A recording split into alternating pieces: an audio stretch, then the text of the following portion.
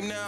I'm going up till it's going down. Just hit me up when you come in town. It's time to ball, no out of bounds. Give it my all, you know what's up. We gon' travel the world like World Cups. When it's beautiful girls, must be in luck. Enjoying the view, can't get enough. Yeah, I got a winner's mindset. Just gotta have some confidence. But it ain't that complex. Nope.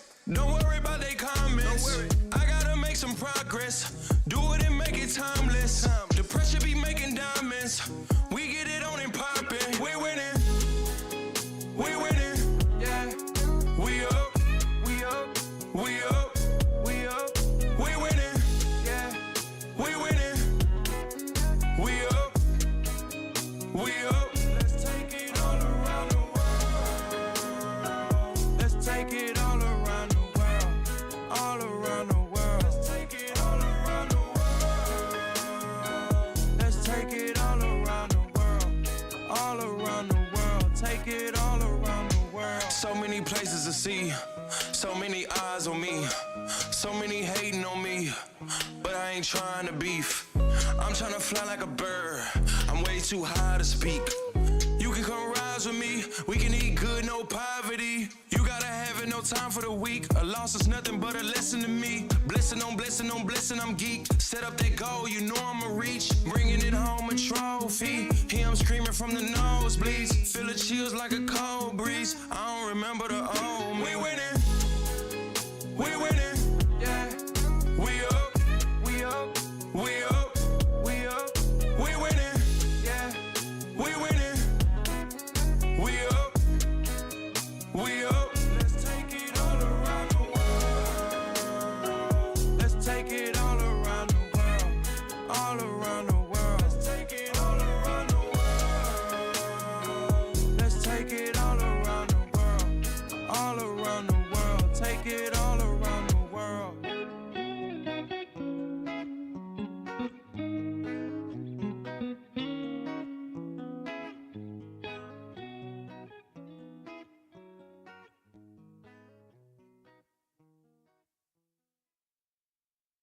This is VCT Pacific 2026.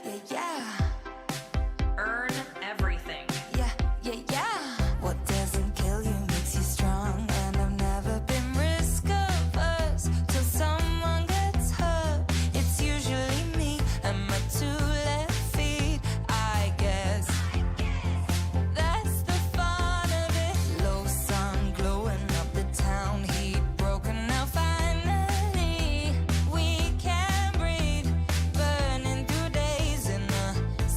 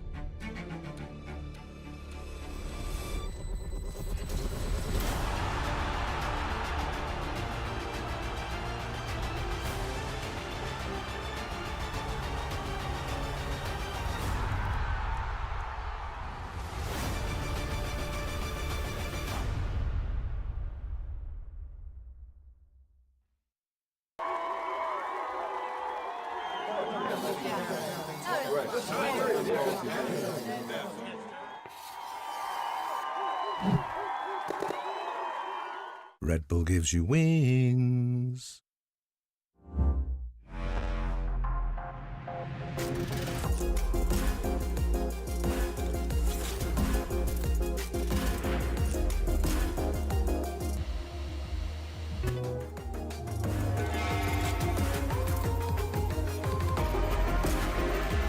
Knock one, push, push, push.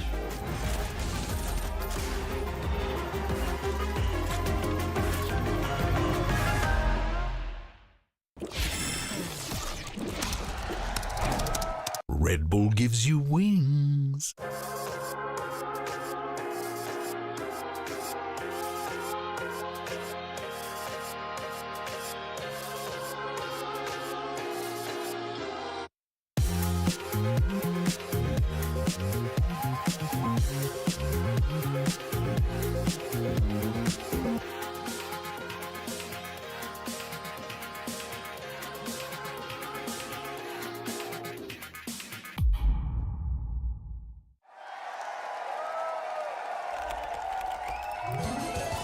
Red Bull gives you wings.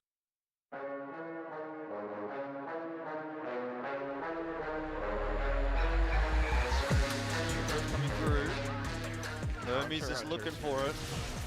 Yeah, there's just no way you can plant there as Marco, he's isolated out on the site alone. Now, the re-aggression coming through from Yong, he knows he has to make a play. He does get across, he does find that kill, and he will find that plant as well, but you still need more to go right here for KRX, and there's just not enough of it going in their favor.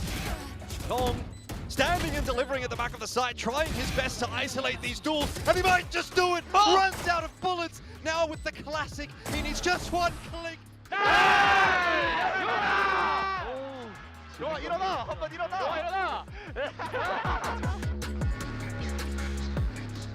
Taking space off timings and recognizing what they need to do.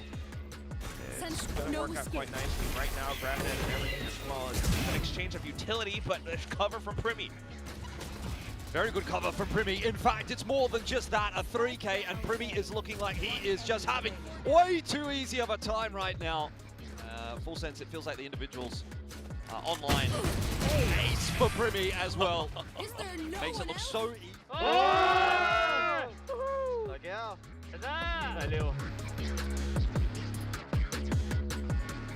to peek into each other here. Francis is the one who ends up getting surfed up, and Dami's not ready for a counter swing. Now he's going to try to go for it. Yeah, I mean, he'll break the... Well, the turn away in the worst possible moment is the time to be able to find that kill. Meanwhile, Ivy jumping, planting his feet, finding one. Zeus gets the off shot. The reveal is in. Dami, however, he's strafing across. He mows down two. Sylvan Styron both going to be gone as we get the Jedi battle. And Zeus comes out on top. A 4K for him now looking for the ace. Recollects the off, the swing, the kill. Zeus gets the predator.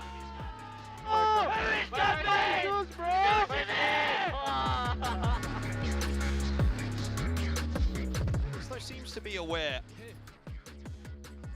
Time is of the essence though, as that rotate is starting to come across. Kadoom spots it in middle though.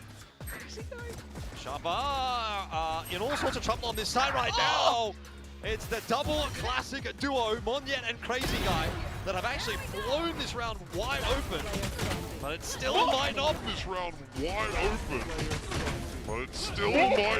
enough. Kadoom with the ace from down.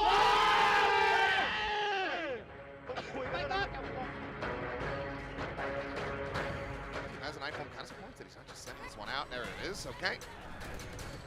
To the same conclusion. Jit Boys, however, just leading the charge furiously, rushes that corner, is able to find him. Buzz, not quite going to be caught by that paranoia, swings out, but to his demise. Jit Boys good for another. Stacks now. They're going to be overwhelmed. And Munchkin, that trip had never been cleared. He ends up getting caught, but Stacks looking for the ace. Always down to 3. Shorty's been reloaded. He should be dead. He should be so very unfavored. He gets another burst out of it. The fuse being held to half, and Stacks gets the Predator!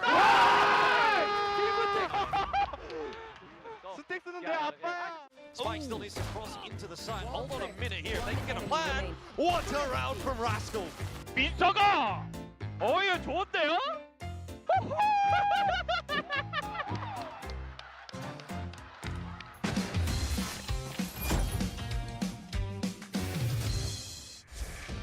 He's been taken here by Full Sense, and they are moving pretty quickly. It's going to be a V split, but are they going to check Eco? The answer is yes. Sugar Zero being collapsed upon on the side. He needs help. If the opener goes the way, ZETA, Absol is rewarding XDLL for his troubles, and now it's down to the 1v1. Swing has to come through. Sephiroth, the res was worth it after all. バックから先にナイスナイスナイスこれ返しするナイス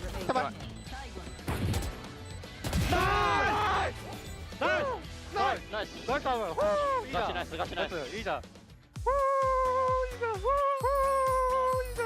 んナイスエコさん危ね Up, down, up, down. Yeah, maybe. I'm fine with that. So now, clearing this corner, reading it. I would be shaking in my boots right now, knowing that I'm going to be pushing into this guy as he finds another. Well, yeah, trying to give himself the best possible gun, and that'll do it.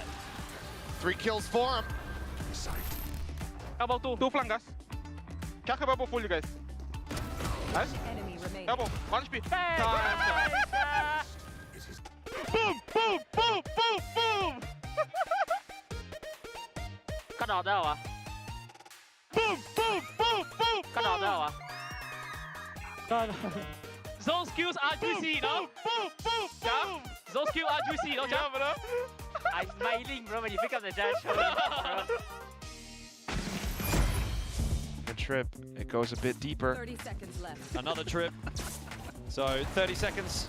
Attempt an entry into the A site. Ash has actually somehow run over Sephiroth, but Spike still needs to cross into the site. Hold on a minute here. If they can get a plan. Jip Boys has been spotted. The wall tripped. What a round from Rascal.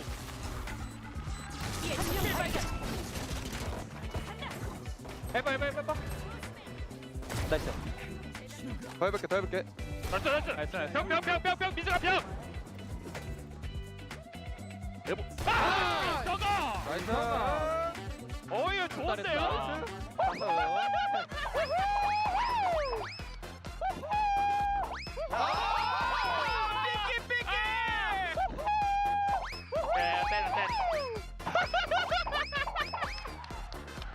삐끼삐끼를 쳐? 아 고맙다 진짜 잘 이겨줬다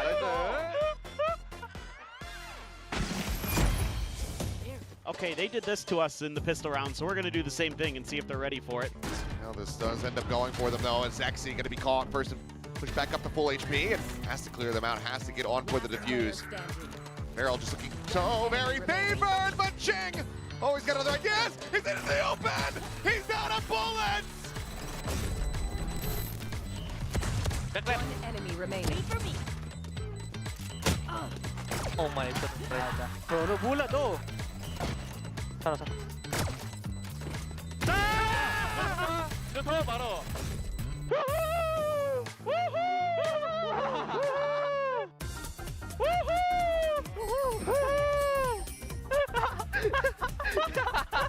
나이스 나이스 잠시만요 저 이어폰 빠질 거 아니에요 형님들? 이어폰 빠졌다고 백퍼즈 해야 돼? 아 괜찮아?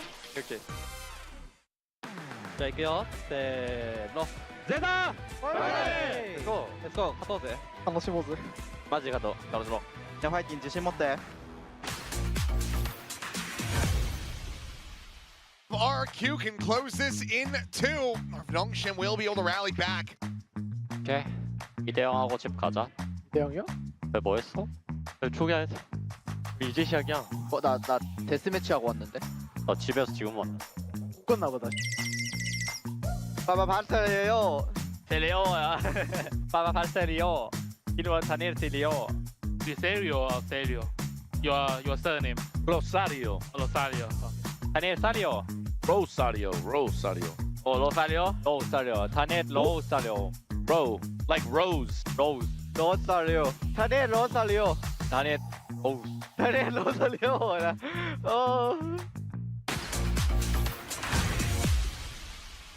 Nice. Side G. 살고 있지. 에, 타모네. 와라. 얘네. Grab Can you heal me, Silvan? 하나. 잠깐만. CT 대 one more CT. Heaven and CT. 유끌이 맞대. Can you heaven picking? Heaven picking? sus. Yep. 打たないわ。手前リコンでスイングするよ。行くね。ここ見てて。はい。サイトちょい、サイトいそう、サイトいそう。 Minus 80. Player standing. I'll plant that for you. サイトおると。サイトない、サイトない。俺、中村、来て。 Minus 80. Viper. 80。走ってる。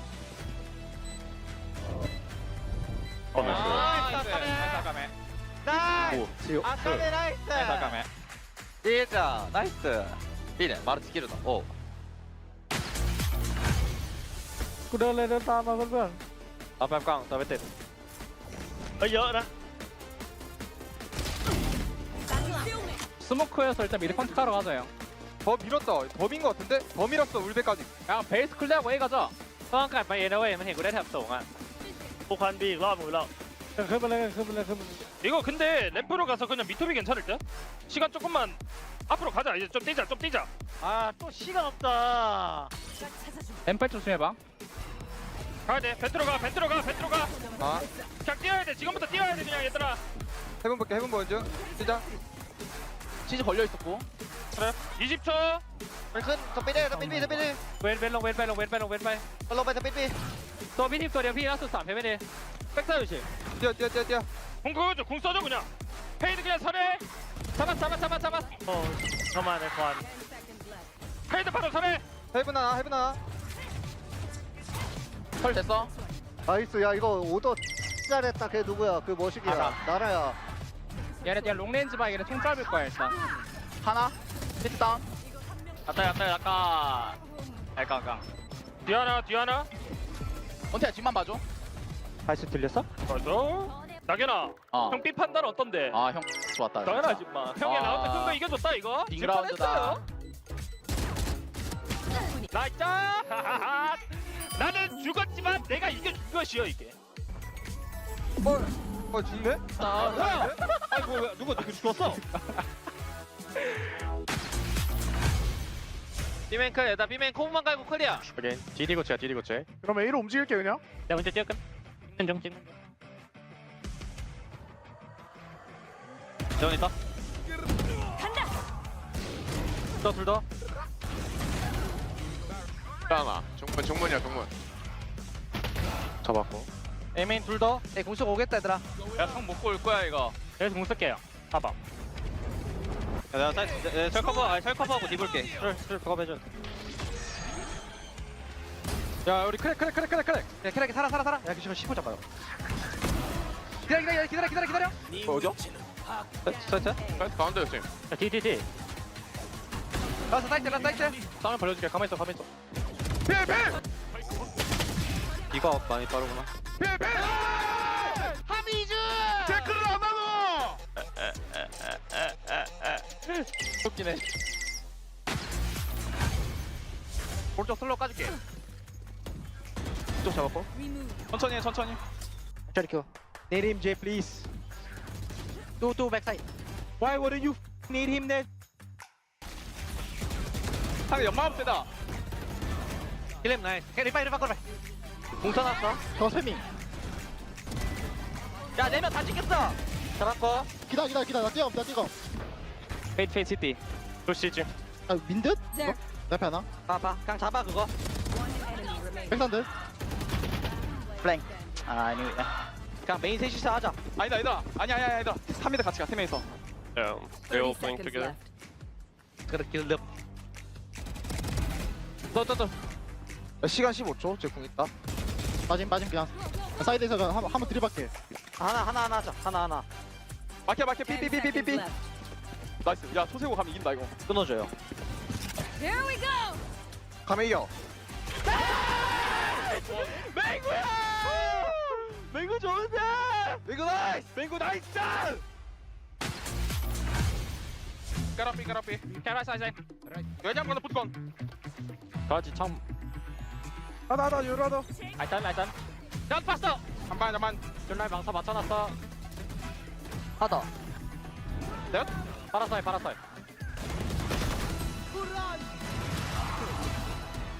Players down. 사이퍼보다 윈도우 조심 윈도우. 어민만 60. 침착하게 가라지 윈도우 타이밍도 몰라. 사이트 사이트 공익 공익. Goes here. 어만. 두원온. 소금 밀린. 원파. 드론 갈게. 드론 있어요. I think you went window. 야, 여러 윈도우. 디폴 들어갈게. 리코 5초. 홀딩하고 있을게. 좀 기다렸다 하자. 이콘 여기 찍어도 돼? 앞쪽을 정찰한다. One enemy remaining. DFM.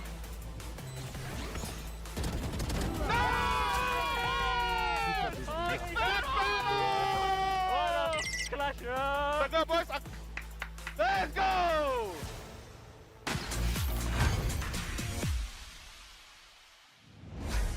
조용하다 일단. 필스모크 까줄까? 아니야 아니.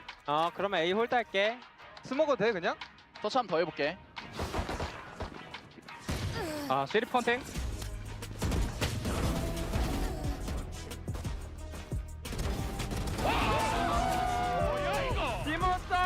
뭐예요? 오 마이 갓! 무슨 일이야 이거? 킬이 들어오네?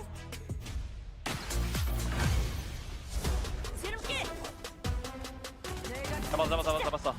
마지막에 A 가면 날 듯. C 쪽 오맨인 같아. 또 불나로 말까. 오케이, 그러면 A 가자. 영화 하나. 나 신난다 얘들아. 하나 오멘. A 팔게. 짝방 조심.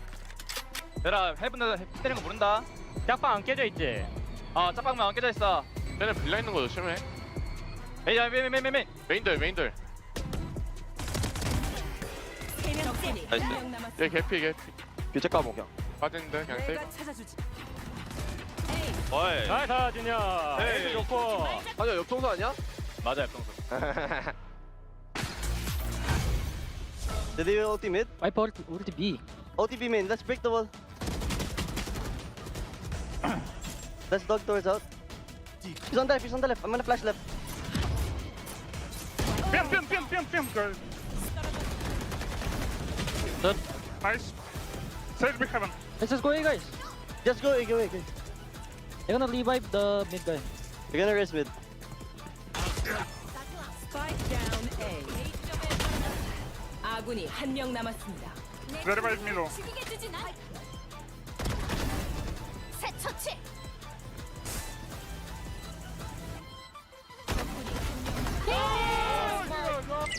It's super important. You do it.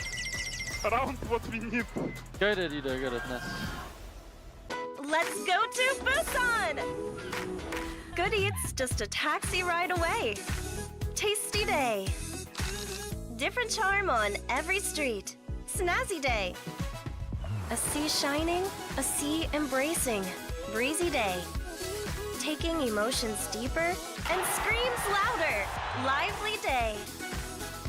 More days to come. Busan, every day, 재밌대. You're watching VCT Pacific 2026. Earn everything. Bring the beat in. Hey, when life gets you down, oh, you know where to find me. Where to find me. Yeah, I said, hey, I'm a call away, don't hesitate, come try me. Yeah, come try me. Get away, come and get away with me. I can take you where you've never been before. 잊지 못해, 너의 기억 속에 남아 내가 보여줄게 이 순간. Come away, no escape when I go in bed. 보여줄게 what,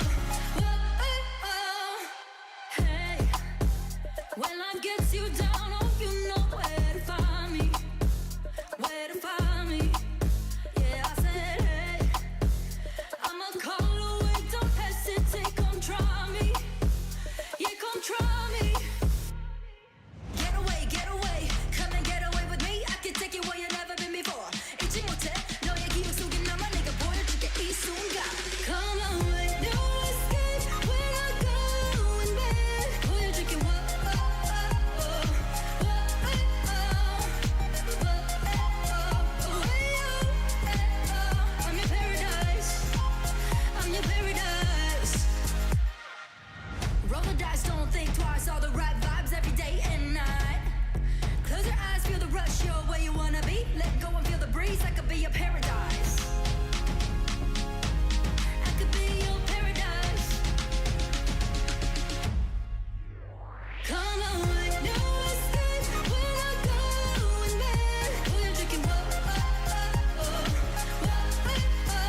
Come on, no escape when I go in bed. Oh, you're drinking, whoa, oh, oh, oh, oh, I'm your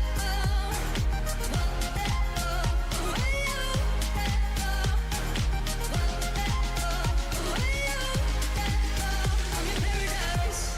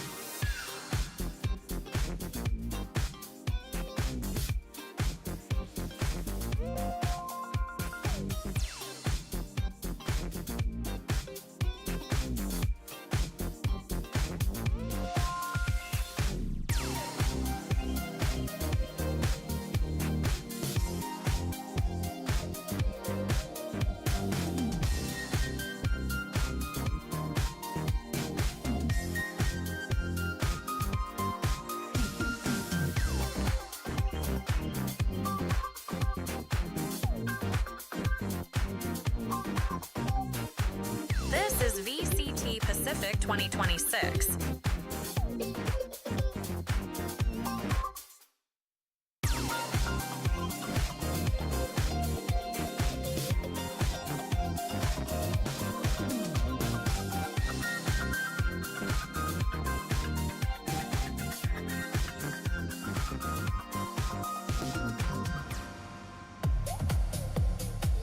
You're watching VCT Pacific 2026. Earn everything. Hold on, shift around, low bass, feel the bloom, no rush, take time, everything on the line, wait right there on my way. When I move like this, no delay. When I move like this, on my way, feel it come and go, one step and I'm out the door. When I move like this. When I move like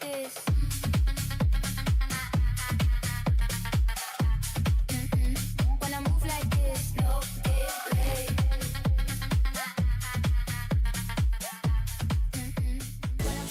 Hello, welcome back to VCT Pacific Play-ins. I'm Victoria, your host, and we're going to dive straight into today. If you are a fan of Japanese Valorant, today's going to be very bittersweet because you're going to see some of your teams continue on through play-ins towards playoffs, and other teams are going to have to say goodbye to them.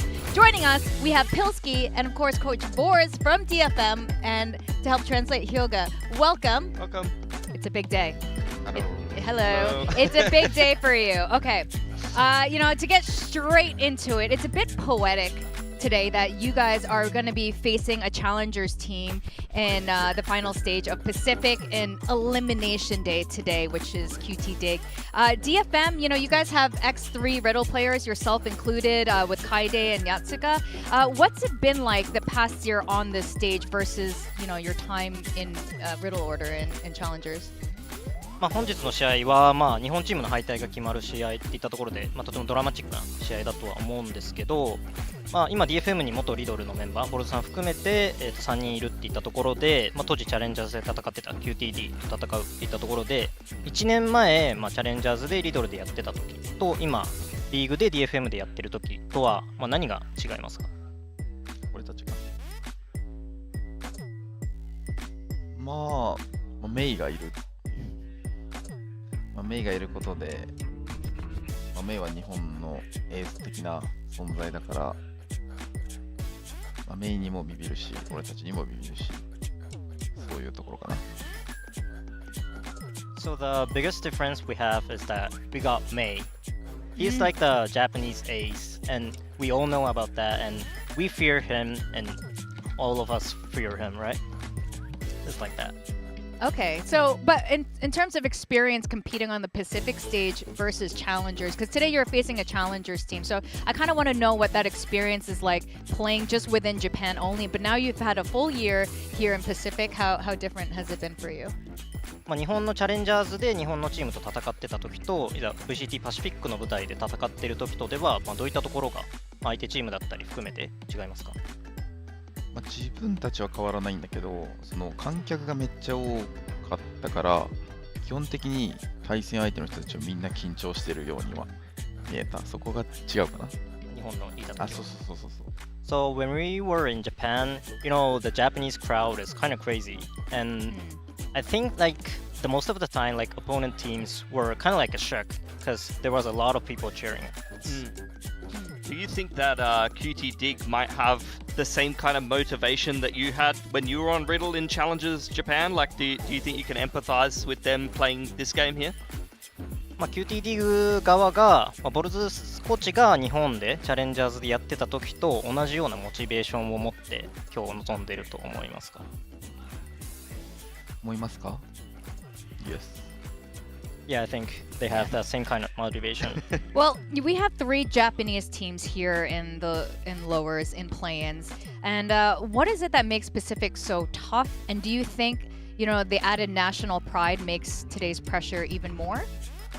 プレイに現在ローワー側に日本チームが3チームいるとは思うんですけど、パシフィックで勝つことの難しさみたいなところだったり、日本代表チームとしてのプライドっていうのはプレッシャーになってたりはしますか？僕はあまりなってないんですけど、やっぱ選手たちはプレッシャーになってると思いますし、やっぱパシフィックは特に今年はメタが結構よく変わったので、夜からベレーネオンからまたなんていうんですか、デフォルトみたいな感じで変わったので、それに適応した上で勝つのがやっぱり難しいなって思います。So I don't have like specific pressure, but I guess like the players have the pressure about being the Japanese team. And about the Pacific, you know, for this year, like meta has changed a lot because we changed from the Yoru beginning at the kickoff, and we changed to the Weiwei and Neon, and it's kind of hard because we have to adapt to that kind of meta to win in the Pacific. Yeah, in fact, let's talk about that. You know, when you're coaching Riddle Order, correct me if I'm wrong here, I believe your playstyle was quite different back on Riddle Order, at least to me. It felt a lot more aggressive, a lot more straightforward. But now it seems like you're a lot more strat heavy and here in DFM. Do you miss kind of the old ways you guys are playing, or do you think you are on the right track right now for Stage 2? もし間違ってたら訂正してほしいんですけども、ボルズコーチがリドルにいた時はとてもアグレッシブなプレースタイルを好んでいたように見えてたんですけども、今は割と戦術重視のように、見受けられるんですけども、昔みたいなアグレッシブでシンプルな戦術が、恋しくなったりしますか？メタも違うし IGL も違うんで、一概にそうとは言えないけど、たまに少しそう思う時はあります。So the meta is kind of different from that era, and also our IGL is kind of different. But I a little bit think about that too. We kind of like miss the simple kind of like a strategy. Okay. Oh, interesting. Yeah, I wanted to ask 2 things. I mean, first of all, to just jump off the back of that, we've noticed that everyone on DFM is performing together rather than kind of one player carrying the team. Is that something that Vors has changed in terms of the team system, or does he think that everyone is just contributing a little bit more as individual players to give DFM kind of that well-rounded performance? DFM は現在、個人で打開するっていうよりかはチーム全体で連携していくシステムみたいなように見受けられるんですけども、それっていうのはボルズコーチがそういうシステムにしたのか、選手個々で話し合った結果そうなったのか、どっちだと思いますか？それはコーチ陣でそういう風にしました。あとは VCJ のように個人技でアグレッシブでが通用する世界じゃないなってのも少し感じてはいたので、ハーフ&ハーフな感じでやってます。So it's kind of like a half and half. We talked with the other coaches and we decided to go with that system because when we were challengers, sometimes there is individual firepowers and we can like solve the problem. But in VCT Pacific, that's not like the whole case. So it's like a half and half.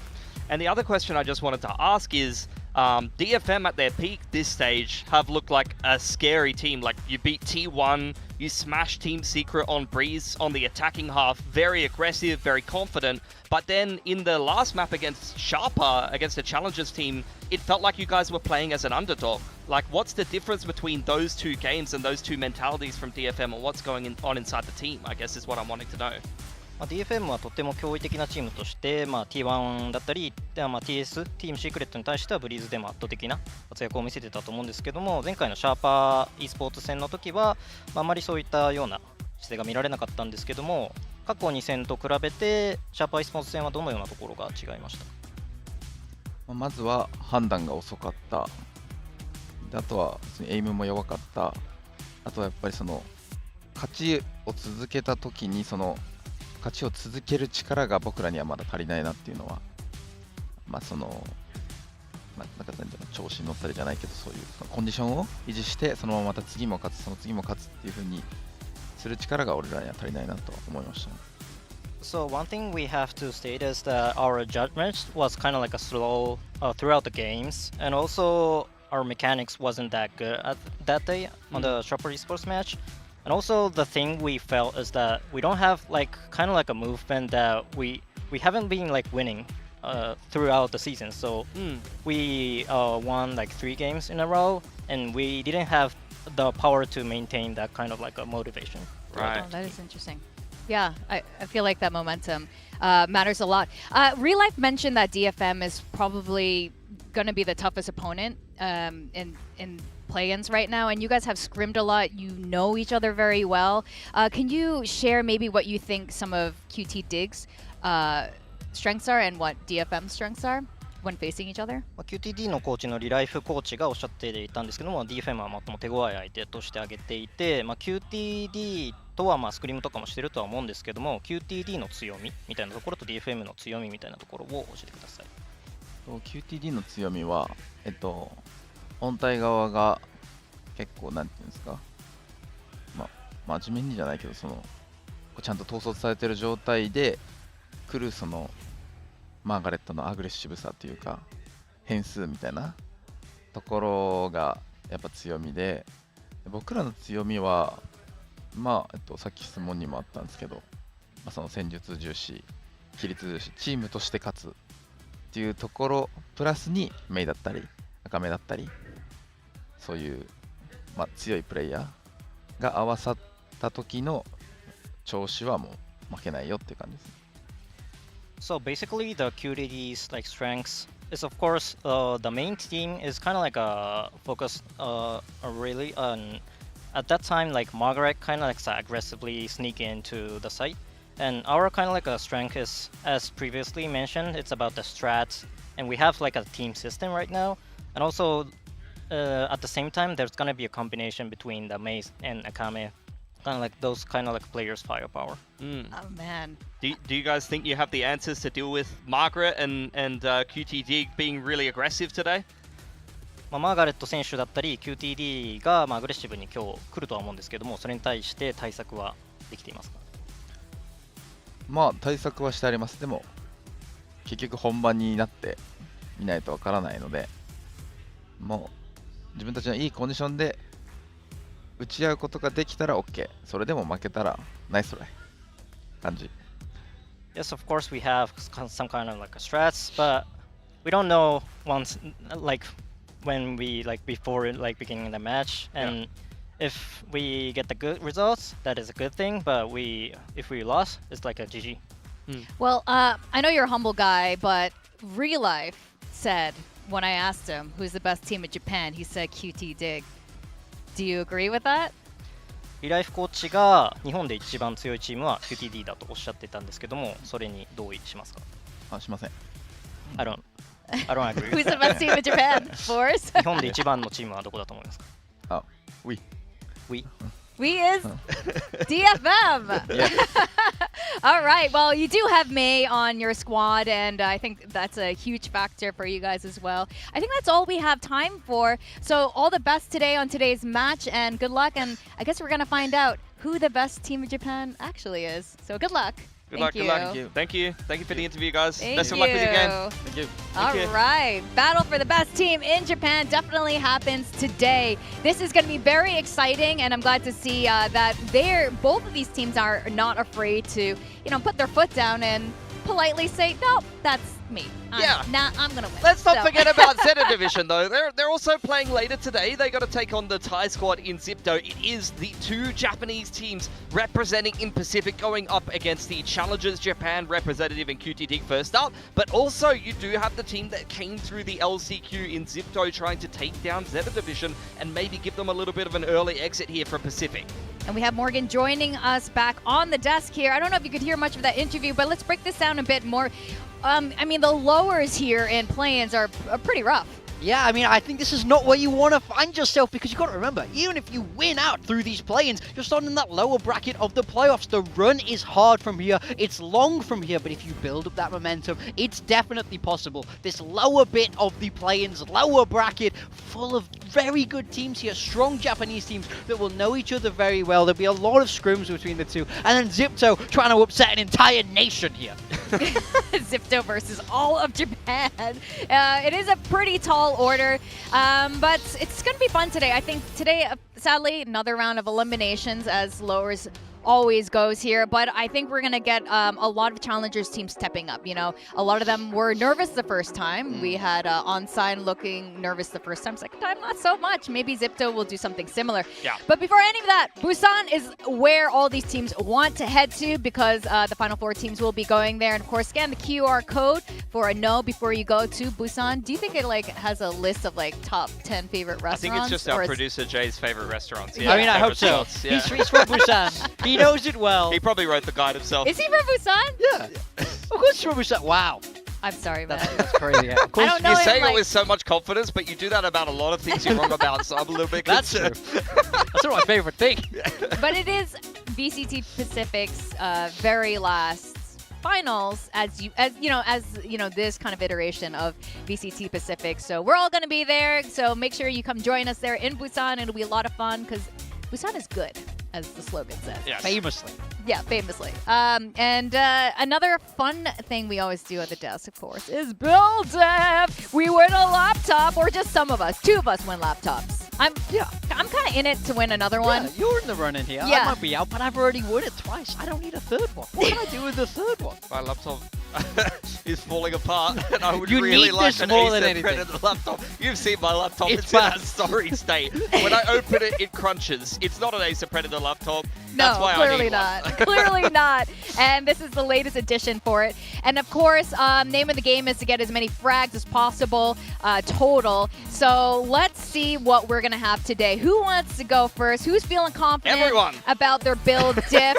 All right. It's kind of a weird day. It is a weird day. We have a mix of wow, Achilles going for Absol. That's a gamble. I thought about it. I really thought about it. Honestly, I don't mind that. I will say, though, for Achilles' team, what I've noticed about ZETA is usually Absol and Eco don't necessarily frag at the same time, so I kind of wanted to go for one or the other. I've also gone for 2 ZETA players today.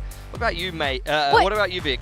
You've also gone for You called 2 me May DFM. because Yeah, I just you picked had out May because you're the exude goat. his winningness. Oh, you've got yeah. And you've got great hair as well. Yeah, that's Just like right. May. Just like May. I'm going to go blonde next week. I'm feeling Eco.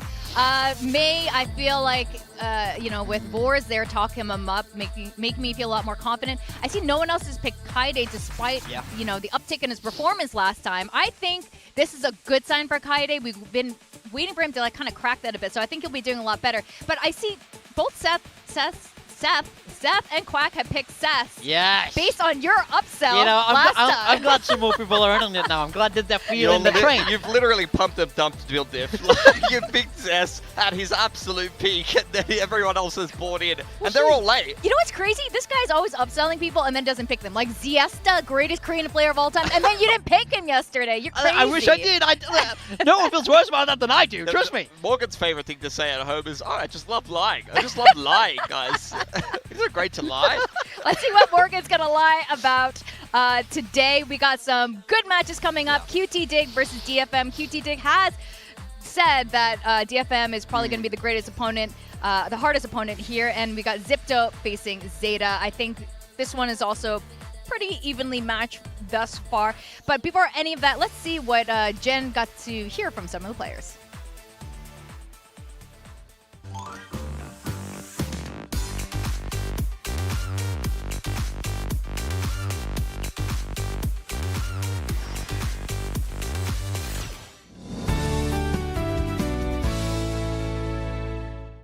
Welcome to Pacific, everyone. Welcome to Jennifer Winfrey Show, where we teach you how to win for free. Today we have QTD, XIP, and Messiah with us. Hello. Hello. Hello. Ohayo. Ohayo gozaimasu. Thanks for joining us. Messiah, look Kipe in the eye. What is he thinking? Sabrina Carpenter? Oh my God, Sabrina Carpenter? Yes. It's true. Yes. Oh. So real. Okay, obviously, so you know what they're thinking about without saying it out loud. But how is the communication with you guys? チームでのコミュニケーションは、そこまで上手じゃないけど、みんなが上手だからどうにかなってるかなって思う。 He's not that great at it, but other people are good at it, so we have good communication. Okay, no problem? Yeah. Okay. How would you guys assess your first Pacific game? 初戦にしてはだいぶ良かったなって思ってて、2戦目からはもう問題ないかなっていう感じです。 For it being our first match on the Pacific stage, we did pretty good. So from this game, I think we can play pretty well. Okay. What do you think, Kipe? Yeah, I think so too. I think I kind of got stage fright from the first game, but since it's our second game and it's against a Japanese team, I think we can do pretty well. I mean, speaking of going up against a fellow Japanese team, Messiah, you've been in the Japanese scene for so long. You've watched some of the players that are used to the Pacific stage. How confident are you in going up against a Japanese team today? そうだ、シンプルに嬉しいし、でもだからこそ負けれないかなっていう、どっちが日本の代表かここで決めようかなっていう感じです。He's really glad that he's able to meet his Japanese friends here, but also he doesn't really want to lose since it's like a Japan versus Japan battle, and he wants to fight for Japan. Okay. You know what's important? Yeah. Walk out. Walk out? Yeah. What is your plan against Akame? 俺はもう変顔で入場する今日は。He's gonna make a funny face. Okay, funny face? Yes. Okay, show us. Oh, that again? Okay. What about Kipe? Me? Yeah. I mean, I'm kind of nonchalant. I don't do stuff like that. Okay. But I'm gonna just walk out with aura. Walk out with aura. All right, sounds good. Well, thank you guys for joining us. Sabrina Carpenter, I see that's your bias. But good luck today. Thank you. Goodbye. Yeah, they should be walking out with a Sabrina Carpenter walkout. That's what they should be doing. I mean, wrapping themselves in glitter. Look. Play the, what does she do? She plays the chimes with a little special move. Does she? Yeah, I think so. I don't think we watch as much No, Sabrina Carpenter. I don't know much about Sabrina Carpenter. What I do know, though, is they got to build themselves a good series here. That's why they're so into carpentry. Okay. I see what you're trying to do there. Yeah. Okay, this is interesting, though, because this is very different when you have two teams from the same country facing each other. Everything goes a bit awry, and that includes things like our build diffs. Things go topsy-turvy when you have Korean teams facing Korean teams or Japanese teams facing Japanese teams. They are so familiar with each other, and you can see that national pride come out. It's like, no, we're gonna beat our brothers. Yeah. Because it's more fun to beat your friends than strangers, to be frank. They'll know each other very well. Yoran was played against them here in Pacific himself, so they definitely are going to have some knowledge against each other. It's just all about how it plays out in the server. The thing is, I do think they're coming in today as the underdog. DFM have been those Japanese reps for some time now and definitely had their moments of success in the league, so it's up to QTD to really flip that script today. Yeah, I think for QTD, I liked what they did on their map pick. They were able to beat out Full Sense very convincingly, but across the whole series, the map-to-map consistency wasn't there, particularly for the individual players. So I think, as mentioned in the very famous Jennifer Winfrey show, or however you say it, they're kind of... Jennifer Winfrey. My bad. They're kind of working out some of the kinks of playing on stage here. So, look, I think for Messiah, you know, what I do like about how he leads QTD is how aggressive they are. And we saw this on this Haven game against Full Sense. that some of these rounds were over in 10 seconds, honestly. They were very aggressive. They were quite happy on defense to flood heavy, especially with the Neon Phoenix comp, to fight for Garage, to do some of those mid-crunches. And I think if they embody that confidence against DFM, not only do they have a better chance of winning today, but they also, we're in for an exciting series, because I think DFM is playing quite aggressive today. Although, as we heard from Vors in the interview, they're going to rely a little bit more on the strats, I think, in this particular matchup, perhaps. Yeah, when we spoke to Real Life at the desk, he said he feels like he draws a lot of inspiration from Paper Rex, and I don't think that's 100% true, but I do feel like they want that aggression. They want to bring in these aggro plays, shut down these rounds early, and stop that strategic play, which often needs a bit more time to develop. Yeah, that's a really great point. I think we should be seeing more of that coming out from QTD today, given, again, way more confident, comfortable the stage now, comfortable facing a Japanese opponent. But this opponent is DFM, and Real Life did also admit DFM will probably be the toughest team. Sess is your boy. Sess, even though you didn't pick him today. Morgan, now I'm kind of liking how Vors is feeling a little bit more confident coming into today's match, despite being knocked into lowers by Sharper. I think this is a great matchup for them. I think they'll be very happy that it's Japan against Japan. I think they know that they have probably a little bit of a mental edge in this battle. This guy's just getting better and better. He knows he's him. Like, he's seen it. Like, Akame's the one that's in the DM. Seth is just vibing. Like, he's honestly soaking up all of the aura in the venue, and he's going to be a scary opponent. You can see it there. He was their best performer against Sharp, but this guy was full of confidence. I'm loving him. I'm loving watching him play. DFM are looking for the bounce back here, and I think something that Vors also mentioned in the interview is they lost the momentum of winning 3 in a row at the end of the group stage and lost to Sharper, so now they need to have a big lower bracket run. It's going to take not only this first win to start to get that winning culture back, but also for them to go on a couple of series wins in a row to go on a bit of a streak here. Yeah, I think they were victims of starting a little bit ahead. I think they played Sharper that had already had one win and have started building that momentum, and DFM felt a little bit cold in that first game. I do think now they're in the lowers. They've had a bit of time to figure things out, but they've got that little bit of play and nerves out. I think this is a great matchup for them. I think they'll be full steam ahead today. Yeah, absolutely. And they did say the difference with, what they are now versus what they were in the past as a challengers team is that they have made a little bit. And here's their interview from I think we'll give you a big challenge here in play-ins. I think T1, I cannot say just one. It's like maybe T1, DFM, and onside. Yeah, so he was remarking on the two teams he doesn't want to face because they're going to give him the most problems, and it's T1 and DFM. And of course, he might end up facing both, if he makes it through today. So. Yeah, potentially so. I think for DFM, I mean, we already mentioned it in the interview, but this attacking half was nothing but confidence. The game against T1 for DFM in the group stage was nothing but confidence. When they're on their game, they look like one of the best bloody teams in the league. But then a game against Sharper, it just felt like something was off. Things weren't clicking. Individual players were making hero plays and trying to take matters into their own hands. They lacked the normal confidence and cohesion that we're used to from DFM in some of their earlier group stage wins. It's a real duality. When you want your players to express themselves individually in the server, be a little bit more aggressive, play on their own timings, that can work perfectly. But also, it only takes a couple of bad vibes, a couple of miscalculations in your head, and things can really snowball the other way. Now, what's really interesting is when I kept bringing up Riddle Order, besides being a huge fan of Riddle Order, they always beat QTD with, these two guys on the squad, Kaide and Yatsuka, and of course, Coach Vors. But Vors added on, not only do they have this, they have May on top of it. So QTD's nightmare seems accurate. Yeah, potentially so. And we've seen some of those Challengers matchups prevail into Pacific. It's something that I discussed before Team Secret took on Zipto, actually. Yeah, if you have leadership, coaching staff, IGLs, or even some kind of more experienced players that have played some of these teams before and understand their style and their habits from Challengers, it can be a big key to giving you an advantage in the series. And I don't even think DFM necessarily needs one, to be honest. Yes, I mean, we've seen it play out this way time and time again, so I think there'll be a lot of onus on Kaide and Yatsuka today to really distill that information to the rest of the team, help understand and digest that playstyle, and find the answers that they found in the past. Speaking of Kaide, we finally saw him step up a little bit in the last match, but, they ended up being knocked into lower, so hopefully he can continue his performance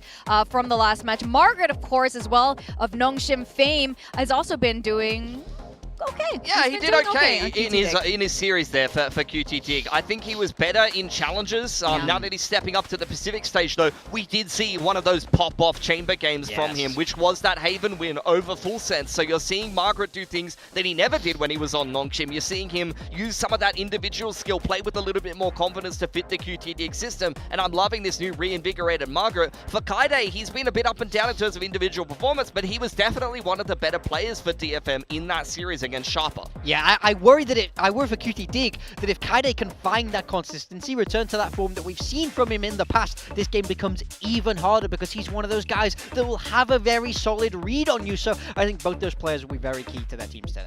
Okay, and based on this map data, it looks like I want to see Summit because they're both great at it.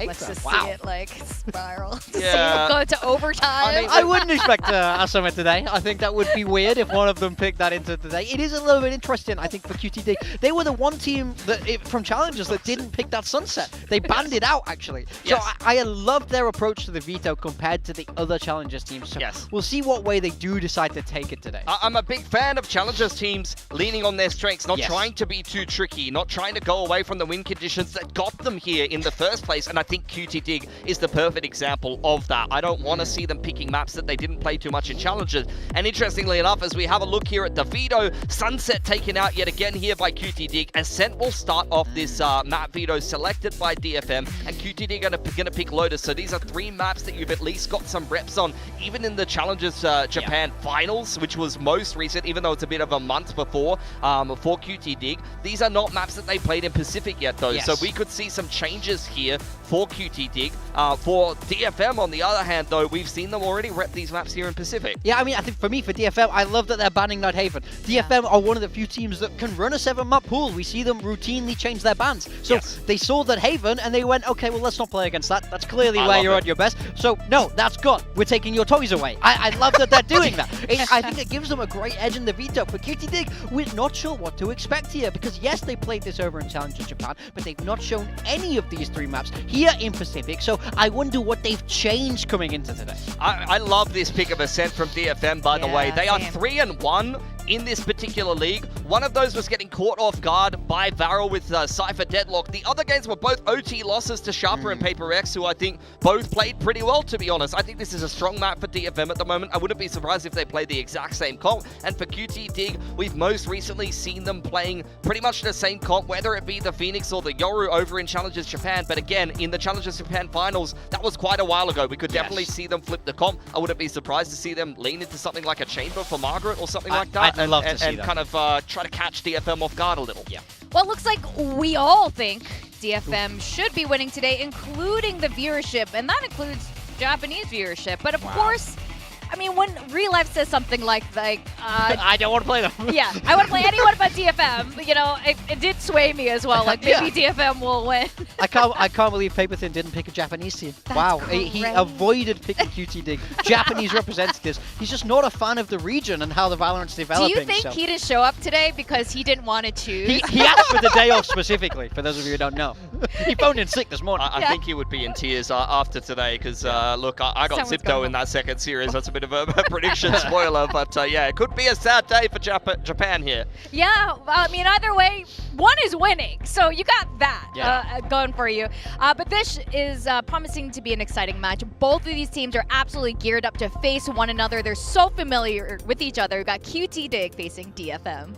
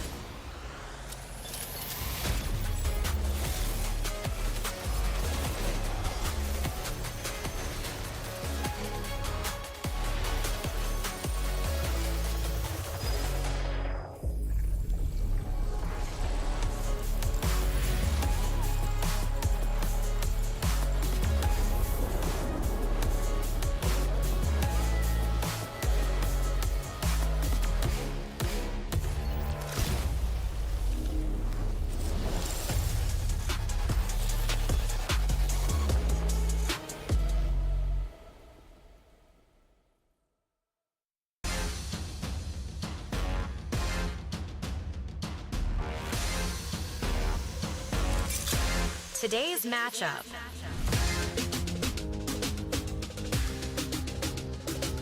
Here to start the day at VCT Pacific Stage 2 play-ins. If you're a fan of Japan Valorant, it's a day to celebrate or cry, or probably both, because one of these teams are going to continue on towards playoffs and the other will have to go home. We got QTD from Challengers Japan facing against DFM, and of course, we got a very familiar face on this roster, Margaret, formerly from Nongshim, and Messiah, who's been on this roster forever. He really wants to stay on the stage. Yeah, even Yoran, who's also represented Japan here in Pacific. I think this is a roster that have come in as underdogs. I think, unfortunately, they've got the matchup that they don't want. Let's see if they can flip the script and be the new forward-facing team for Japan. Yeah, and for DFM, I mean even Yatsuka's getting into the good spirits. Yeah, that's the most I've seen him move. Ball stoic as always. I think they should be feeling, Sabrina Carpenter. They should be feeling very confident in this matchup. I think this is up to them to really kind of show that they are a cut above. I think, you know, top to bottom, more talent on the side of DFM. They've got a lot of the better players coming out of Japan in the last couple of years, and QTD were kind of the unlikely emergers out of that Challengers Japan finals for me. So I think they need to show why they kind of qualified here, the talent that they do have, show their unique style and aggression to try to catch DFM off guard here, because I kind of feel like they're the underdogs in this series here. Yeah, I mean, I think this veto is definitely interesting.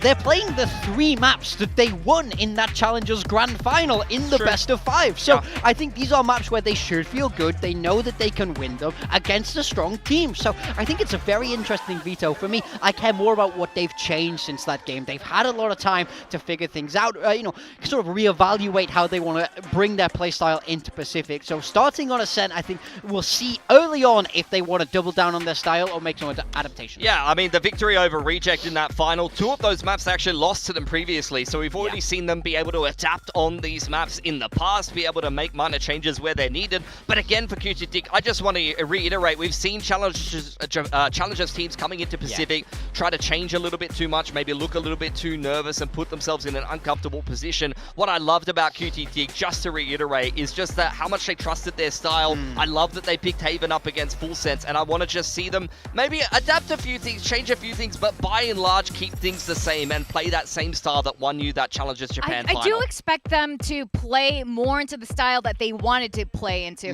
Let's see. Okay, let's break this down first before we talk more about it. QTD doubling down. They're sticking with what they showed over in that grand final. It's the Jet and the Phoenix. We saw them adopt this kind of style before as well with Yoran on that Phoenix. I think you have to highlight PK Amp here. He had a fantastic game on this map against Reject to bring them to this league. It's all about if he can replicate that today. He dropped 30 in the final map of the grand final, so I'm looking at this Ascent game and my eyes go straight to the Jet matchup. PKM was huge on this map in the Challengers Japan final for QTD, and May, I think it's his time to really just say, I am the best player in Japan and you guys should fear me, and exert that pressure on these underdogs in the server. Oh, absolutely. And again, when it comes to national teams facing against each other, we see a whole different side of them come out. Everyone becomes a bit of a beast because they want to prove that they're the best in their home country. Kaide and Yatsuka as well, really familiar with a lot of the players on QT Dig. They've always beat them back in the day on Riddle Order on Challengers Japan, so let's see if they can do it again. And today, like we said, Clinton, Paper Thin, seems to be missing, but that's because he's been reborn. Is a tall, full-headed hair Singaporean man named Quack. And Achilleos is there too. And that means that this is a good day. I don't have to work with the old guy. I get the youth. I got Quack. Hello, it's time to eliminate some more teams. DFM going up against QTD. Yeah, this one is for all the marbles. It's going to be an okay day no matter what I think for Japanese Valorant fans. But it has the potential to be a very, very good one if ZETA is able to find the win in the second series as well. Yeah, man, that's going to be the whole like full-on Japan Bowl if it's DFM versus ZETA again. I mean, they already had that little one back in stage 1, but who knows how it's going to pay off in the second time. But then again, you got to think about Zinto as well. But for this series, at the very least, I mean, this map veto, the fact that they have a bit of experience with each other back then in Tier 2, who knows how this is going to go down now?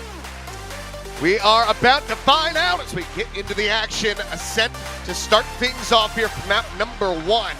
This was one that was rough around the edges a bit for DFM the last time they played it. Ended up falling 12-14 to Sharper.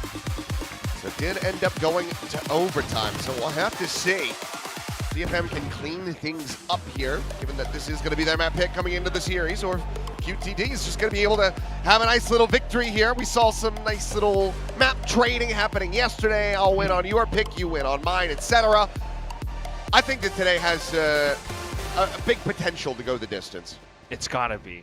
Yesterday was like a huge burger with not a lot of fun as well. But anyway, I feel like my theory is that steel sharpens steel. You know, iron sharpens iron. That loss to Sharper must have allowed for DFM to improve on their mid-rounding. But we'll take a look for that. Right now, it's just a 1-3-1 high-low stack setup down towards middle, with QTD leaning heavier towards A main. It's just Cess for now to anchor down the A site. Slow drift over. 2 to peek over towards Cat. Meanwhile, 4-player cluster here at A main. Well, maybe a little peek towards middle. If you don't see anything, start to turn your head back towards A main, but it's that quick approach. Jumping over in the spot, Cess trying to be able to pack some of the pressure here, does avoid getting taken down, but now, as the floodgates do open up, it's going to be DFM feeling the kill feed for now. Kamei is able to find 2, but Cess will take him down, and now that leaves just Margaret, previously noted, intercepted by May here at bottom of mid, and that is going to be DFM finding the opening pistol. Yeah, clean and simple, really not too much. I mean, it's just how QTD has always kind of played. I think that's their style. You know, the test kind of mentioned wanting to see some adjustments, but that was just a pistol, getting the full execute in. They tried to land some shots. They did a little bit, not too bad, but still, with all the information that DFM just gains all throughout the map, having the 3 players all towards middle, they have the option to always rotate quickly, so we're just going to have to keep our eye on things still. Margaret PKM onto Sheriffs, but also May onto the Marshal, and he's positioned down towards B main, maybe peeking out against Margaret. Oh, gets the tag. Swap over to the Sheriff, Tailwind at the ready, wants to try to pursue for this kill, so we'll swing out a little bit wider. Meanwhile, Yatsuka, it's a little bit of spray and pray for some damage. May still on the prowl. There's a spot out, quick little kill. What's the rest of the team doing though? QTD just outside this trip, but no one's walking in. At the same time, trying to get the pivot back over onto B main. If they can isolate May, maybe they find some kind of an entrance, but that's not it. Well, congratulations, May. That's your 2000th kill. And now he's dead. Oh, boy. 2000's all he gets, says the QTD fans. May did have a bit of a rougher performance last week because of a systemic change, I suppose, against Sharper, but that was Ascent, you know. Things could have changed up right now. Still, everyone else from DFM pretty much aware of QTD's intentions. That's going to find PKM, finds Messiah as well. Slide out, who drops down. And it's still able to go ahead and collect that one. So 3 kills for the Neon and a 2-0 start here for DFM. Just 1 casualty. Overall, very strong anti-eco. Yeah, the 1 casualty being the Marshall player too, by the way. I mean, that was a pretty neat shot with Classic, but ultimately not a huge loss at all for DFM, which means they have a pretty good chance at taking the bonus here. I mean, we need to be seeing something stronger coming up from QTD. Granted also with the fact that this is, you know, DFM's map pick, and of course, congratulations to May. Yeah, and I think, you know, obviously May joining in same year technically as Primi, but just kind of a statement that just how nutty Primi has been, and also what a level up DFM has had, given that Primi just hit 2,000 yesterday, joined very late into that 2024 season, and was able to just start going off, whereas May and DFM now really picking up the pace, and I think a lot of those kills have been accrued over this, you know, last year and a half effectively. Oh, what a journey. Would love to see a lot more, though. I mean, a deep run into play-ins would be nice. But right now, QTD, as mentioned from before, trying to prevent this bonus round. They have smokes, and once again, okay, curious enough, PKM is going to be lurking towards middle, but the main team trying to put some pressure on towards the A site. DFM quite safe, though. Oh, counter swing is ready. I mean, PKM is wary about this and does manage to get the tailwind out towards relative safety. But a shock dart would clear him. Meanwhile, May able to find the shutdown. There's that shock dart aforementioned. May puts 2 and 2 together, and Yatsuka's sliding through. Eventually he's able to find it, and that's going to be a bonus conversion. Spike down A. Yeah, just QTD left. I mean, what are you going to do? A full firing squad in front of you. It's not as though we can have a repeat of that Monyet round from before. Probably not yet. It was a clean shot, but will end up getting taken down. So yeah, 3-0 start and maybe a consideration for an early timeout. Looks like for now, we'll let the thrifty attempts go through. Might have to consider it, yeah. This is kind of curious though, right? PKM just to push down middle, and then you also do have May working against Margaret. So it just continues to kind of block off separate avenues of entry for QTD, which kind of is why they were funneled into just committing to this A site where DFM are just all prepared. Of course, it comes down to the macro, though, the adjustments onto the next round where QTD try to stack closer towards B side, but they don't have the guns. They do not. We'll see if they can try to pull off a thrifty here. I mean, round 4 thrifty's been fairly common, but we'll see if they can get it done. But we're going to listen in it with DFM, though, as they look to just go ahead and shut down this eco attempt. ワンウェイ出すわ。あら、最後見る。それメイン寄せる準備してて。多分 B だと思う、最後。今ドロスカワ、今ドロスカワ。B チャット、B チャット。今持ってないよ。ケージでやって。止まる、止まる、止まる。止まるよ。カメラ見て、サイファーチェイ。サイファーケージ出したよ。オッケーオッケー。エミと5秒、5秒、5秒。俺エミ見てる今。タイミングでカメラ見といて。今も食い入れるよ、B。多分 B でこれ木来なかったら。ショートかミッド。Okay, spot out into plenty of players there in mid. Like they wanted to cross over to Cat. Instead, want to try to poke and broaden. Maybe should have made down to this position, but it's going to be Kaide eliminated. Potential weapon able to be recovered if they swing deep enough. But May still trying to hold the line. Shifts over, gets himself a third as well in the market. Well, that opening shot, it looked like it was going to instill some hope, but the shutdown is swift and merciful here from DFM. Merciful is a nice way to put it. May surviving by 4 HP too. Oh, can this get any cleaner than that? I mean, if Kaide survived, then yeah, I guess so. But QTD just trying to barrel their way through the map. It clearly isn't quite working out too well, especially if May is the obstacle that you're looking at trying to bypass. Let's go! I need these two to calm it down. I have neither of them in my build diff team. No, you're looking for the second series of the day. Yeah, that's where it's going to be a little bit more in my favor potentially, but I do have Seth. What a filthy cheater, Seth. Come on, Seth. Give the rest of us a chance. Anyway. Not even first. Orb grab here for Yuran is going to get him that run it back. Drift away. Meanwhile, okay. Up and over the top. Yatsuka will get taken down. But this is where things get interesting now. This operator starting to get a bit mobile. PKM sourcing out May as well. There is a chance here for QTD. Oh! Just offset. Too much movement there. As May! Hey. What did he even tailwind into? I think he got aim punched or tagged up. Yeah, might have been. Gotta clip the corner either way. Cannot escape, and it's a good punish in response. Player advantage now. As Yuran just gonna go strafing forward into the site. Hasn't even gone for the heal off the blaze wall. Little snap back, but Cess putting a critical fight over on Cat. Gets rid of Margaret. Kaide trying to hold the line, but just hasn't been able to really connect with much of anything so far. Recon and Paranoia available though, so this is still somewhat possible, but it all depends on how Kipe holds the angle as well. It could be unexpected for DFM. I mean, Kipe, he's posted up on the top of the brick stack here. If he clears the recon, they'll get an idea of it, but Recon might not even spot him. yeah, it's going to be for hell. Now they know. Akame now having to do it all, and will only be able to find the one. So, okay, QTD now on the board here in round number 5. Yeah, pretty swift adjustment. You do have the op coming in, providing a bit of value, but they've lost that in the round as well, which makes it a bit more costly for QTD, despite having one out in the round. It took Messiah to get the trade. Yeah, against May, the tag definitely slowing him down mid-tailwind. So it does help out, but it shows you how much work QTD need to put forth just to be able to claim a site, get around. I mean, DFM have been doing such a great job at shutting them down. A bit of early pressure, early space being taken up. I mean, especially towards B main if May continues to push up there. So timeout is welcome. Yeah, I mean, it is from the QTD side. It always, looks a little bit more puzzling when it's after the round win, but still there's been plenty to try to shore up here.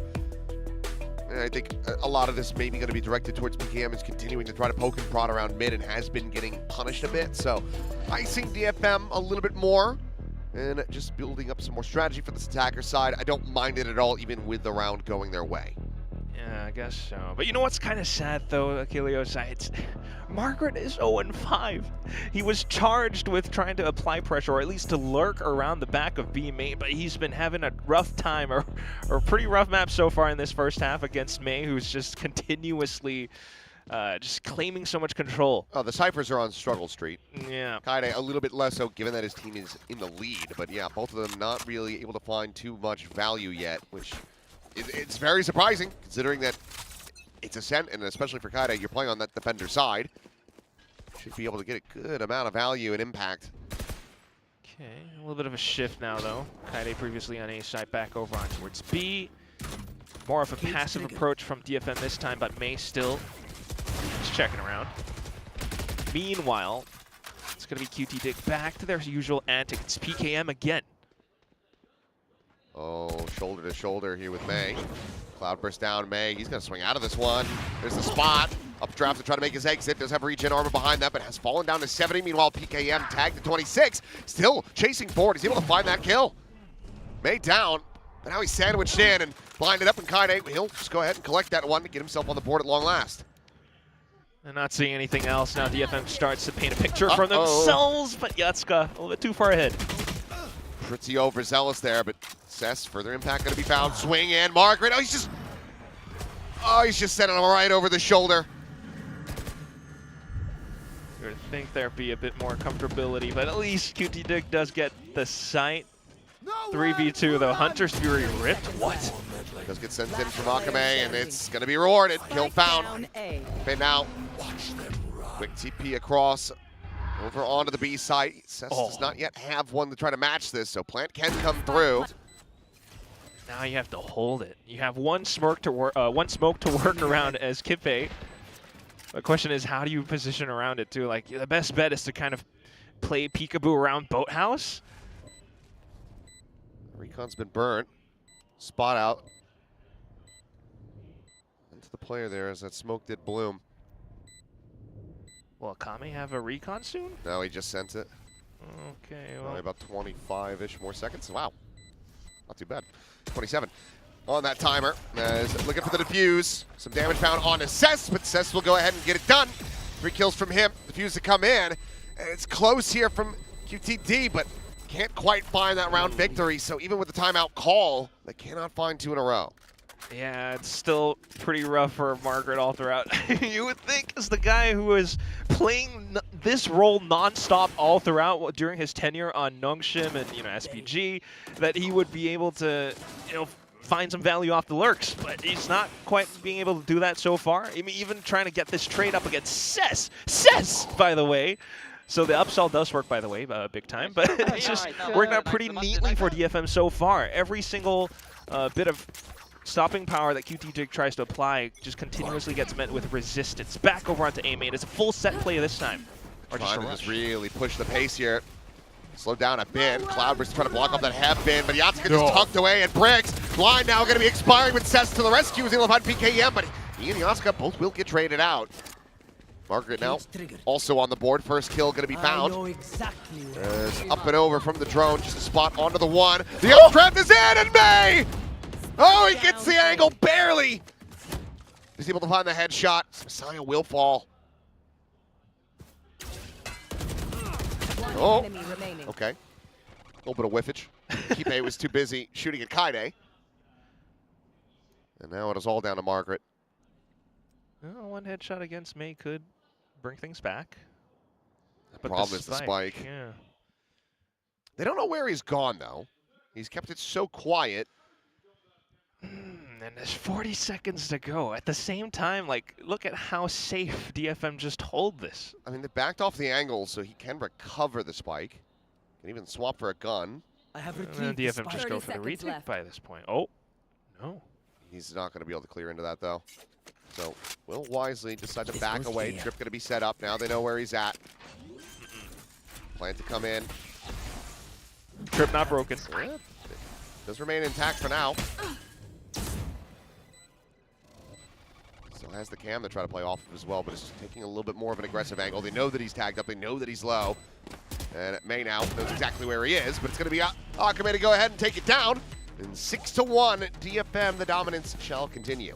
Yeah, you love the team play as well. Not too bad for Margaret to get on the board finally, but still, I mean, this entire round, just to be able to try and rush in off the pistol, doing a bit of damage against DFM does still show some signs of life on QT Dig, but at the end of the day, corner not checked, little updraft position, like that's like a blast to the past. And I gotta wipe a nostalgic tear away from the corner of my eye with this one.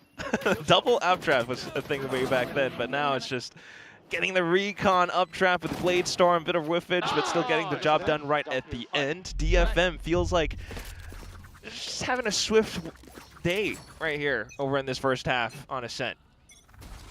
And there's a reason why QTD didn't want to play against this team.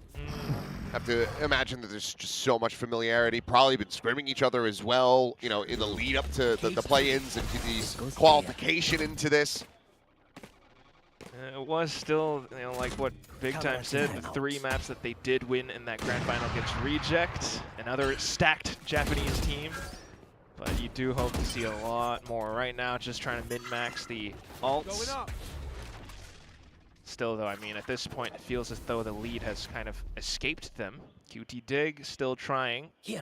Bit of pressure, drone clearage. We're back over onto A side, and it feels like DFM has a good read on this.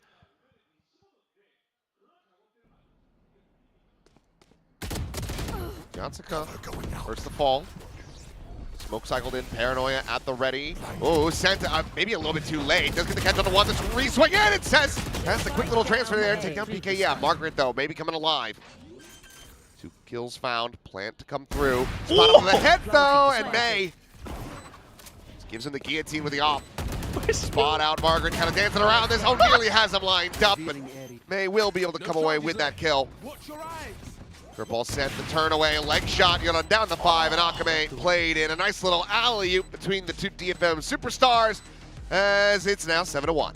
Yeah, it's just gonna keep going on. It's the same sort of scenario that we just witnessed in the previous round, but just so quick and so smooth. Again, DFM quickly gets the information. Yes, Yatsuka does kind of fall down early, but he's always gonna be that sort of forward scout towards A main, you know, as we've seen. PKM, he one-wayed himself. And then stepped into it. What are you gonna do? I mean, quite clearly some of the executes and everything. But DFM's just that much more present and aware on the map. There's not too much macro from QT Dig right now, so everything's quite readable, but the tiles and B main play this time around. Kipe takes out Yatsuka again. Seems to have his number.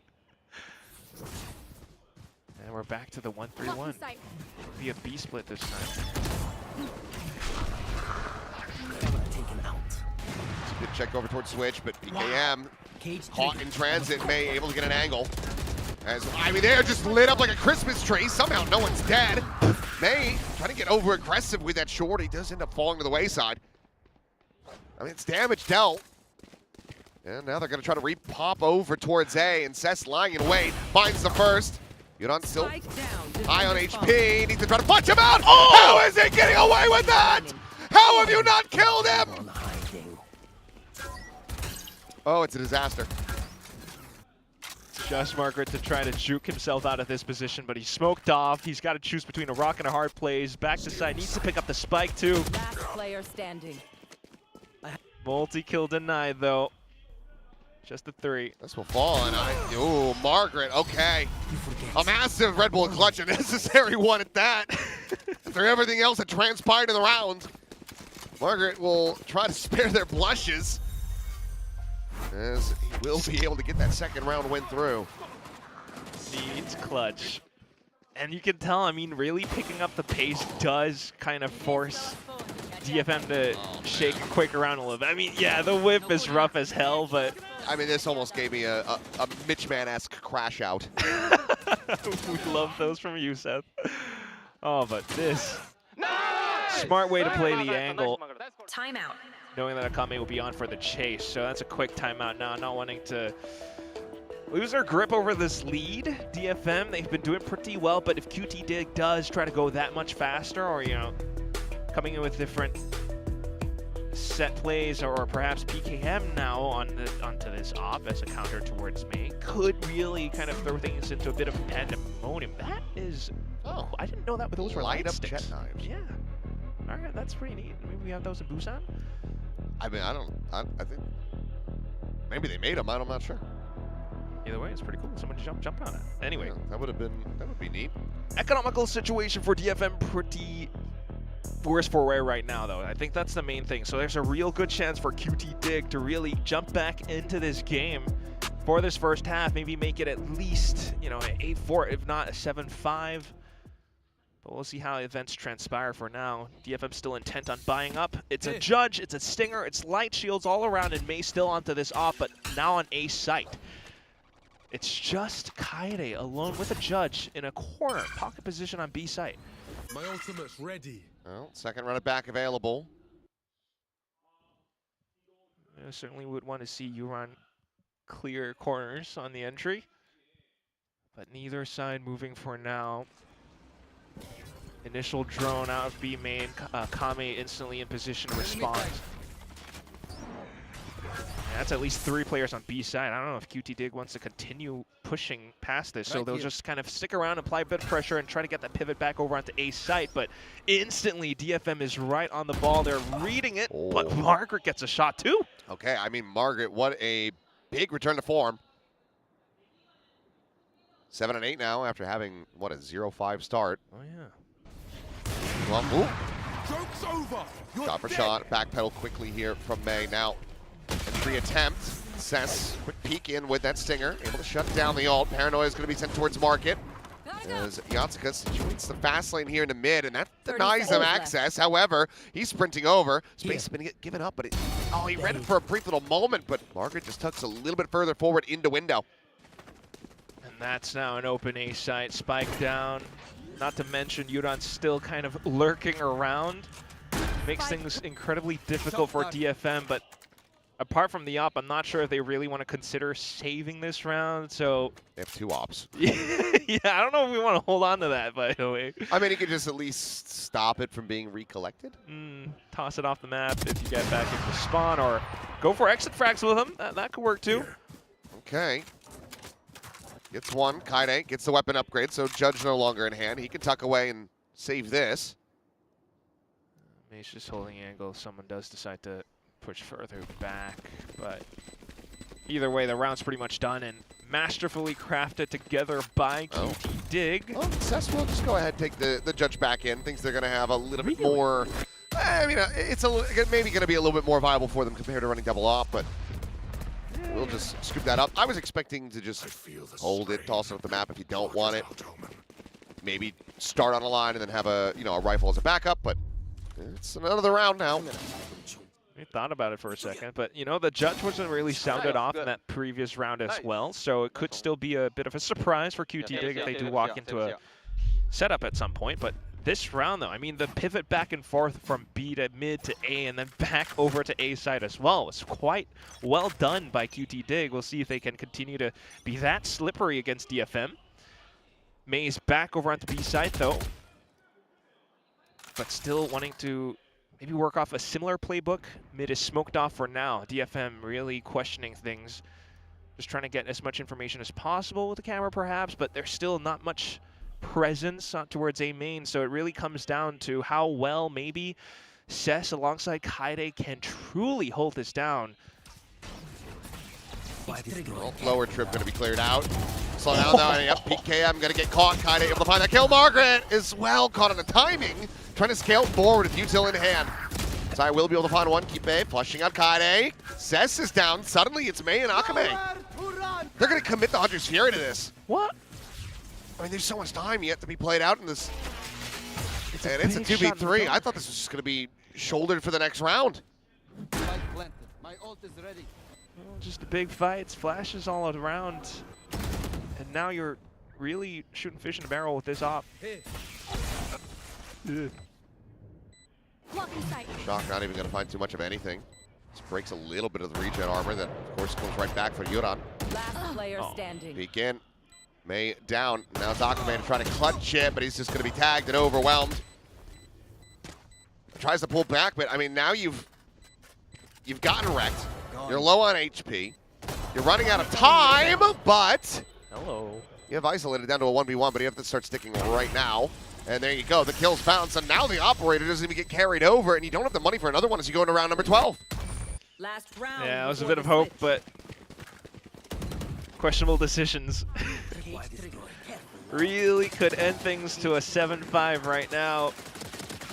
I mean, the setup was pretty neat, but as soon as the fill back in came towards the A site, yeah, we can hear desk clamps. I mean, look, the audience can see it, so I have no qualms about sharing this to the broadcast people, watching from home. The DFM coaches are pissed off. Yeah, dude. I can hear them slamming the ever-loving hell out of the desk right now. There's that judge, though. Okay. Able to find one, and well, Hunter's Fury tracking. Not going to be too great onto a Neon. Kipe will find the kill on Yatsuka yet again, but May is there for the trade. Which is not too bad, at least, but you don't want to lose your heads yet. Still very susceptible to a lot of shots with light shields right now. Kame getting pinched on by PKM. Just don't have any idea if there's anybody else behind this. Neural Depth, though. He's going to get the reveal.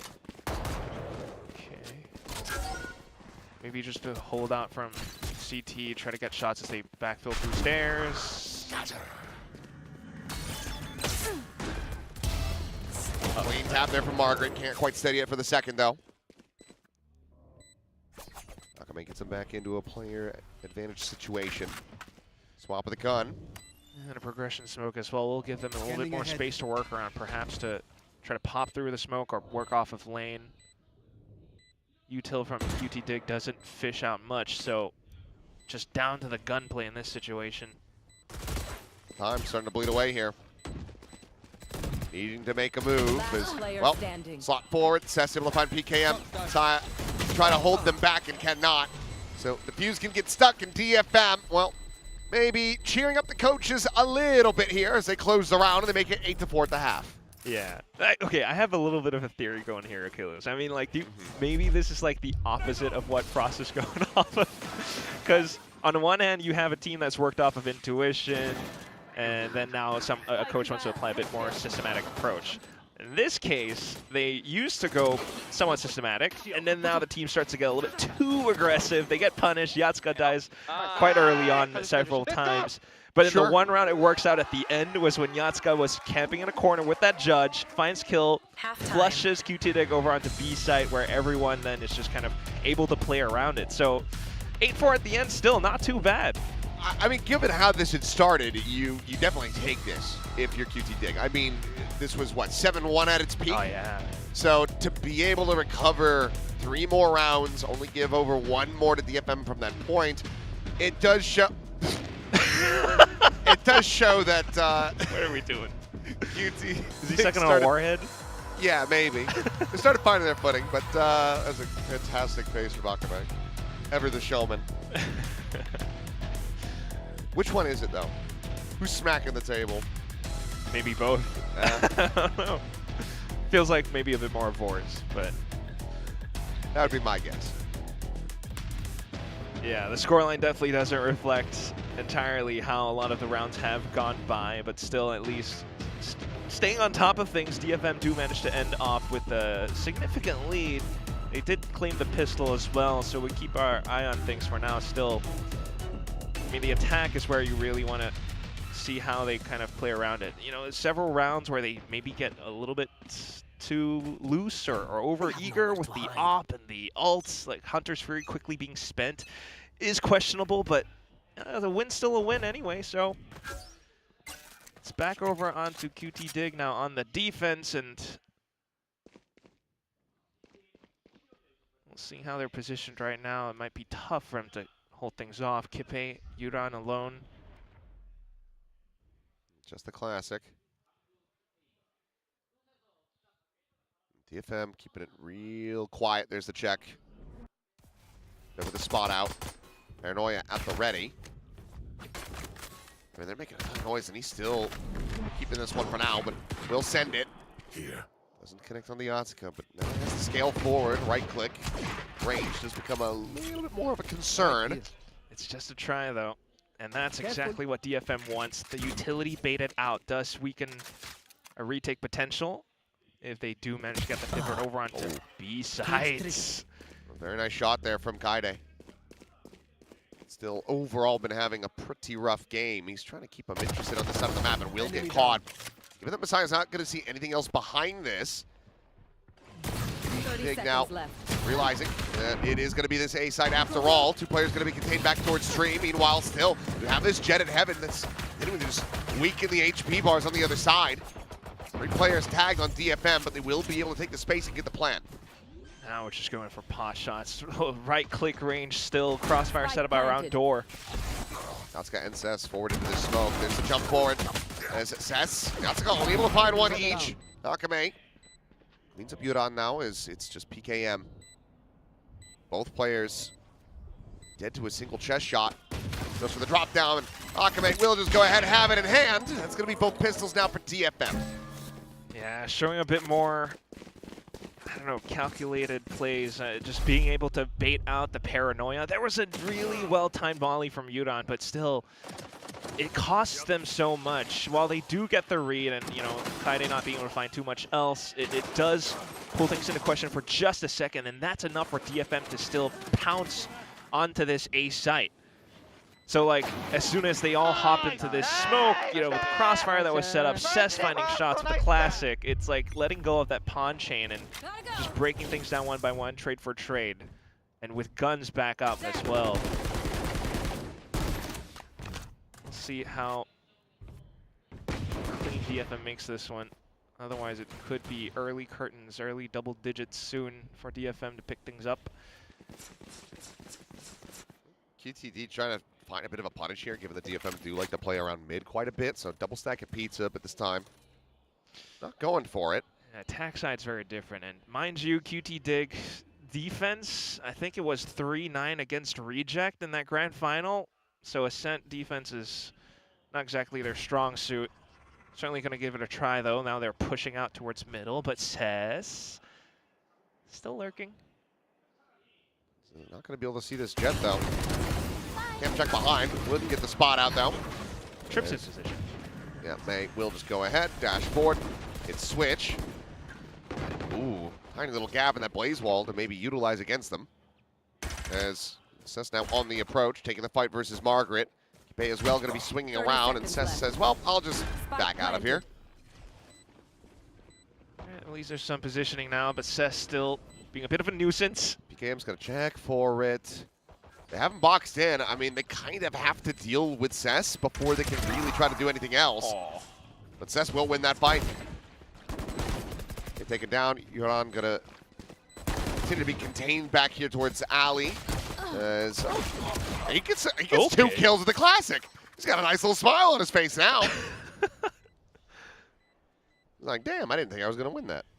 Just firing up shots, trying to see what he can find. This is actually not too bad, though. Keeping DFM contained in and around the spike, it forces them to try to fight their way out of the situation, which does award them, you know, Kaide Yatsuka with a bit more ult points, but significant losses right now. I mean, they've min-maxed this pretty well as QTD. I mean, Yuran now is going to be, what, 1 charge from a run it back. You've only got 2 players surviving the round, so 3 kills found for you against DFM.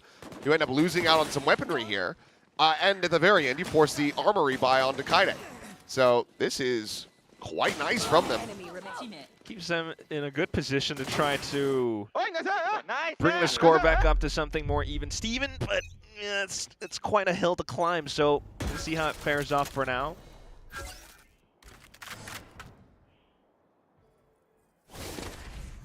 Just a bit of aiming pressure still, maybe wanting to work around the orb. DFM trying to play that long game, while QT Dig continues to try to react around everything, just holding angles towards A main now after the orb was picked up. Yuran still in position to toss in hot hands if needed. And May is dead. They're all dead. Margaret has absolutely bodied them. We need that on a replay. Yes, we do. Good lord. Kaide now in mid. Gonna be able to find the first. Can't quite get the reset to take down PKM. And then leaves just Akame. As you would like to have this funneled into Yuran, get him that run it back. But the fact that he doesn't have to commit it at all in this anti-bonus is fantastic for QTD. Go on, Margaret. And I think he wants to keep him alive long enough for Yuran to come close. I mean, he's got the volley. Chuck it into wine. Or just swing the corner and find the headshot instead. Okay. Bonus not to be converted, and it never really even got close. Off of those nasty shots from Margaret. I mean, what the hell? Uh-huh. Checks the cam. Okay. And then just absolutely destroys them. Quick, controlled short bursts. Excellent marksmanship, and of course, former Zeta alum Yuran gets himself the run it back as well, like you mentioned. I mean, if I shot like that every time I toggle the camera, I would never stop doing it. Whoa, we're talking about toggling now? Not that toggling. No word.exe in here. It's a different Forsaken that we have in Pacific. Let's listen into QTD. ビート A の場合だったら打てる。ミッドが C。アロンのバードの2名。これサイド中、ミッド見えない今。1-1 だ。Okay, okay. If they come in, I smoke and go side. サイド中して。No, I mean, A が中。ショート張り付きだけある。ない。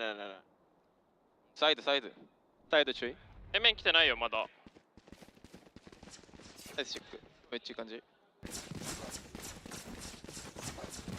I just play B, I think. いや、これ俺パラレディしとくわ。これ一気に来たら死ぬからパラネオンスライディングで。Yeah, not seeing anything for like the past 20 to 30 seconds does give QTD a pretty good idea. At the same time, still banking on that run it back for a retake. It's not impossible. Odin as well. Yeah, DFM about to go pushing into this one. Zaya now trying to get onto the line. May taken down. The reveal is there. Margaret's able to find another. The duelists eliminated. 30 seconds remaining. Continuing with this push in, but turnover to the side. PKM can't quite get the drag across to find that second kill. Meanwhile, Yuran's just running at them, and Kaine asleep at the wheel. He's still alive, trying to bait them out into the open though, but he's running out of time. I mean, he's circumnavigated that paranoia. Had he been able to find that kill, this would have been a hell of a lot more comfortable for him. Swapping the gun, but still just 6 bullets remaining in the mag. The plant able to commit to it, but here comes the rush out of the smoke, and Kipe will have him dead. QTD, second round in a row here in the second half. They're now just trailing by only 4. Good way to start to bring things back. Run it back value, Yuran as well. P-Game's having a bit of a rough time now ever since the first few rounds, but either way, it's still big value. Bit of information around A. Brings the attention back towards B. You have the Odin in position. Neuron's firing. Odin's firing. Akame did his best, though. I mean, he knew he had a bit of tag damage, so he thought Kipe might have routed back around towards lane with his teammate, but that was not the case. So running into Odin, running into those defensive setups that QTD will have set up, it's pretty tough for DFM, hence the coach timeout. We felt another desk slam for a second. I mean, you start to think about momentum and the economical situation, you know, with how DFM are running away with things, and it could really start to run away from them this entire map. Of course, Akame fans out here wanting to see DFM walk away victorious. For any late joiners here to the stream, this is elimination on the line. Yeah, just thinking about the entire journey that the whole team, the whole organization has gone through. This year, picking up this team, having Kaide Yatsuka providing that much value in. I would hate to see it end, but then again, who knows? It's, you know, I said it yesterday, parting is such sweet sorrow. It never feels good to send these teams home, especially ones so very storied. Yeah, like they were the protagonists in stage 1. Standing ahead. They're still in it. They still have a 4-round lead, but like you say, momentum certainly not something that you want to give over to QTD, especially at PKM. If he's able to start, you know, lighting things up, then you have a big concern for DFM's odds. Always a capable player right now, though. Pistol train. Utility not hitting, though. Look at how much QTD are turtling around this A site. But a spam through, some space to be taken. HP bars, though, quite low as he goes just strafing across and through that blaze wall. Yatsuka dead, the swing out, Kaide gone. May will be able to find one, but needs a hell of a lot more. PKM, great shots to close it out. It was good. The desk slamming shall continue until morale improves. But unfortunately, at the moment, it's starting to hit a bit of a low here for DFM, at least from the coaching staff's POV. Still 3 rounds, and this was overall a thrifty attempt, but not sure. Maybe it's something in the comms, the calling here that's frustrating them so thoroughly. Could be. I mean, just in terms of the plays alone, right? They're just. Oh, it's Northern Lights. Yeah, I think we figured out the culprit. Who the culprit is. Been tucked in. Okay. They're suspicious of this. Okay, Yatsuka will be able to get that kill. I was worried, given that Keep It His has been shutting down Yatsuka his entire map throughout. But now, Hunter's Fury and PKM going to be taking down Yuran. Fallen as well, as Margaret can only find the 1 kill so far. Big reveal off the neural theft, but not much to really be done about it from this position. Okay, drone. Drone quickly denied, but Margaret out into the open finding one. Messiah able to correct that spray. Suddenly it's a 2v2. What are we doing? We have the spike. Where are we beating out? Door pressure now, and DFM's choice is to back themselves into hell. Bit of a crossfire.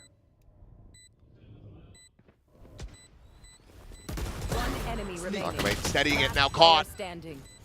Brought down to a 1v1. Should know that they're going to be playing together there in hell. Reads it, but just cannot find the shot. Yatsuka, oh, he bails him out of this one as DFM will move up to 11.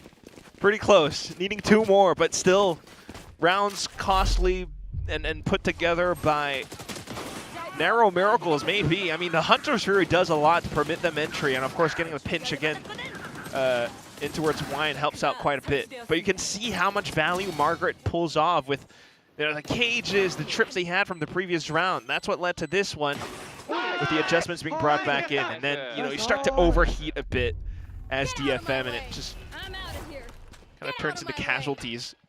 1-1-3, they're trying to sell off a bit more pressure as again.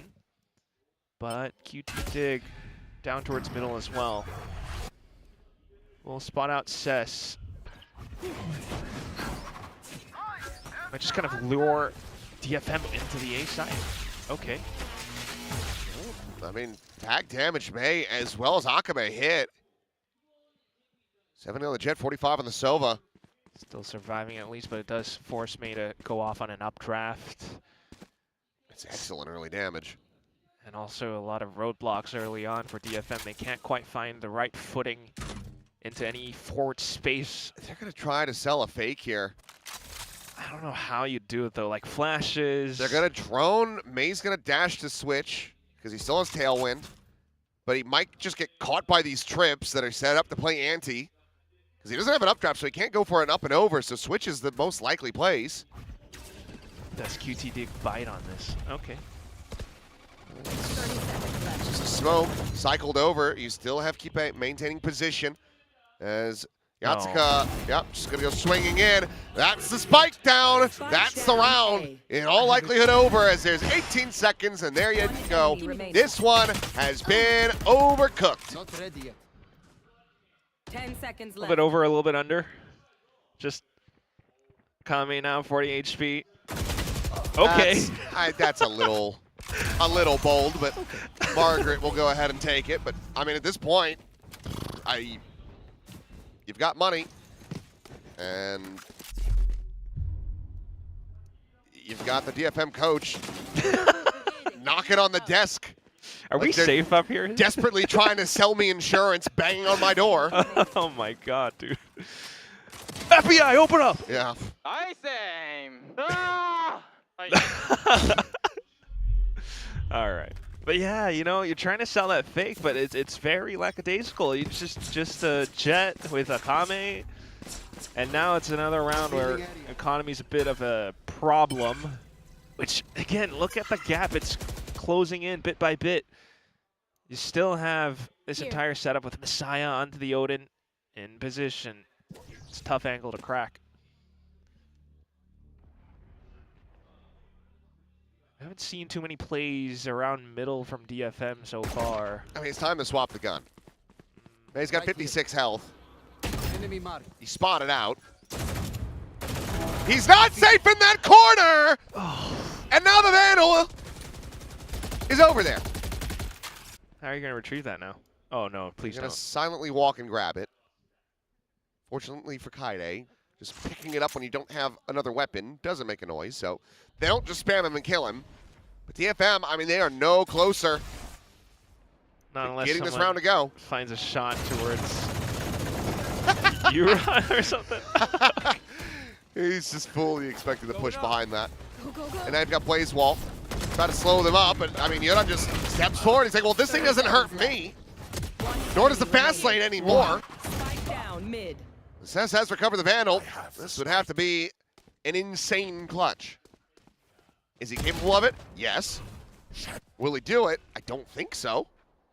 Especially with 12 seconds remaining, and Kipe watching this angle. 10 seconds And he's left. reloading. There you go. I don't know what to say. I mean, justified desk slams right now, I suppose. Really just unfortunate mistakes for DFM as they waltzed themselves into murky positions, I guess. Nonetheless, though, it's QT Dig and their resilience all throughout this map to get themselves to this point. PKM gets a bit of information towards middle with an updraft. You still have Messiah. We want to see DFM working the map a little bit more, and here we go. That's going to be Yatsuka trying to apply a bit of that early pressure with the Hunter Tree. That's empty-handed. Yeah. The spike's on Akame, so Yatsuka has slotted forward and will get the jump. It's okay. Good little tricky play here. Kipe TP's over onto B side too. Yuron is just pushed all the way to Gelato, and Cess. Oh, he's got his number. Big shot. Big open sight now as well. Yatsuka holding an off angle towards tree if there is an early rotate.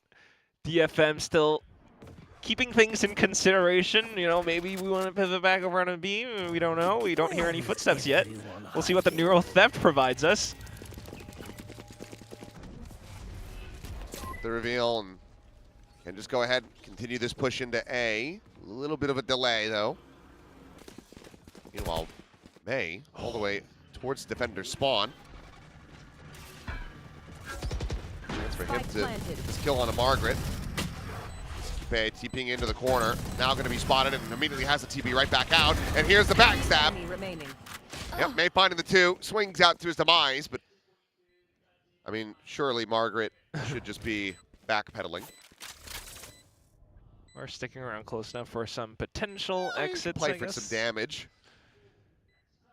Worst case, if you give them an ultimate, it would just be from the shadows, which isn't going to be necessarily the biggest of deals, but he'll just go ahead, check into mid, see if he catches anybody on the exits, which he will not.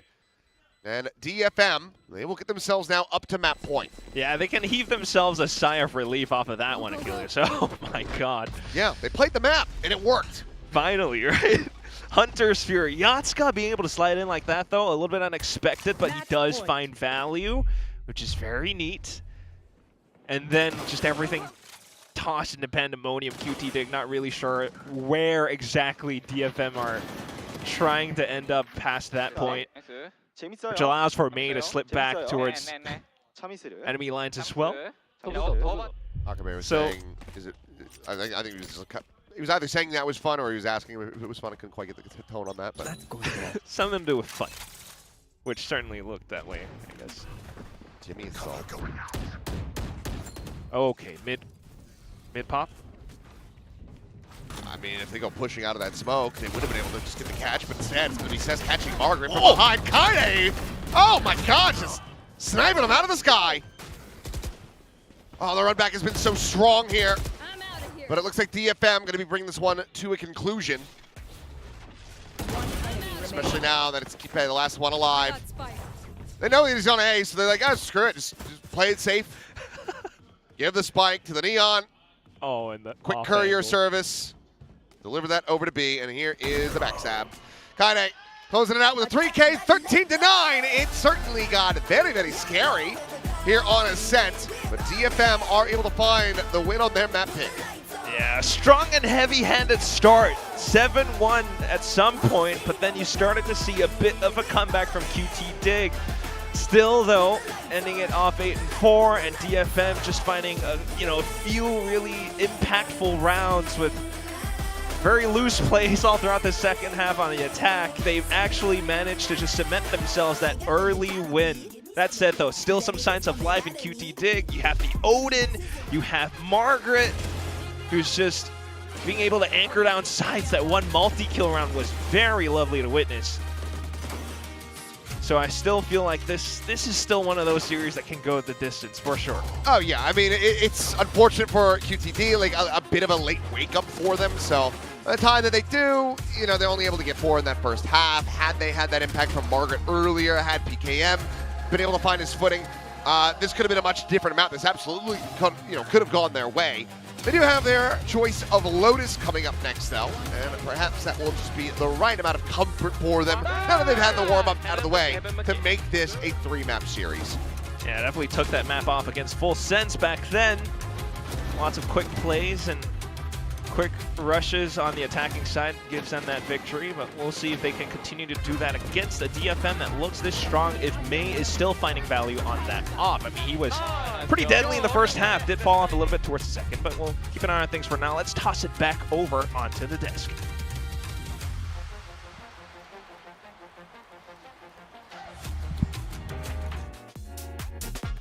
Well, DFM end up closing out their map pick. We are not surprised QTD did fight for every round there on the second half. Of course, it wasn't quite enough to get over the line. And there is something about May when he's facing Japanese teams. He always frags. I mean, look, they got the job done. I think in my mind, they were definitely the better team despite not having the broader share of those first kills. I think really they wanted this game to be a little bit cleaner. Hearing Vors down in that coach booth, he's mad that the game got this close. He was shouting, he was hitting the table, he was stomping his feet because he didn't feel like they should be giving away as many rounds as this. But ultimately, from the outside, I think it can relax. I think this was a comfortable game in the end. They do convert their map pick. Yeah, high standards there from Vors. I think QTD honestly had a little bit of a slow start. Some of the individuals a little bit rough around the edges. Kipe was fantastic. We heard from him in, I think, the Jempra Winfrey show. Shout out to that again. I've done it a couple times today. That he was feeling a few stage nerves in the opening game. Didn't see it as much here. He had a fantastic game for himself on the Omen. Margaret, I mean, you're always expecting Margaret to perform. Unfortunately, PKM is the one that we were talking about his 30 bomb over in Challengers Japan Finals. I kind of highlighted the Jet versus Jet matchup, and honestly, that wasn't where the game was decided at all. PKM had a rough run of things. I think he had to do a lot of the entry work on the attacking side there. You saw him up mid quite a lot on the attacking side, trying to make some space. And for DFM, it really was just an effort by committee. It's like we've been saying the whole time about them. Every single player kind of had their moments, and of course, Cess is the GOAT. Hey, people have to stop sleeping on him. I'm telling you, he keeps getting it done. He's so good on this map as well. But this is what DFM is all about these days. I think these supporting players are able to do so much in these mid to late round situations. We saw May with that operator as well. This is a well-rounded roster, and they've been on top in Japan for a little bit now, really, since 2024. They've been the best Japanese team, so they're not about to let that slip here today to the Tier 2 challengers of QTD.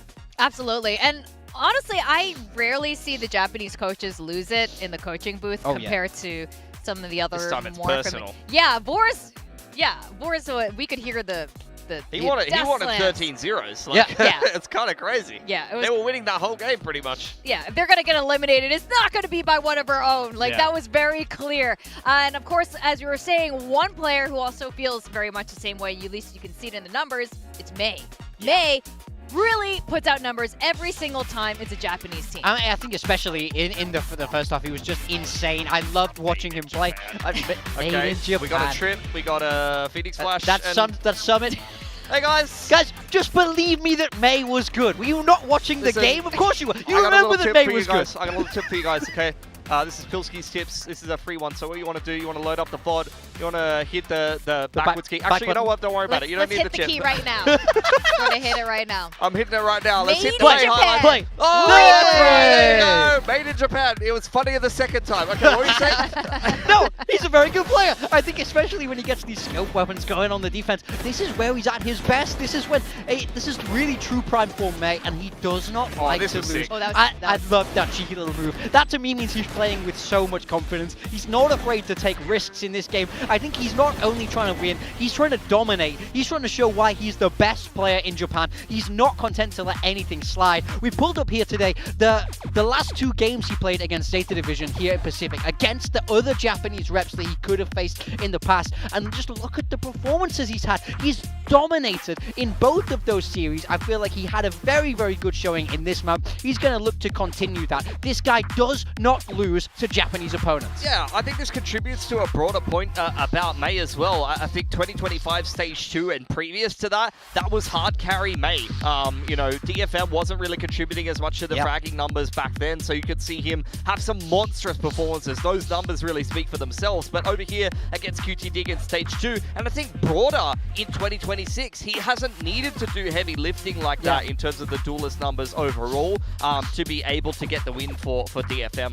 As I said before, that was an effort by committee, and that's kind of the name of the game nowadays for DFM. I kind of miss seeing the aerial Blade Storm hits. It's kind of been a while. That's like just a classic Jet move that we don't see as often anymore. I like to call it the attack helicopter. Yeah. The attack helicopter. They got rid of that double up trap. Riot started ruining it. Yeah. I identify as one, so that's why it clicks. Wait, as a helicopter? Yeah, an attack helicopter. You don't know your memes, Victoria. No, I don't. No, I that's don't. a classic. I don't. I wasn't. Anyway, we're gonna talk about Lotus. Were you gonna say I wasn't bored yet? Yeah, I was bored. But I was just like, it was a struggle. It wasn't gonna work. All right, Lotus. May. Do you think it's gonna be continuing on the Jet? Raise May? I don't see why not. I mean, this guy's so good on this agent. I want to see him continue to run with it. I feel like this is where he's at his best. This is a series where he's able to be loose, he's able to play free, and I think Jet is definitely the best agent to do that for him. I think on the side of QTD, this is another one of those maps that we saw them win over in that grand final, but ultimately, I don't think this is exactly where they wanted. I think they would have picked Haven if it was left open today. Kind of feels like a little bit of a second choice here. So we'll have to see if, again, they've changed anything, but they didn't on their ascent. I feel like they might double down with this composition that we saw from them. Yeah, but I don't mind the Lotus pick, to be honest, even though, as you can see, it's not something that they picked much in Challengers Japan themselves. You know, it's not their go-to opt-in map as a result of DFM banning Haven away from them and how tricky DFM's been in the vetoes against everyone in Pacific. The thing I do like about the pick is just the fact that it has never really felt like a super comfortable map for DFM for as long as I can remember. I feel like, you know, they have had some really one-sided games on it in the past on Lotus, but it's never really felt like, okay, this is a very comfortable map for DFM. They did most recently win it over VALORANT with that comp that you can see there. Interestingly enough, that was one of the maps where we saw Cess on the Sentinel role, and Kaide was the player playing the Omen. But outside of that, I mean, this is a very bursty comp. Yatsuka's got great Raze stats as well. So, you know, Raze isn't not necessarily the agent I think of when I think Yatsuka, but I think it's actually a bit of an underrated agent of his. Yeah, I think so. I think he has been performing on the Raze so far, and I think ever since they kind of made those role changes after kickoff and stage 1, I think he's been fitting into the second duelist role way better than whatever was happening before. But I do like what's happening overall with DFM right now. This is something that we've noticed since the beginning, but I feel like they haven't really found that tempo of having each of their players step up to the role. And you guys were talking about it with the coach as well, not making it the main show, and I think this is, you know, the recipe for success for DFM. Yeah, this is QTD's pick, so if there is going to be a bounce back, it should be here. They're sticking with that same comp that they played over in the Challengers final. Now, I worry that this has kind of not been working for them in a way. Yeah, I like that they're trying to play what they know, but ultimately, I would have liked a surprise or two here. For me, for QTD, it's a mental thing. They have to get this block out of their head. They have to be able to loosen up and play more free in the server. I don't really agree. I think QTD, they won their map pick against Full Sense. I think they're going to back them themselves on it. PKM was much better on the Neon so far in Pacific than he's been on the Jet, so this is going to be a little bit more comfort from him. You're hoping he's going to have a bounce-back performance here. On the side of DFM, they don't change anything either. This is the same comp and the same roles that they played against Farrell, and they're able to win a narrow game against Farrell on Lotus earlier on in this Pacific stage, so hoping they can repeat the same thing and send QTD home here, even though that'll be a little bit sad. Well, I think it's going to be sad either way. It's always sad to send home your countrymen, but it is what it is. Let's see if the Challengers team can step it up for Lotus as we send it back to our casters, Quack and Achilleos. Thank you very much. Yeah, I mean, no matter which way this goes, it is going to be sad. It's either the departure of QTD, who are here for a very short time and not a great time either, walk away winless, or it's the departure of DFM, a massive, massive part of VCT Pacific, and a team that people the world around have wanted to see make it to a global stage. At the risk of sounding biased, one sounds a lot more sad than the other. But that's fine.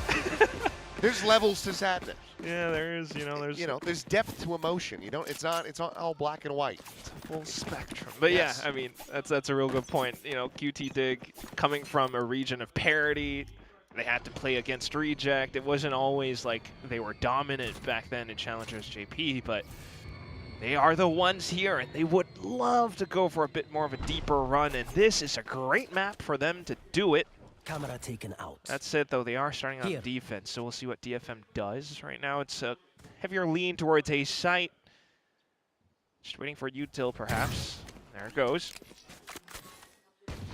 Smoke blooming, trying to get a bit of an angle out towards tree.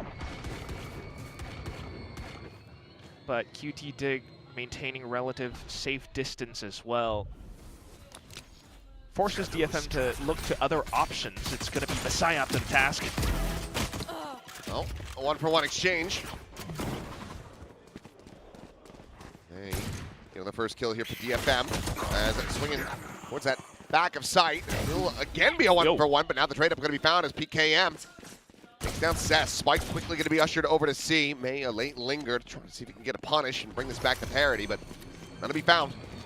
Quick tap at the door, the face forward, May into the firing squad, will fall, and now it's onto the shoulders of Akame to try to clutch this one out. A bandit. I don't think I've ever seen that skin. One of the new ones, anyway. Tough angle, though. Allows for QTD to close in on him. Oh. Timing not quite found. They are surrounding him, but okay, Margaret will just take the fight. Take him down, and QTD will take their first pistol of the series. Yeah, Akame was quite concerned about actually stepping on top of the site, the platform, because that would reveal his head over the ledge. Makes it tough anyway. But like, I'm not entirely sure what the full pistol game plan was at this point, though. I mean, they looked for maybe some kind of a pivot over to C side, or they were just thinking clear out towards the back. But Cess was left in a way too open position, which ultimately gave QTD numbers in this fight. So not too bad, Messiah being able to land the first one, surviving contact, and then everything follows from that point forward as well. Really puts QTD in a bit of a driver's seat for now, as they can continue to just play reactive to everything that DFM throws at them. This is a strong push towards C site, though. It's just a frenzy and abandon here for DFM, and that early tag onto Cess. Sheriff shot had connected. And this could turn into a bit of a meat grinder, but full flash going to be connecting there. Yatsuka able to find Kipe. Swing in the corner. Yuran coming up empty-handed. May gets the headshot. Cess will eventually fall as Margaret collects that kill. But this site has been broken open. Messiah now trying to backpedal away. 69 health to clear the Trailblazer, and now overwhelmed. PKM tagged low, taken down, and it's tied 1-1. No freaking way. Frenzy pistols, they just rush down C, and it works. The stingers and everything that QT Dig had bought up, they just weren't prepared. They weren't expecting this kind of a rush coming out from DFM. Not always, DFM-esque in terms of rounds and strats, but it certainly works out when you have every bit of utility and, you know, just forcing QTD into uncomfortable positions where they had to try to jiggle around or at least run and gun and hope for a kill with a stinger. Fortunate, not quite found anyway. That's going to be so much firepower now. Yeah. Definitely not the start you want to be seeing here for QTD. We'll see if we can try to maybe do this right back to them, but so far, not so great. 2 kills found for DFM. Just Kaide as the exchange. Messiah still tucked away though. So unless DFM continue to walk back over onto A site, yeah, that's not going to happen. I mean, well, they make the right decision to actually cut in towards B, so they will avoid the little trap set up here from Margaret, tucked away there at Mound. Safer choice, but we'll see. Are they going to be diligent enough to mark the angle? No, they actually use utility. We like this. It's not a drone, it's a dog, but Akame, he does seem to use this one to actually clear some stuff out, something that he wasn't really doing much of on Ascent. As there you go. Says able to note the flanker through the door. And with the guiding light not finding anybody at upper, this should start to narrow the possibilities. And PKM's just going to have to fight for his life and try to... Yeah, I mean, if he just swings around and stays tucked there, he will die to the spike. And Yatsuka, up for a challenge, perhaps. Let's see if either side affords up ult points. At some point, he's going to get chased down. I mean, Yatsuka, Akame. Okay. Go, go, go. Oh, there you go. Yatsuka, the backstab. Denies him the weapon, because had he grabbed that, could have just gone for the save. Maybe would have been able to find May as well, which weakens the bankroll of DFM. So, crossing their T's and dotting their I's here are DFM in the round. Mitigating their losses as much as possible as they move it 2-1. Still, I mean, what a scenario we find ourselves in, but you do love this more of a cleaner approach from DFM. I wonder if it's like the coaching staff giving the guys a bit of a stern talk between maps. That said, though, I mean... It was all smiles in the hallway. Okay. So, didn't seem too bad. But Operator now going to be online for PKM. Paint shell out early, trying to delay the approach at Rubble. We'll take a listen in with QTD as they look to tie things up 2-2. I've got your trail. Vice Sky.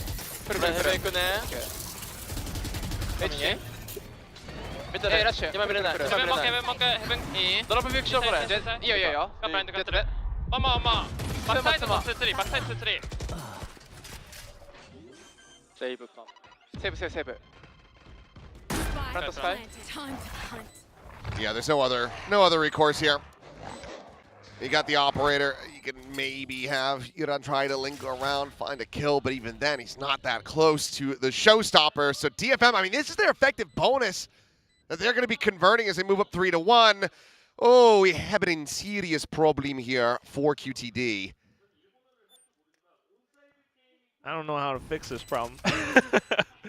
Feels like neither do they. I mean, they've been trying to play quite reactive so far. I mean, even banking on this op as well, which PKM was kind of clearing out the back of C, but when DFM are just relentlessly rushing down lanes and sites like that, definitely makes it tough. At least Yuran will get a little consolation prize.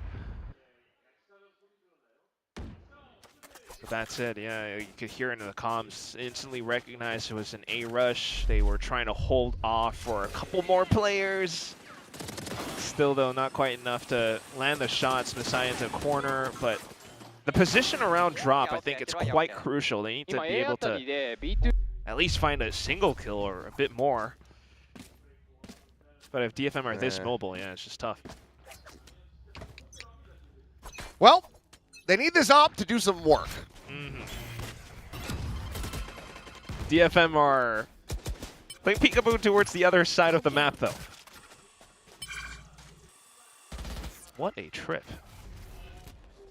Well, I mean, you got a raise and a jet. You could get a catch, but they could also just walk underneath of it. Easiest game of Limbo of their lives. As May looking for the check over to Waterfalls, going to be blinded up. But how are you really meant to attack into this? Reveal on the one, no way to play off of that. And even if you start to get close, there's this showstopper. It was always going to be a tough round, especially with the guns as well. Okay. Oh, well, showstopper, no more. Margaret, some very nice shots, and suddenly it's a 2v2. Flashes available, though. I'll find the commitment into this with the ult. Swap of the guns, PKM. Finds himself a Phantom, but finds himself overwhelmed. 2 targets there. Back corner sight. Akaman says 1 apiece, and DFM maintaining control. Has really kind of bounced off into his own position as well as this slowed down PKM for an extra second. It does come a little bit close, a little bit dicey with the sharp shooting from Margaret, but at the end of the day, still not quite enough. I mean, just having the full confidence to send it into C site, knowing your opponents aren't going to be able to hold off against you, really puts things in high spirits for DFM. QTD. Launching Thorn. Not exactly the first half they were looking for. They're trying now to push down an A, no contact whatsoever. It's just Margaret. Well, this one will get the catch, and there's the play off of it. Nice little change of the setup from Margaret. Can he find more? Yes, he can. Yatsuka down. Gets some damage on Akaide, but can't quite find the kill. Akame cleans up one, but Kaide now with a second PKM taken out of the equation. The drop down ends up costing him dearly. Suddenly, it is just Cess now noted by the Prowler. The double phase! And Cess absolutely bodies them to get the Red Bull clutch! 1-2 punch. Cess is him! Was popping off a little bit last week. Popping off on a set as well. QTD, I beg you. Call the timeout. They need an intervention. Cess needs an exorcism, apparently, because he's playing like a man possessed. Look at him. Kilios, I got bad news for you, buddy. No timeout. Oh, boy. I have a mouth and I must scream, but I will stop myself. We'll see. It's going to be just QTD trying to push off of C Mound right now. Cess slows them down, and he's hungry for more. Pain shell chucked in. Facing forward, there's a stun, and okay, they have been able to destroy him. Weapon retrieve too. PKM maybe toss that off. He does have an overdrive, but at the same time, TFM with all this timing and space can position themselves all over the place. Look at Mei. Kaide first point of contact out towards the back of Heaven as well. Okay, that's Mei down. There. Go, go, go! Possible thrifty now. Here we go! Overdrive into this one, Paranoia, however, connecting fully on the PKM, and he's just going to be struck down as Kaide is able to find a second. Looking for that third. Get on with the Phantom. Will be able to steady it, but as he swings out, Yatsuka swings away, knocks him out of the park. It's a nice shot here from Margaret, but unfortunately the time is just not going to be on their side. They get very close to exercising the demons here, but they win out in the end. DFM still continuing with this now 6-round win streak, and the timer has stopped. Much to Achilles' worries. Yeah, unfortunately, the crisis is not really compelling DFM right now in this situation. Just a little bit far too reckless. They did find, big pickups, taking down Mei, taking down Cess, but that cost them utility. So by the time they get into sight, there are no stuns, no flashes. They just run straight into Kaide sight lines. So it's been a pretty rough first half overall, but we did see that little 7-1 comeback on Ascent. I don't know if this is going to be the same story. QTD on defense is not exactly something they're working off too well with right now. I mean, it's just a couple of these rounds from QTD, all they're really able to do is expose a couple cracks on DFM rather than fully, break things open. And unfortunately for them, DFM has a truck full of flex tape, and they are just slapping that stuff on. That's a lot of damage. They need to find wins from this side. I mean, granted, very similar scenario compared to what we, saw on Ascent. They were able to bring things back a little bit. You're starting on the defender side of Lotus. This is DFM side selection. You expect that they're going to be dealing some, the majority of their damage from this side. But you need to have these rounds get converted. And we were talking about the op as well, Achilles. Look at it. It's the same thing where PKM's just on the wrong side of the map. At least this will be information, but then you need to see players like Yuran alongside the rest of the team to pop off. Oh, it's a TP play from Cess. From Kaide. Oh. It's, you know, habits. Yeah. But Margaret is ready for it. Okay. Yells him off at stairs. Pivot to B. Gonna try to. Still guarded. Oh, they're swinging ahead of it, but Cess will still be able to find the kill. It's a bit shallow, though, so Yuran is able to tuck back. Still has a gun in hand. And he's swinging around as Yatsuka gets caught. Finds that kill. The plant does get stopped, but Akame able to find the kills. Yuran will get taken down. Kipe now as well eliminated.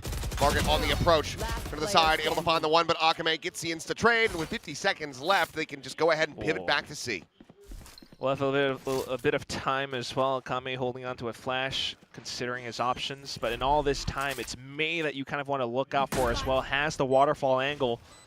We'll walk into it.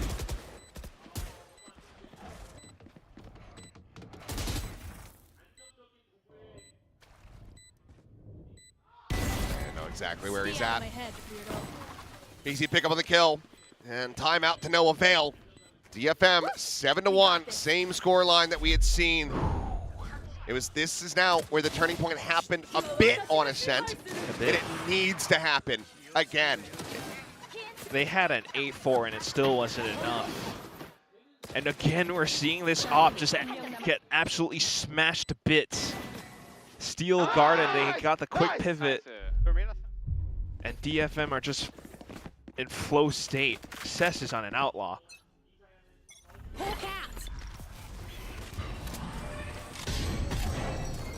Okay, a bit of pressure.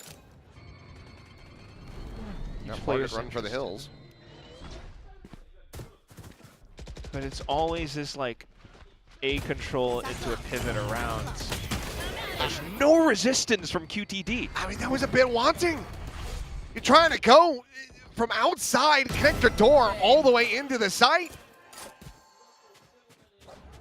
Just go through the door. You just rotate the upper. Rewrap the drop. This is just our first series of the day, Seth. It's all right. But yeah, it looks like this round is done. 5v3, it's an easy C site for DFM. I just... Like, you could play the off angle, right? Yeah.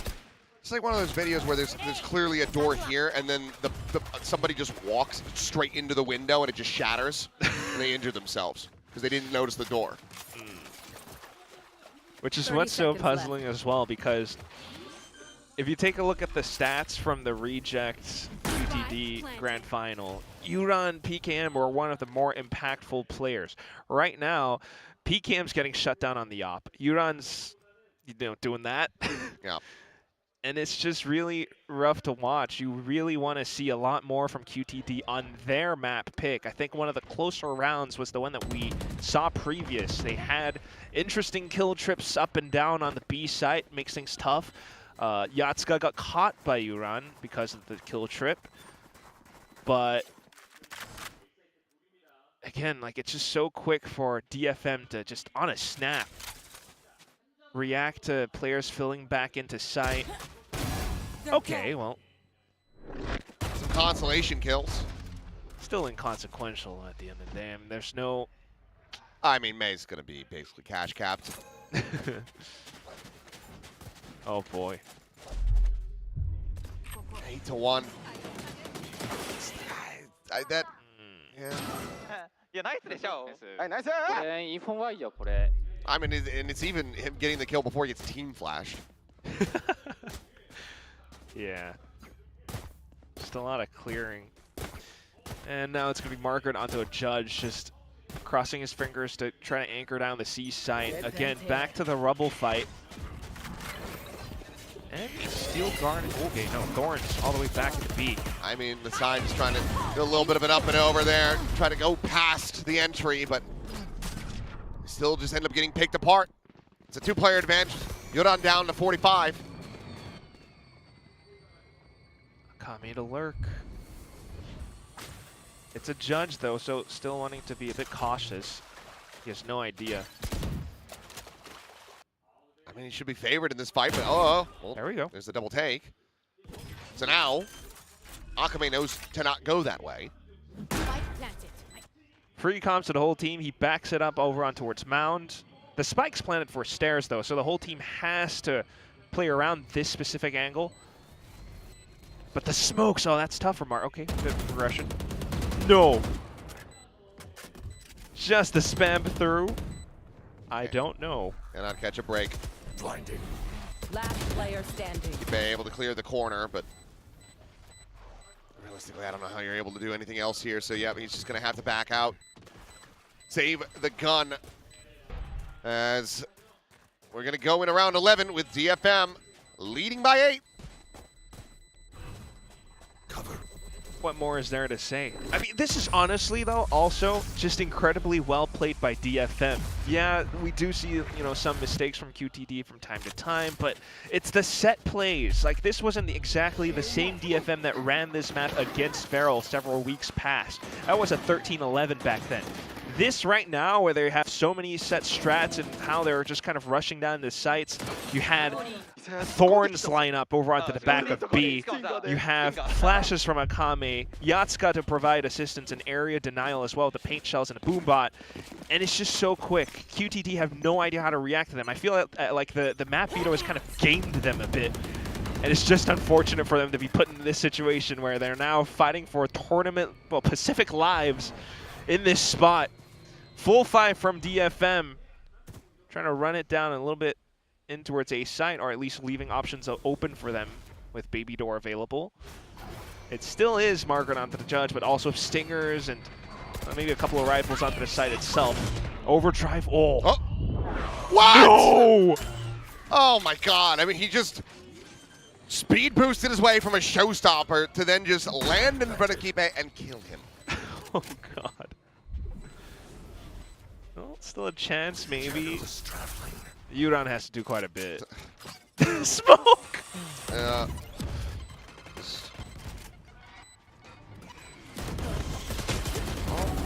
Push through the cage. One going to be found, but Akame's there at drop.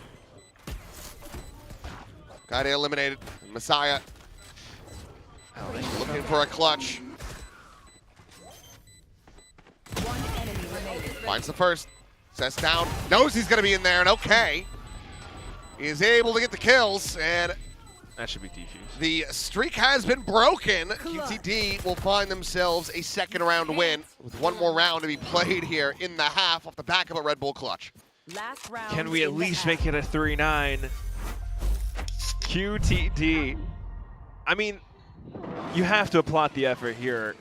Just getting absolutely blown to smithereens. You called it the speed boost. You have the showstopper and all the traits just to throw PKM off. Like, the guy has not been allowed to play the game for many rounds now. Very unfortunate, but he was one of the more outstanding players on this QTD squad.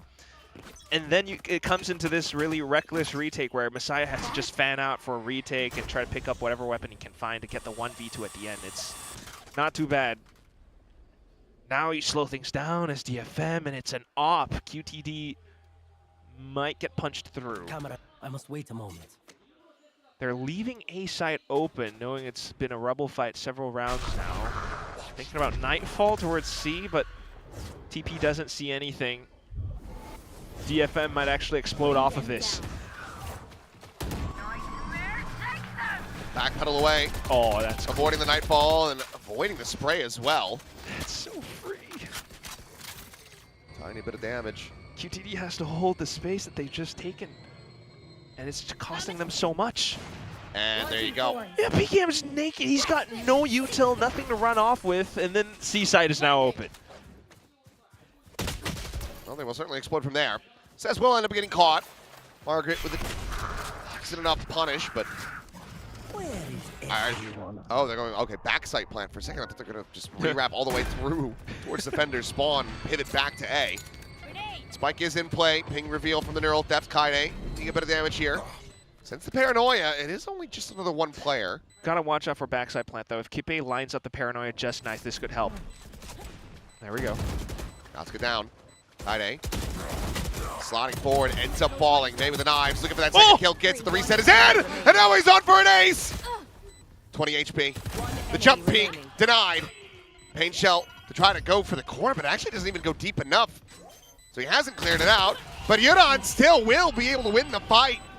And okay, very similar, off by 1/2 here for QTD to what we were seeing on Ascent. It's another Red Bull clutch, necessary for them to get 2 of the rounds that they won. They make it 9-3. That would have been cinema, though, if the ace actually was completed. But yeah, I hear you. I mean, this is a steep cliff, and QTD are hanging on to it. Their knuckles are turning white just because of the sheer weight of the scoreline pulling them down. They were met with multiple rushes and set plays in this first half. DFM running circles around them, trying to out-macro them round to round, suddenly slowing things down with May on an op as well. But they still manage to put up a bit of a fight. It comes down to incredibly close and narrow clutches, with Messiah on a stinger fanning out and then picking up a rifle for a 1v2 clutch, into Yuran being able to nail this one down when his teammates just fell all around him to the hands of May. But that said, you're still looking at a lot more if you are to push this into a third map. Who's? What is that? Well, one of them. Is that Chobra? One of them is clear. Well, I was going to say Paper Thin, clearly, because they're cheering for DFM. Okay. But Paper Thin and who? Paper Thin and Chobra? That's a weird mental image, man. Who would want to kiss Clinton? Ugh. Haven't you done it? You must have. No. You've kissed. Oh, hell no. But come on, you've kissed, like, who is it? TMV? Yeah. Yeah. TMV has youth. He is a similar So age to me. You're telling me you go for the young ones? No. Let us not put that into the world. I'm sorry. And to quickly counteract that, my wife is 5 years older than I am. Okay. Not that she'll enjoy me saying that. You're safe. Terrible. I mean, kissing Paper. Like, what if his dentures fall out while you're doing it? Also, shout outs to, we had Jin Boongies in the audience, so shout outs to him. That's who we had on camera earlier. Indeed. That said, now, again, 5v4 pistol retake. God, you and Jordan really are just so sussy. Anyway, let's go able to find a kill, May. Thanks, XIP, and yeah. DFM looking to do what they could not do at the beginning of this half, which is take the pistol. This will be theirs. 3-1 in that regard, and now double digits hit. Just expecting the fight towards A. They were holding their angles, quickly reacting, quickly rotating as well. Just clean as always with May getting the opening shot too. I mean, it's been tough for QTD, and it looks like it's only going to get a bit more difficult. Just trying to flood through or fill through, but it's not quick enough. You got players caught in open positions where May's able to pick them off, and it's May. Like the desk was talking about against a domestic team, he's not going to let them have their time of day. Yeah, I mean, back-to-back 4Ks. Effectively, it's pretty damn big for him. Forced buy here for QTD, needing to try to find some value off this one. Okay, 2 kills going to be found in reply. Keep it into a 3v3. Swap to the Sheriff. Akame still able to find one more before finally falling. And it's a rifle from A. Snuck past. Oh! Last player standing. Margaret, he's swinging! Oh my god, he was reloading when he faced out there, and he's still able to win the fight! My god. Narrowly surviving by 8 HP. Well, this is a fun inversion of what happened at the start of this map. DFM take the pistol, and I mean, granted, it is a force buy. It's not just the pistols that DFM were able to win with, but QTD, they managed to trade it right back. Like, legitimately fighting for their lives. Reloading as he swings out.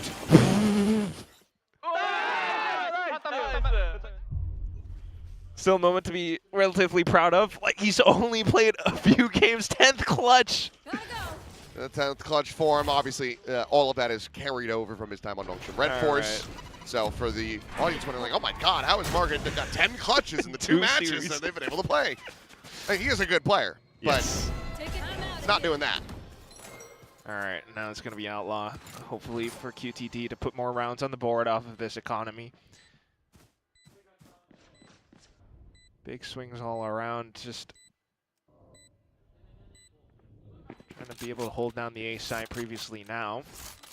Pistols for DFM, trying to scale forward out towards Heaven. They do have flashes and lots of utility. Messiah able to find one, plus quite a bit of damage. Good shot though from May. Won't be able to find a follow-up though, as the cleanup will be good. QTD, okay. Yeah, just about steadying the ship.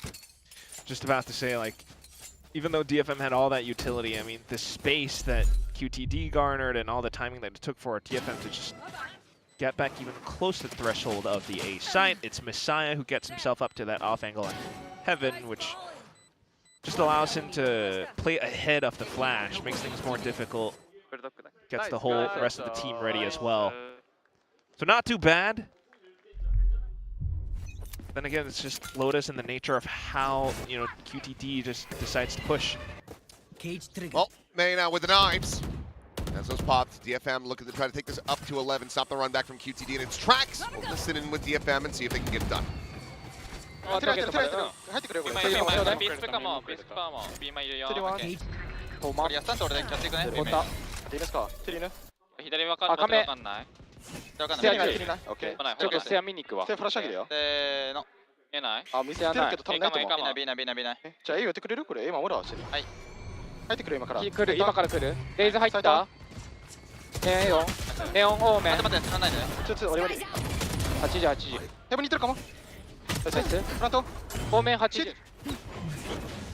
Hey, able to bring this back a little bit now, a 3v3 with the spike planted. In the corner, Messiah though, flush against the wall. Keep it ready for counter swing as well if it becomes necessary. But, well, there's just going to be the insta shutdown. Potentially going to be split a little bit. Now it's all on the Kaide. And only real silver lining in the round here for DFM is that they do get the Nightfall out. But QTD still on this warpath back into this map. Yeah, starting to feel like similar scenes to what we saw in the first map. It's just a desperate comeback, but do make it work. Much more conviction with how they're hitting the sights, and DFM, you know, lacking a bit of information, or the guns as well onto the blades. Just trying to pull themselves back in, but it's going to take quite a bit. At least that Nightfall, like you mentioned, was drawn out, so could help them a little bit more into the next couple rounds. That said, though, economy again, and it's QTD looking to min-max things with PKM. Hey. Well, needed to, found to. Margaret's going to be the one that ends up falling, though. PKM just going to go back and away. 30 HP remaining on him. Meanwhile, Cess caught on the walkout. So still very much in control here are QTD. Yeah, Kami has a rifle too. Boombot doesn't see anything towards the back of pillar, so... Ooh. Suddenly it's Kipe with a forward lurk. More options now, and DFM have no idea which site to reinforce, so they're just going to kind of have to back each other up. Maybe Yatsuka hopes for a singular kill somewhere and has a showstopper, but... Well, you hear the entry in, but speaking of showstopper, the plant's going to be giving one over here to Yuran, so has that ready to go. As swing out, just trying to find a timing off the boom bot. BKM dialed it on the angle. Yeah, hope was really... emphasis on that word anyway. Okay. So a lot more to do either way. Flashes, Yuran still keeping that in the pocket. Maybe Akami trying to get it to force to use that, but not happening either way, and QTD will continue to put rounds together bit by bit. DFM trying to go for forward space on that one, but unfortunately getting met with, you know, just a full arsenal that QTD had equipped. That does kind of maybe, you know, send some warning signs to QTD to kind of slow things down for the next several rounds if DFM continues to play that kind of pressure style. But might not be the case either. I mean, looking at the ults that QTD have shored up now. So quite comfortable to just send it to C. Okay, oh, Yuran shut down. Yatsuka able to find Margaret as well. Slide in, and with a punish, May taken down, self-stun. It's okay. There's no one there to kill you. Bring them down. He's going to be juggling that off back. Back to the rifles too. How do you hold this now? Smoke's gone, just a flash from Kimbe to try to delay for time. Spike's not planted for Mount or anything either, so it all comes down to the site, and DFM have the utility for this retake. Flash through, Yatsuka swinging the corner. Saya eliminated. BKM able to find another kill.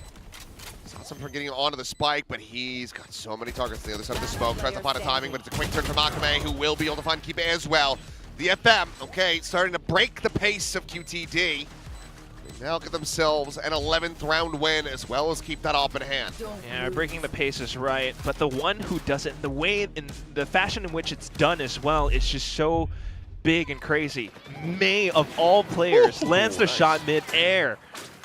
And while, you know, QTD does try to continue to pick up that pressure, their lurk gets taken out because of the, you know, previous round where DFM were just pushing out, trying to figure out where QTD holds early on in the rounds. Timeout. Just turns things into quick, like 4v3, 5v3. And from that point forward, Kaide with a smoke on the spike as well is just incredibly well done. And it's the same situation from map 1 of Ascent, you know. DFM have so much cushion, they just need a couple more rounds, and it's tough. I think this is a hell of a lot more proactive, though, with this timeout call compared to what we were seeing. I mean, it was 6-1 before we had seen QTD, you know, call their first in that first half. They were trailing by a huge figure. Now they drop, you know, basically their second, well, if we want to consider the pistol in there as well, of this half, and it's the immediate pump of the brakes. So a call to try to prevent DFM from getting up to map point. They do not want them to hit 12. Yeah. They're going to need 6 in a row. Like, we do like that, but it all depends on what that call is as well, right? You really need to find a way to kind of work around the obstacles that DFM put up against you, and this op is definitely one of them. So truly needing to maybe slow things down a little bit, work the map a bit more, get the initiators activated to try to get the information or flush May off of his sight lines. Right now it's not May though, it's Cess outside of C, so that's a great big switch up as well coming out from DFM. Akami back towards the front side of B, but... Oh, as he goes for the drop down, ends up getting offset. Push it to the B side. As there's the familiar smack of the table from downstairs. As this round, DFM very quickly silenced in it. Have to save the op, yeah. Round's practically done now. And it all starts with just perhaps trying to play it like a much more shallow position. They wanted some info to get themselves close enough to send out, you know, the bird. But by that point, QTD was already that far up front. So it's all these like tiny little cracks and gaps, like you mentioned from before, Achilles. Like QTD again starts to identify them, and you know, more rounds like these, and they can definitely flip this on its head. They are very much right back into this one now. 3 rounds separating, and I mean, yeah, they could widely afford another buy here. Cess doesn't really need an armor rebuy. Can drop something for Akame, but need to try to find a way to slow them down. I mean, Akame's just getting caught out in the middle of nowhere here on this B site. Yeah. Thorns don't exactly slow him down either. It's a little bit too shallow from Cess, but anyway. Little things that DFM just need to tighten up. But with this off still in hand, it's May off to another position. Now, start off with a Rebel contest. Cover going out. A bit of info outside of C as well. Nothing's found, so just trying to hold relative space for the time being while May gets into an off-angle line.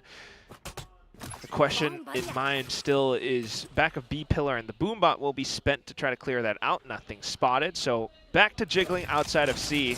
And it's going to be Kaede up to that one. He spots out, calls the whole team over. We'll see the Thorns slow down QTD. No! Cess just dead. No Steel Garden to be seen here.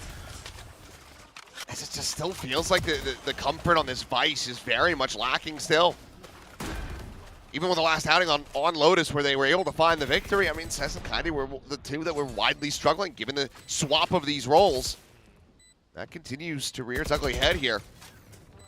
Still in the sight though, but look at the positions being held. Kaede about to be out into the open, still jumps over the top of the box to take down one, but not that much closer to being able to try to close this out. And given the op, it's just going to be that save attempt coming through. Akame now under pressure, trying to hold his weapon because May hasn't been able to do the same. They've got him surrounded. A 4K from Yuran, as now QTD are just 2 away from tying this up. Oh boy, do we have a comeback. I mean, look at that. You know, he has a util, but perhaps was thinking about something else as an IGL too, but either way, if Yuran just springs against you like that and you get caught, that's the whole site gone. It's so much more difficult for DFM just to try to hold that space now. Like 4v5, and then you have Kaede just throwing a Hail Mary jump onto the box, just trying to find elevation against your opponents. Not enough cover. As we've learned from watching EMEA, Hail Marys don't work, so not the best strategy to go for. So first time out of the map for DFM. Coach is wanting to bring this to a swift end. They'll have that cushion, but second half plaguing them quite a bit. You know, the one round apart from the pistol that they got was off of May and that op, and just being able to slow down the initial approach from QTD. And then they held on to that op, which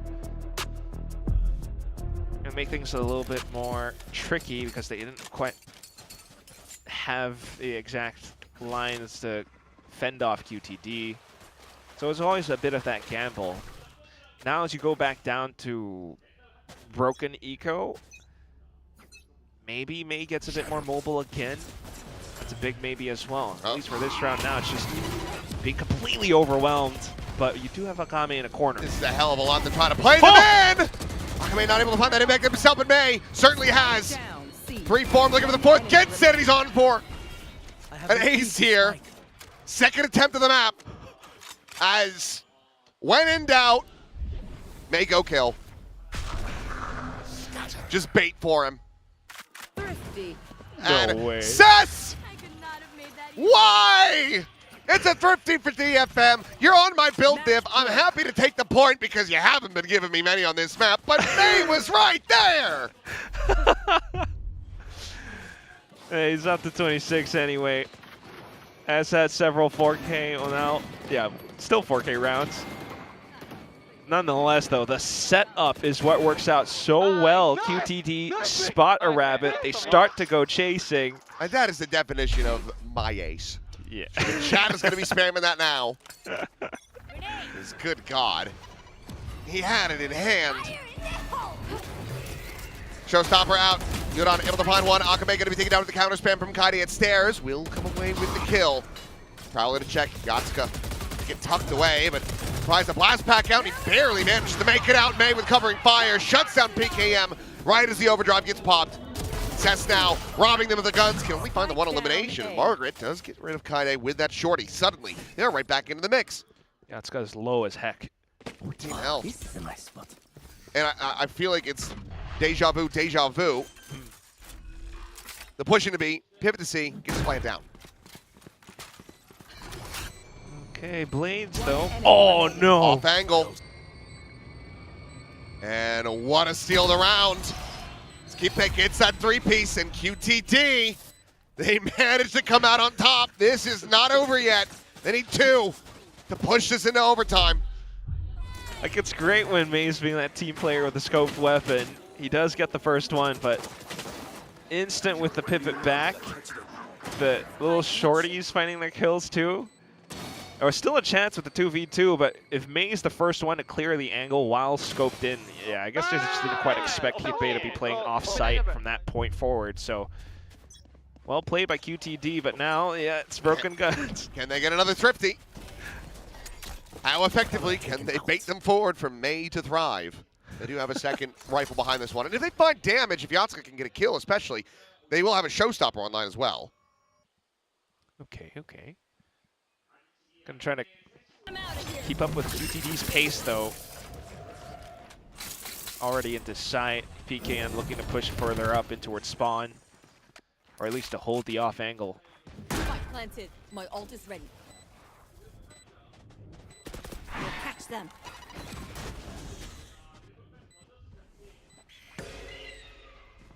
They posted up top. Finds man to start. Yatsuka gets that elimination. And now does have the showstopper, but given the HP bars, there's just no way that you can try to go for it. Okay. We got there eventually. Got you worried for just a second, but we're at the same point now. Well, just one shy. Back in with the guns, and it's do or die for QTD. To try to push things into OT, they've been trying to go quick with the pace and getting themselves in the sights. Sometimes it works out, sometimes it works against them when DFM are looking to play Matador.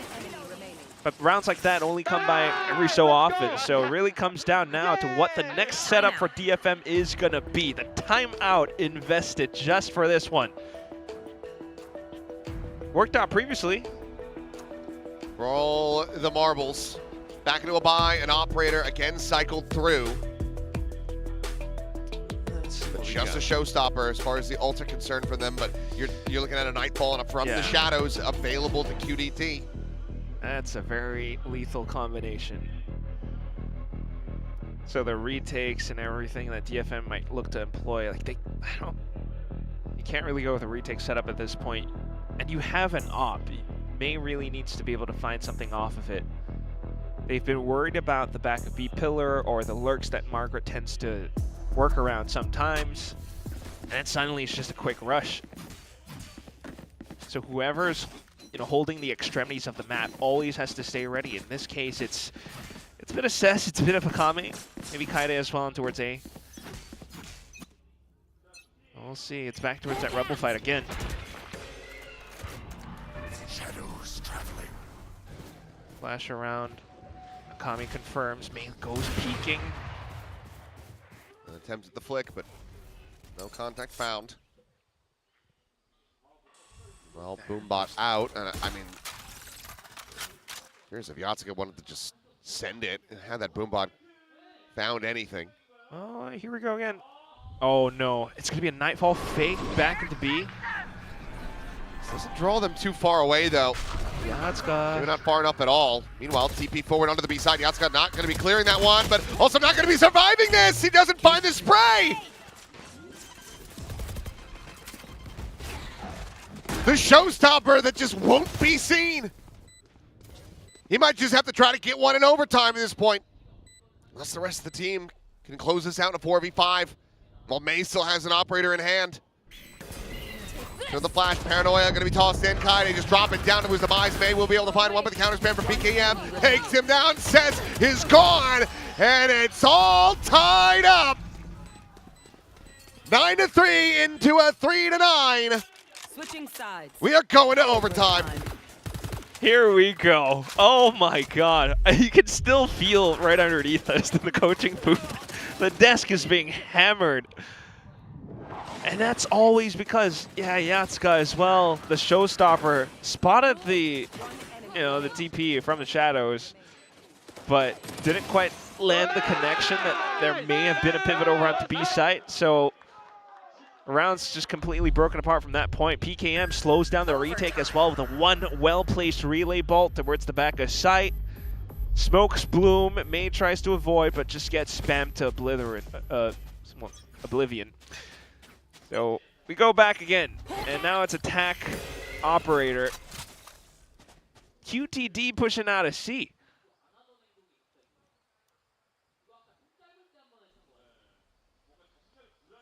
That'd be a hell of a setup. High-low in case Yatsuka does push into it, but...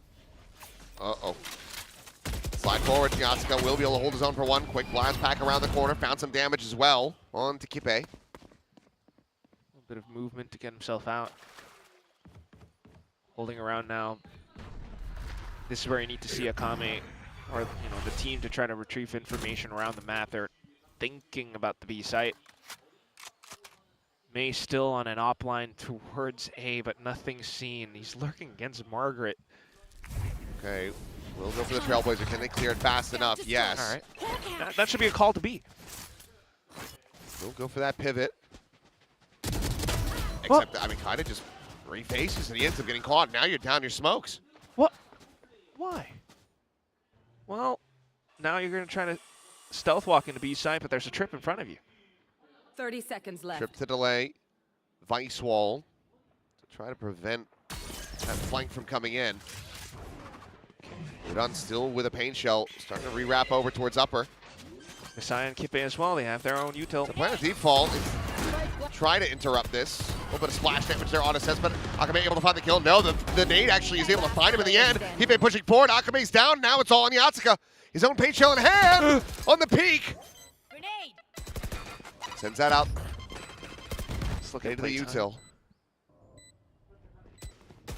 One enemy He's allowed them to isolate, but he cannot escape. Margaret gets the kill, and QTD get the first round in overtime critically from the defender side. Something that's been eluding them for quite a bit, but managing to do it right at the end. A sudden push outside of C. 4 holding around bound. Really forces DFM to scratch their heads. The one costly death, unfortunate fatality, was Kaide out in an open position as the team tried to look for a pivot back into an open site. They weren't sure, but that's where the punish was. So we flip sides now, and it's back over on defense for DFM. They're making to push out around as well. QTD, they've been pacey so far. Yatsuka trying to make his exit, but Kaide does end up pulling. Margaret able to find Yatsuka. May now gone. It's just Akame and Cess. Spot under one. With the C site being taken all the while, Akame needs to try to clear this angle. Just about was able to do so. Cess now spotted though. QTD with all of the info that they need. And they're looking to push further in towards back hall. If Akame can find one more, it would give him the Seekers. Margaret. Alert them to the position of these two remaining players. Guiding light forward, Margaret. It's a fast blind. Gains his vision. Meanwhile, slow creep past waterfall. Okay. And for the moment, position. Last player Well, standing. now expected. Margaret turns back. Akame. It would have to be an ace clutch, and it's not going to be found. A 3K from Margaret as QTD complete the run back and get their victory here on Lotus, extending us to a third and final map. We've had round 2 Thrifties. One on a forced buy, and it brings QTD up to this point. They were truly fighting for their lives in certain instances, met with multiple 4Ks from May, but they still managed to bring this over this line where they find themselves in OT and then managing to close it out at the end off of a sudden round where they're pushing out on defense. And I mean, think about where this all began. It was pistol to QTD. Immediately, a Thrifty found by DFM into a monstrous win streak of 9 rounds. 9-1. And then they drop just 2 more to close out that half. But then the exact same thing happens. They then take the pistol, they drop the anti-eco, and QTD run it all the way into overtime and then close the map. This is a hell of a showing from this squad, out from Tier 2, over from Japan, besting DFM here on Lotus. A third and final map still yet to decide it all. On to Breeze. Incredibly open. Who knows what happens there? But for this one, I mean, you can definitely credit Yuran and PKM, who did so much of the entry work on that second half to put this together. We're going to toss it back over onto our lovely desk to talk it through. We are lovely, and so was QTD's comeback on this map. We thought it was over, that it was in the bag for DFM, but QTD found something deep within, came back so hard on that second half. Respect for how they handled that. I mean, they were down so big in this game. I thought the mental gap would have been too big for them to overcome, but they make it work in that second half. I think the double duelist was popping today. I feel like this is what we were hoping to see. Even in the last series, they were very good on their map pick. They stuck to what worked. I was worried that they weren't changing enough, but you were totally right. I think they really lent into what they knew how to do here. Yeah, it's good to see them back themselves. I think the map pick, again, was a good one against DFM. Lotus is something that I never felt super confident in DFM, and even with a massive game of May carrying, I felt like, you know, making some hero plays and things like that. You saw a lot of big multi-frags rounds from him. QTD was still able to beat a DFM with May in that kind of form, so respect to them. They're going to drag it out into a 3-map series here, and hopefully they can actually close it out here, because let's be real, I think Breeze has been very up and down for DFM. It's not like they've been immortal on that map, so I think if they, as we were kind of alluding to when we were interviewing Vors earlier, if they're kind of in that low tier form from DFM that you've seen in the Sharper game, as opposed to what you saw from them versus Secret, DFM could be in some trouble here. I'm a little bit concerned. No. No. There's no way. Really? No. You think they're in trouble? I feel like I think the mental damage done in this map in particular is huge. I think they're putting them under pressure here, honestly. Exactly. They We keep talking about it. The coaching staff are losing their minds right now. Yeah, they are. They are so angry about this because they know that this should have been a clear map win. And I totally agree that Breeze hasn't been a brilliant map for them in the past. So I'm a little bit worried for them. ZETA have a bunch of momentum now, and they're going to feel like it doesn't matter what May does. They know that they can beat Prime May, which means that they can really beat anyone. Okay, I like what we're saying for QTD and the hope for them right now, but to say they are beating Prime May, I mean, it's barely they eked by here on map 2.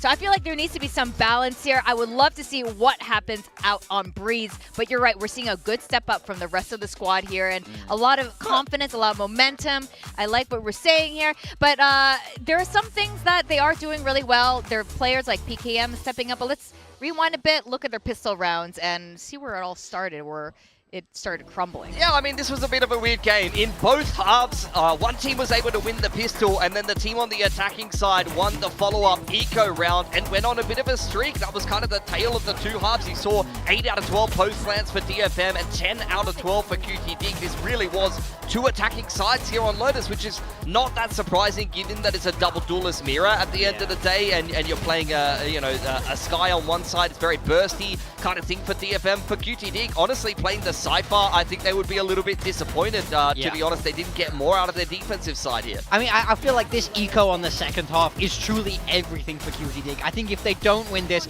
the momentum can really start to get away from you. They would have been down 11-3, and the comeback starts to feel impossible. But they steal away around that they're not supposed to win, and then they can start building into the game. You see that they can then start to snowball from that. I think it's huge for them to get this map win across the line. Yeah, I love the force buy, by the way, and you got another clutch from Margaret. I think that shows some balls there from QTD. They're playing to their outs, and at the end of the day, they were able to win that clutch. They were able to win that force buy and started streaking away with the attacking side. And I think that they honestly have a fair bit of momentum now. They made a little bit of a comeback on Ascent as well, to be honest. That wasn't a complete whitewash. For me, DFM has front-run both of these maps and let it get away from them. This time, it cost them a map.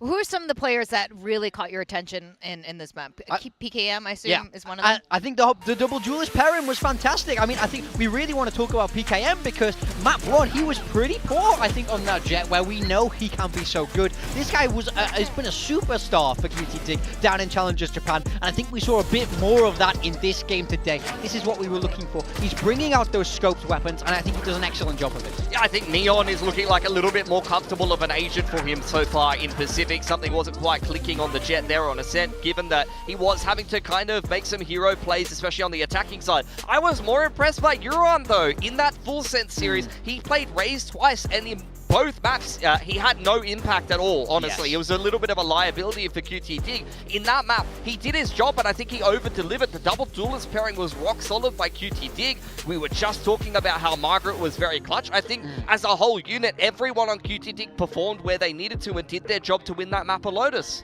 I think what's really interesting now, we are at this point, and I know you guys are now, hyping up QTD, rightfully so for a reason. And one thing that's for sure is the Challengers team has only been here for a short stay so far, but they are really hungry. They're to make their mark. They've shaken off the first time jitters and all of that. So they really want to be here. On the other hand, you have teams like DFM, like ZETA that's going to be playing later today that are tired. They've been grinding for so long just to get into playoffs. So I think this sort of mentality is really where things will come to a head here and make a huge difference, especially as we go into Breeze. Well, I think for DFM, this is where you need to question that mentality a little bit, because they did lose Breeze to Sharper as a third map, and they were very slow to start. They tried to make a comeback in the second half, and honestly, a lot of people thought they were on for one, but fell a little bit short. They cannot afford to let QTD front run. They've front run both maps so far, both Ascent and Lotus. They were ahead at the half, and they were kind of, I guess, controlling the narrative of both of those games, and they let QTD get back in the game. So we need to see that rock-solid mental that you've seen to start out all three maps here for DFM, and they need to kind of recover very quickly from that Lotus game, because if they let it go the same way as the Sharper game, they're going to be out of Pacific here. Yeah, I mean, that's a huge, huge deal where not only is it they're out of Pacific, their year is over, they will end the partnership era without ever making it to an international event. And then on top of that, it's the pride of Japan on the line. There's a lot to play for as we move into this final map. When we look at the compositions, we see both teams had opted in the past for this Neon Phoenix, so I do think there'd be a lot of mutual understanding here of how to play this style. Yeah, the only thing we will say for QTD, again, we've said a couple of times, although I think it's applying less and less as we make our way through the whole map pool, is we haven't seen them play this map since the Challengers Japan Finals. Yes. But as we've said a couple of times already, they are a team that hasn't really changed too much. If they do change something, it'll be tweaking an agent here or there, or tweaking a role. I think stylistically, they're going to back what they've been doing in Challengers, so we might end up with something close to a mirror here. Ooh, the last time they played this, May was on the Neon, and to see PKM kind of come to head-to-head on that Neon on Breeze, I do wonder a little bit. I mean, we all predicted for DFM today. So did the viewers, the audience. How are you guys feeling now? I think they're beatable. I got to be honest. I think they're beatable. I'm concerned about some of their third maps that they've had. I think QTD are smelling blood in the water here. They just have to not to choke. Yeah, I think that is definitely what it is. And right now, like you guys have been pointing out, the coaches have been losing it. I've never seen the Japanese coaches lose it. They're usually chill. Yeah, they're usually chill, or, they're internalizing or something, but Boris is all out today. I mean, DFM know this is a game they should win. They know this is a game that they should win comfortably, so we'll see if they get it done here on the map 3. QTD doubling down with what we saw from them over in Challengers Japan. It is that Neon Phoenix on the side of DFM. They're running with it, but there is a little change. It's a change-up, not only in terms of roles, but also in terms of the overall agent comp. You've got Viper out, Cypher in. Kaide is playing that Cypher here, and Akame is going to be the one piloting the Phoenix. So Yatsuk has been shuffled across to the Sova. This is what DFM is backing themselves with to be able to survive here in Pacific. A last-minute role change compared to their last game of Breeze. This is insanity. I'm so scared for DFM right now. The momentum is against them. They're making changes into this series for the roles. QTD, can they steal a momentous upset here today? Oh, I have so many questions for this. We're going to have to send it back to our casters to take us through the last map of this first series. We've got Pilios and Quack. Oh boy! Big shifts here from DFM as they go into this third and final map of the series with elimination on the line. QTD certainly have to be feeling that the wind is in their sails as they go into this third and final map. Running it all the way into overtime on Lotus and closing it out 14-12 fashion. DFM need to dig in. QTD getting the excavator and dig. Oh boy, I mean, the desk kind of covered it, right? They haven't had to show their Breeze since Challengers JP. They are not changing out their comps, but they could come in with, new ways to play it. Meanwhile, for DFM, like this just signals to you that, they're feeling a bit of pressure. Yatsuka wasn't performing too hot on that raise back then on Lotus. Now onto a Sova to play more, more of a supportive role. Can Akame really fill in these shoes? Granted, attack side was where DFM did a lot better on. They have the site now. I mean, he was previously showing Neon, but there's a spot out May. Bit of shoulder going through that harbor wall. Ooh. It's worked down to 45. Quickly has to reposition as the spike will get planted. Akame going to be left at backside. One curveball remaining. Going all around it. All 5 players forward now into the side. Just COVID center pyramids. Flash broken down. To play with. Oh, spot on the one, but Akame the first to fall. Messiah able to find that kill. The swing in. May going to be finished off. PKM able to find that elimination. Yatsuka's going to be good for 2. Cess with another. They get it into a 2v2, but a lot of this going to be in the shoulders of Yatsuka. Spike ticking. Time starting to dwindle. Recon forward. The reveal. Interrupts the diffuser. They would have to stick it. Kippe just trying to see if he can close it out. He gets so very close, but the round, the pistol, it goes to DFM by the narrowest of margins. Yeah, the recon and the cove. Ridiculous. And the way the opening shots, early contact all went south because Akame, got caught out in the open. But it comes down to Yatsuka holding an off angle. This definitely should be a banger map now. Oh my god. Both teams fairly even. See Gabi being tossed out there, just trying to calm him down. So it's all right. We played a very close one, but now it is going to be QTD on the back foot. Just keep level heads. They can always come back.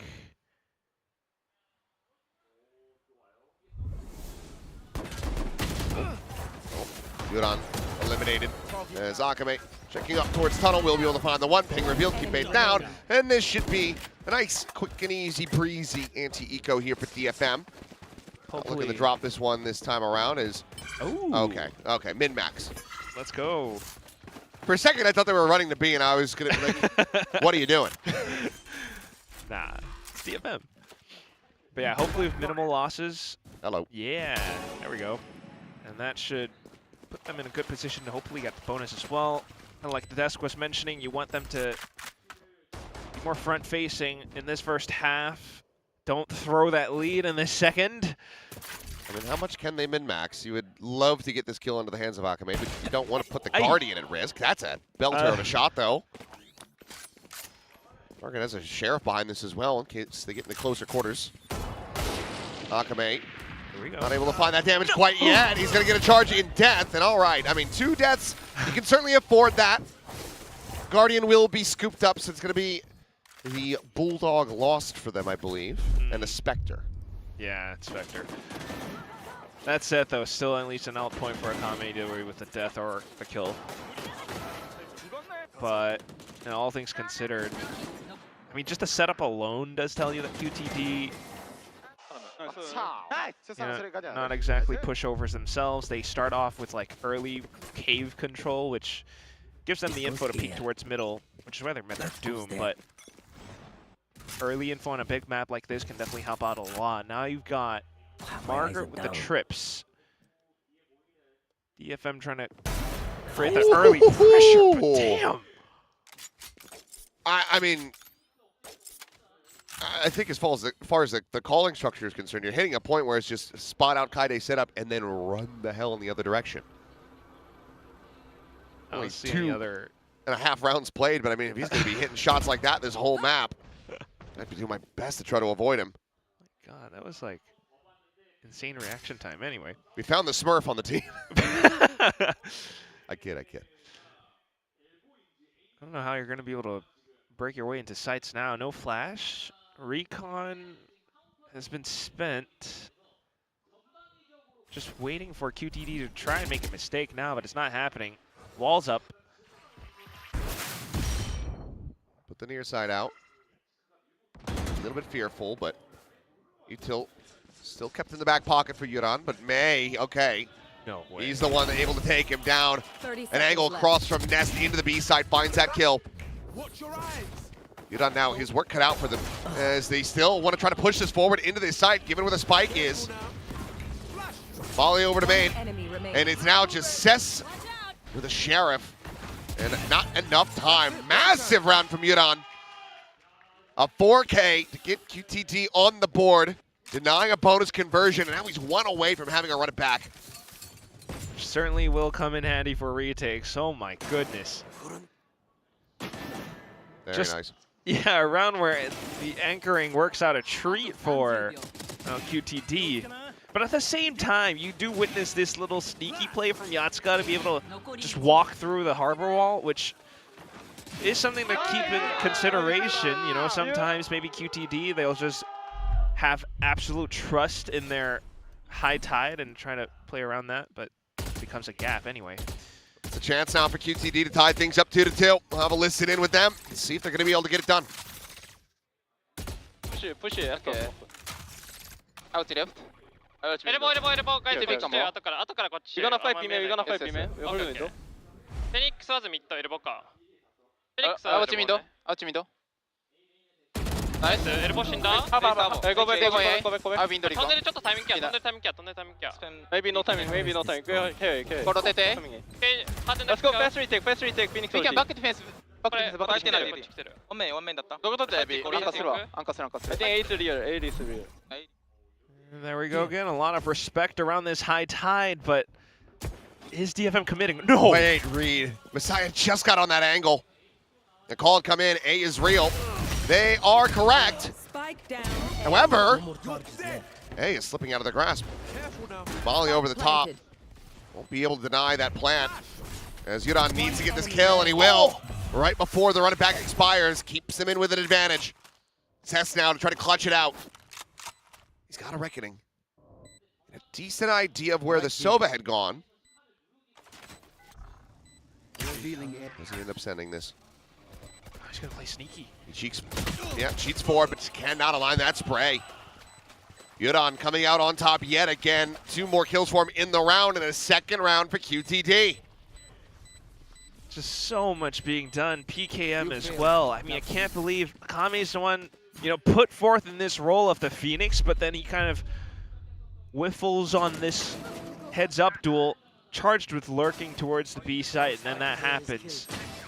So while DFM once again tries to disrespect or play around their opponent's high tide, they do get themselves in this site, but they can't find other options across the map, and they're always working at a numbers disadvantage early on in the rounds. It's stinging.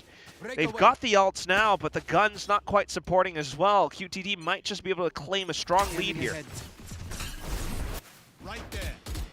Well poised for it, but this series has not been any stranger to thrifties. Okay. I'm out of here. Given the ults that you do have, there's decent potential for one to still come through. Cess. We'll just go ahead, back away with the rest of the team. It's going to be a quick pivot over to an empty B site. Margaret now trying to match that pace. Coming back through the spawn. I'm out of Here, here. quick sprint. The Neon should get there earlier, though, but there are trips close by as well, and the same thing still applies, the guns that they have. Shocker doesn't clear that. Spam. There we go. Takes Akame low. Run it back, put it back over to full. Cess elbow. But instead, it's going to be the Molly first. And as you say, Cess at elbow with that Sheriff, and he just doesn't pull the trigger at all.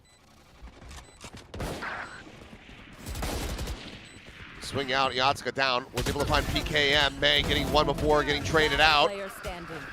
But now it is all down to Akame. Oh. Yep, he can't back away. I think he wanted to try to get out to main, have maybe a bit of a safer position and maybe commit the ult, but instead will just get caught.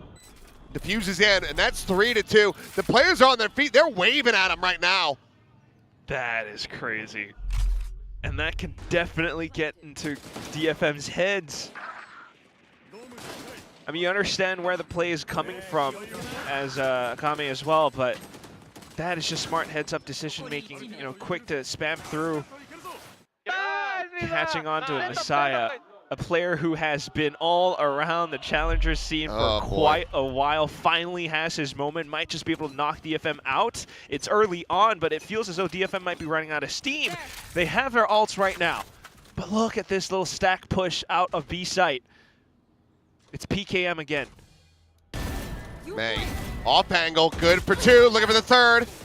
Ends up whipping it a little bit, Makade swings out from window, finds the punish, and okay, DFM well suited to tie this up, barring a miracle for Messiah. He's suited for it, given the name, but May is just a little bit faster, a little bit better. Swings that pillar, finds the kill, and now it's just going to be Margaret. Inspirational plays by May, just holding the angle, forcing QTD to eat their own words, or hand gestures anyway. Success finishing the job, and we'll find ourselves tied again. Still having a lot of these ults to work off of.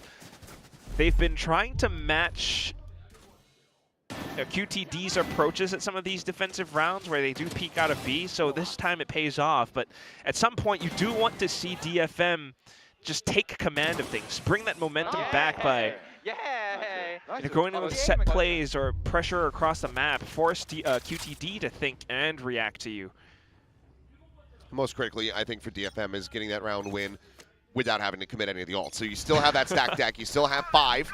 Here we go. As run it back into A main. Gets the reckoning out in response. No. There's a denial with May taken down. 1 for 1 in the end, but Margaret's looking for a little bit more, and he's found it. Kaide previously tagged up, now eliminated. And he's got an ult up of his own. Kaide just walked outside of that cove alone, like thinking that maybe top mid was clear, but gets punished for it anyway. So that's now 3v4. It's just going to be so much for Akami to do and clear alongside a recon, which should help, but Cove slows things down now. Strong angle being held by Kipe too. At the same time, it's just this wraparound that you always want to be wary of. Entry permitted. Oh, Kipe trying to isolate them down, and he's been able to do so. He's eating far too much damage on that swing. Massacres them both, and QTD are right back into control. And the Hunters were right at the end as well for Messiah. There was no escape for DFM. They were just caught in the cage around the pyramids. Fantastic shooting and map control, holding off every separate lane and having the contingency plans if it does end up into a site hit that they're expecting. QTD just shows that they have quite a bit of prep onto this map. What say then, DFM? They still have these ults. Hunter's Fury entry is possible, but May's been getting shut down in some rounds as well. So trying for a bit more of a B-split approach now, but look at who's down middle already. PKM. Oh, swing the corner, Messiah, looking for that second. May just able to avoid getting caught. PKM, though, finding a timing, sliding in behind, is able to just absolutely gun them down. Now a 4v2. Just Yatsuka with the classic. Feel on the 1, and it's going to be Yoran again.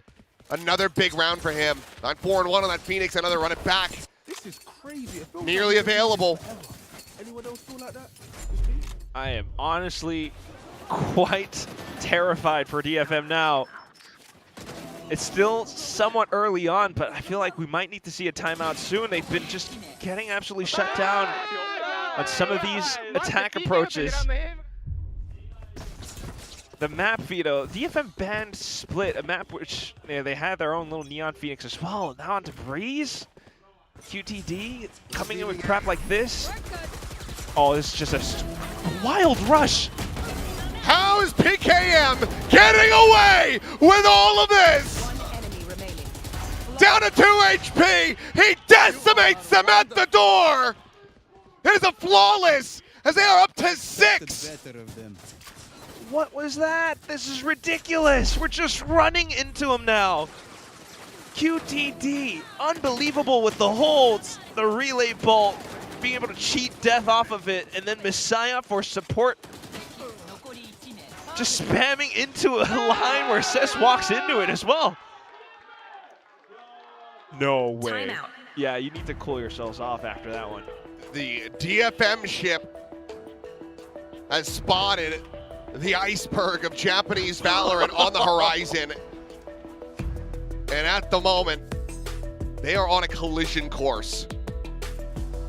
The captain isn't here. The bald captain. They didn't warn us about this iceberg. It's all Paper Thin's fault. God damn it, Clinton. And then you're gonna have the little orchestra or the quartet just playing while the whole ship sinks. It's been a pleasure, gentlemen.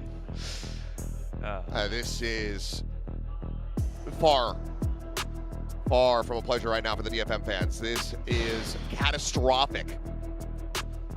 6 rounds given over to the team on the defender side of Breeze. I mean, sometimes these teams just end up having these swaps, and you do better from the defender side. We had it in Lotus and Pacific in the past.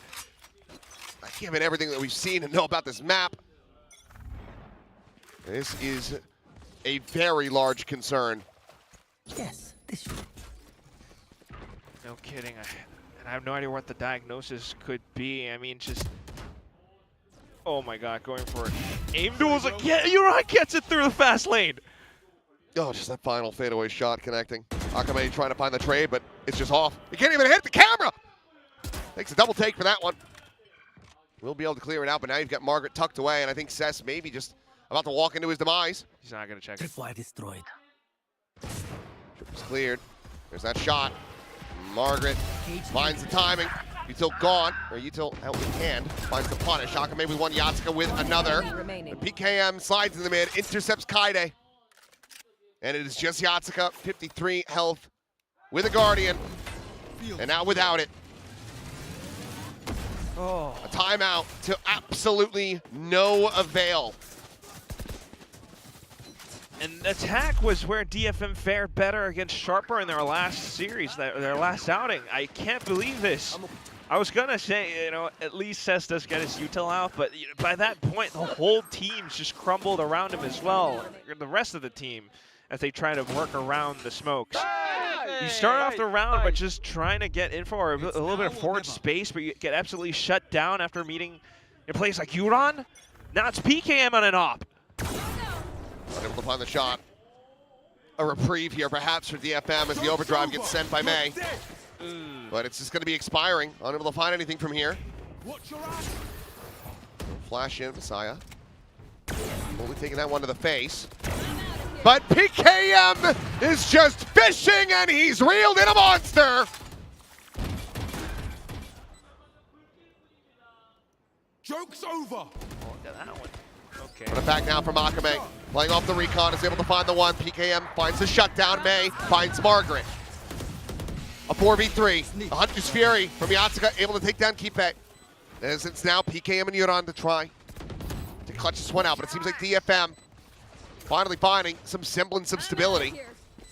Last player standing. Slide through. PKM won't be able to make a go of it. A 4th round now here for DFM.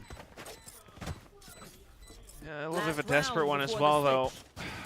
Quite costly, right? It's the overdrive, the Hunter's Fury to run it back. Hunter's Fury initially to pull the heat off of A main. It does kind of help, but it's not exactly a strat that's repeatable.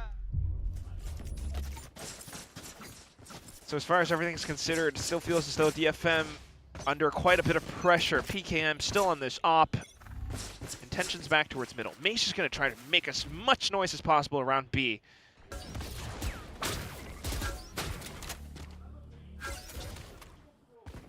Other than that, not quite yet able to spot out a gap. That could be something. Line now up towards the mid doors position, but then you've got to watch out for Kipe, who's jiggling around top middle.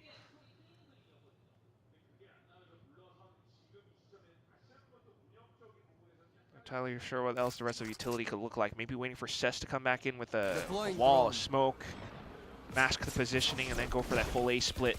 Fast lane out. PKM Trying to overstay on that angle, and Kaide has found a very nice timing through mid. Re-peek though, Yatsuka going to be taken down. That's going to be the spike drop for now, but Kippe caught, util in hand. PKM, the overdrive popped, but it's only going to be a smattering of damage. Akame able to hold his own. Revealing it. Spike now gets brought forward. It's just Messiah and Margaret, who's still in transit over towards A. Spike, that goes there. Another 2v4. QTD very much not going to be favored into. Multiple crossfires all around the site. No real recon or anything from Messiah to try to break these positions. Good amount of damage. Messiah, though, only able to find the one kill as Margaret spotting out Cess. Gets that kill, just trying to isolate it down. Goes towards back pillar. Trip intercepts him, tucked behind the box from Kaide. He's hearing this movement, the time is gone. Kaide gets him in the end. It's a 5th round win here for DFM. The question is that enough as they get ready to move to the defender side of Breeze? It's 2 of those were the pistol and the anti-eco. That's right.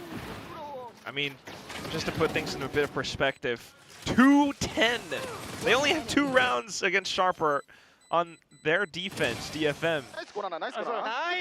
Might be recency bias, but you know, against QTD, who are playing in this form where PKM is just able to shut them down bit by bit. Yuran just finding his own value as well.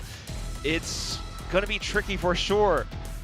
But every single DFM hopeful, everyone who's kind of been following this team all throughout multiple years of Pacific must be feeling it. I mean, the script writers really have us for this one. It's just this little comeback towards the end where it's a full push, full shove, finally being able to work off of a bit of pressure and several A splits.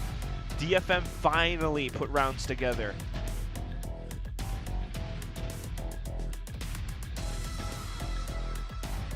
A chance for QTD to do the unthinkable. A 2-round lead going into their attacker's side, also with a double duelist. As they look to eliminate DFM.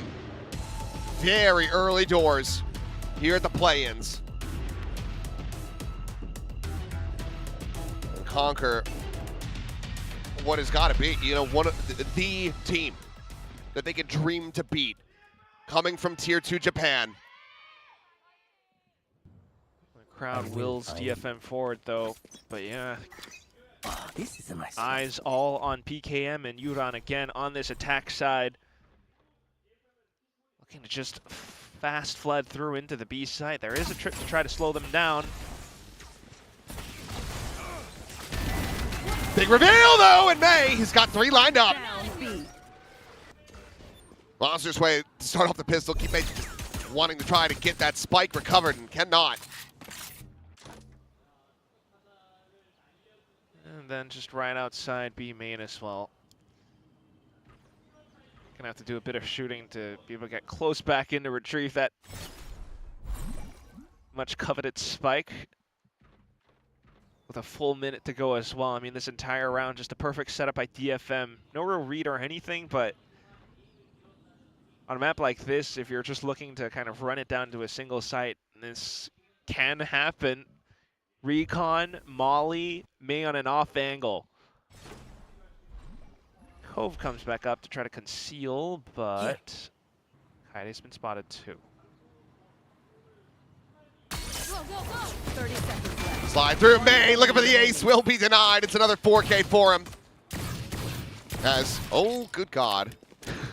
Margaret, danger close there. Finding the kills on Kaide. But this one is looking relatively done in the pistol, and Kaide will find the final kill. So 7-6, QTD still in the lead, but barring them coming away with another eco win, this should be DFM tying things up. Never quite certain.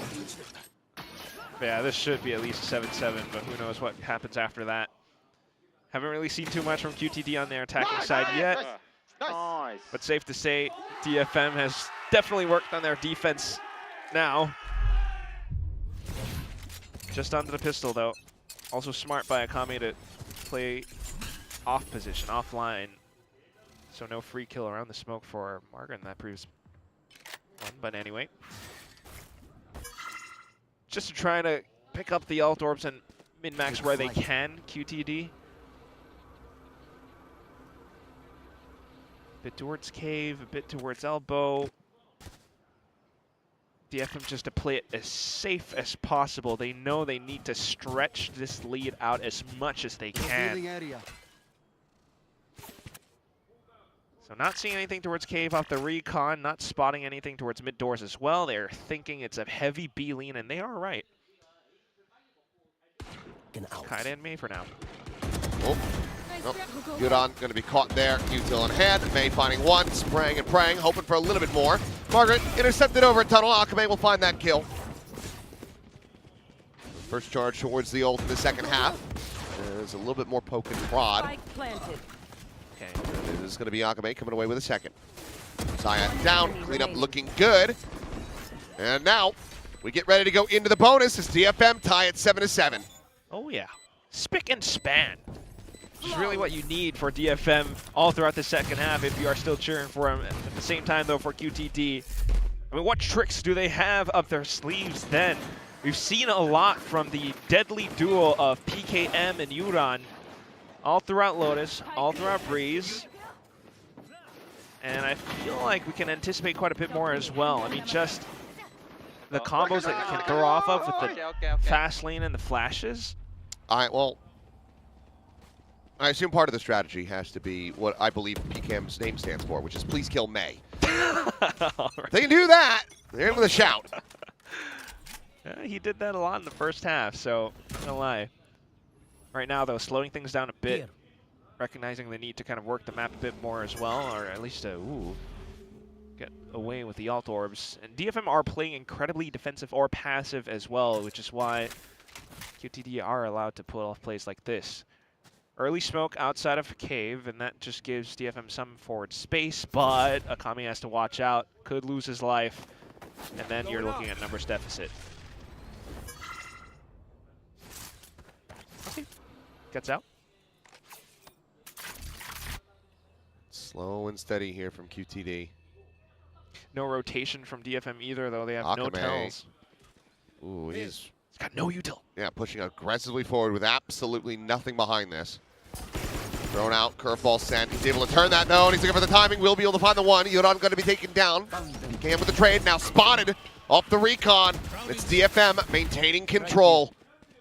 And a bonus conversion from here could just spell curtains for QTD as Margaret cannot find that punish. Kipe will be able to trade it back. Saya finding Yatsuka allows for that plant to come through. May behind. Right, his position known, but May snappy with that shot. The stun to the corner, the slide out to Messiah's demise. The fuse will be there, and it's a bonus conversion for DFM as they gain the lead. Big pickup. Could spell trouble. Could be curtains. 9-7 at the very least because of economy now broken for QTD. But incredibly well played by both sides nonetheless. I mean, it comes down to very tiny blunders. Like, they knew Akame was close by. They were trying to suss him out with a drone, but were kind of distracted by the front of sight, or the back of sight, I should say. And that's where the off angle, you know, you find yourself a little bit too far out in the open, and the numbers deficit, the trades all play through from that point forward. Okay. It's just little things, but wow, wanting to get way ahead of this, re-life. The first time out call of the map here for QTD. I'm curious. Do they have anything that they could try to just whip out with a, you know, this little half pie that they're going to be coming through with, a set play that maybe could catch DFM off guard? I do wonder, you know, because we have seen past 3 rounds, right? It's always the same exact setup. Kaide May on B site, that's it. Then the rest of the team, you know, maybe to play around cave or to try and find info towards middle. Maybe, and we do have a reckoning on Kippe here, it's just like a full send in towards B. You completely overwhelm it. But at the same time, you have to watch out for how DFM might switch up their positioning. full ult, fast lane flashes just to get the spike down and then to play close positions from that point forward. That's a really big if. That goes there. Yes. And the positional changeup is afoot. It's just Kaide. Might just be a fast, quick send into the B site. Kaide there, but two players not too far off as the push in the mid comes through from Sesen Akame. But it's a triple wrap through elbow. Akame's watching for this one. We'll have a listen in with DFM. CT か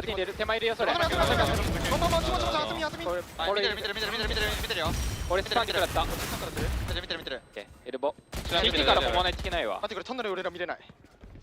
下がってる下がってる。だってさ、俺 CT 側行く？斉藤マニコに入れる適当に。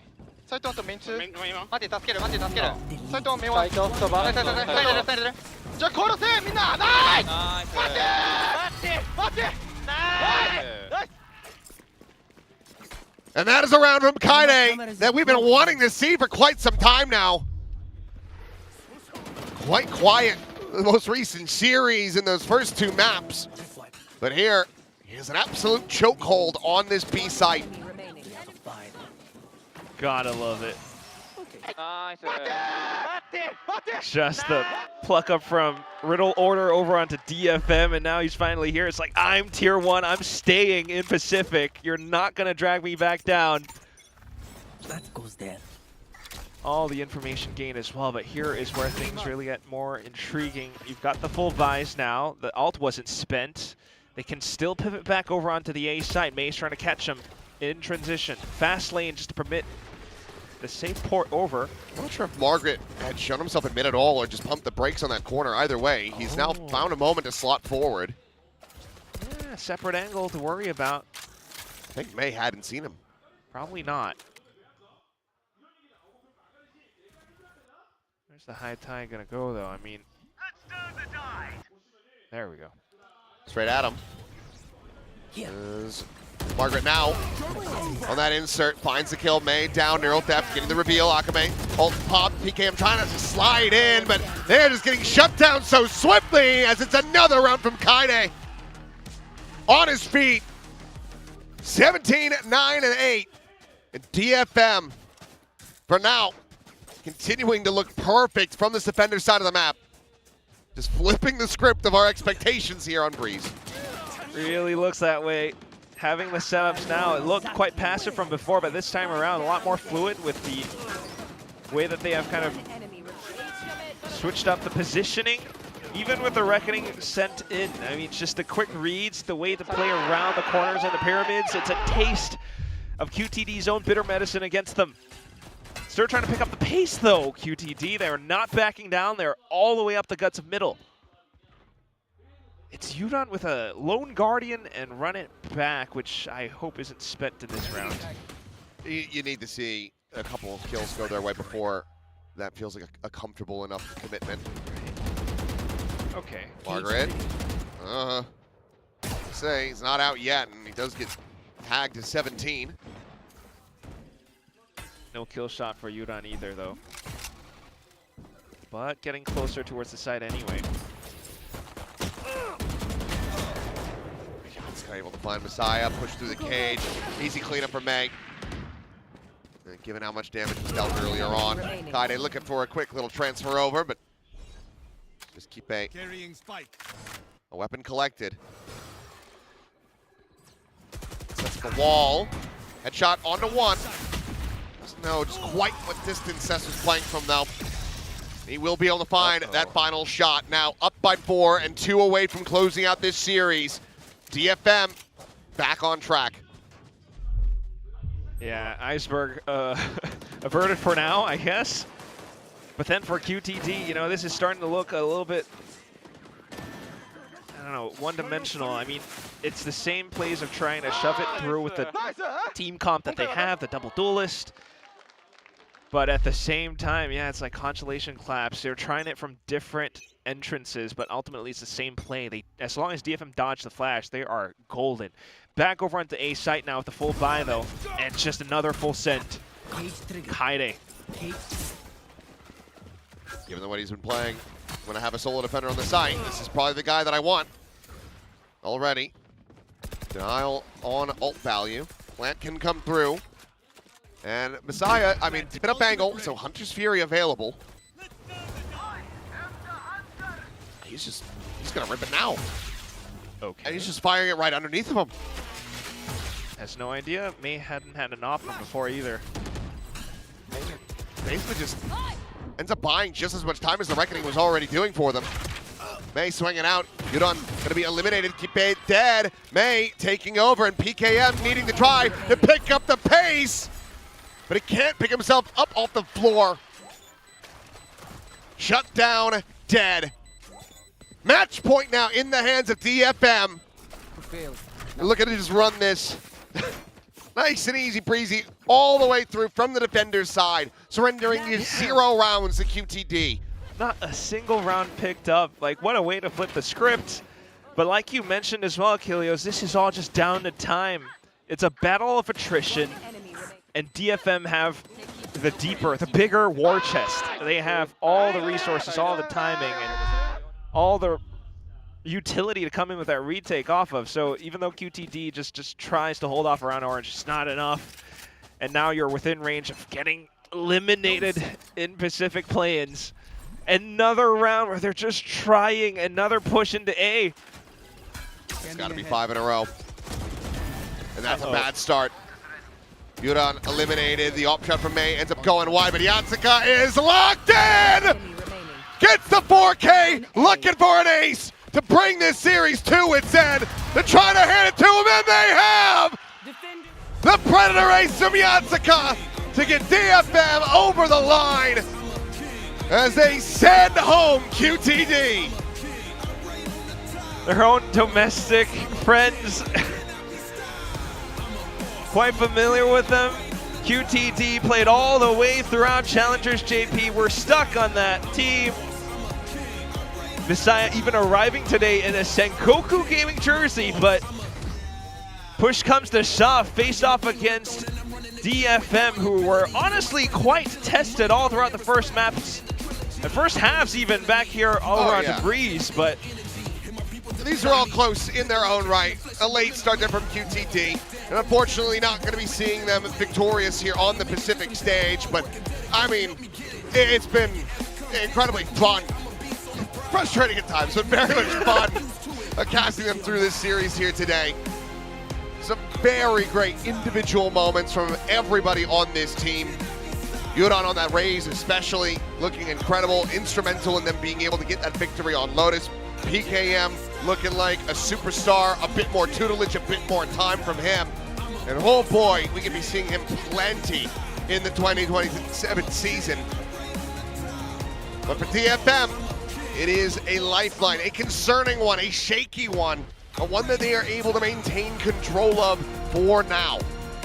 And then you got to think about their next opponents. Could it either be ZETA or ZETA? And if it is ZETA, oh boy. Dear God. The Japanese joust to determine who will be the last one standing. Unfortunately, quite poetic if it does come down to that, but we'll have to just wait and see. I mean, DFM's path to the playoffs might just be paved with the corpses of their comrades. But we'll have to see that second series to see how that all does transpire. For now, though, we will get ready to send things down. Jen is going to be standing by with Kaide for the winner's interview. And what a glow up, what a great performance from him on that breeze to keep DFM alive. DFM의 카에데 선수 만나보도록 하겠습니다. 승리 축하드립니다. GG's. Congratulations, 카에데. Thank you. 가장 먼저 일본 내전이었고 또 벼랑 끝에서 살아남았던 DFM인데요. 일단 승리한 기분부터 들어보고 싶습니다. Congratulations, Kaede. Today was Japan versus Japan with elimination on the line. You guys walk away, being able to continue your play-ins journey. How does this win sit with you today? まずは本日の勝利おめでとうございます。今日は日本対決で負けた方がプレイインから落ちるという試合だったと思うんですけども、今日の勝利は楓選手にとってどういう意味を持ちますか？日本代表で上がってきた QTD で、絶対に負けられない試合だったんで、とりあえず勝ちきれて、まずほっとしてるのと、ここからも頑張らないとなっていう気持ちですね。So we know that QTD has represented the Japanese region, and it is a match that we couldn't lose against it, and we got the win, and I'm kind of relieved right now, and we need to work hard to process.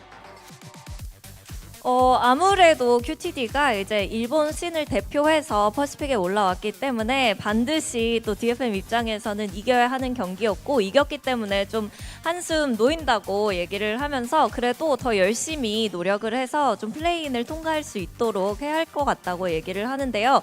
오늘 말씀해 주셨다시피 매우 팽팽한 경기였는데 승패를 가른 요인은 뭐였다고 생각하는지도 물어보고 싶네요. Today was very back and forth. A nail biter went the distance, all three maps.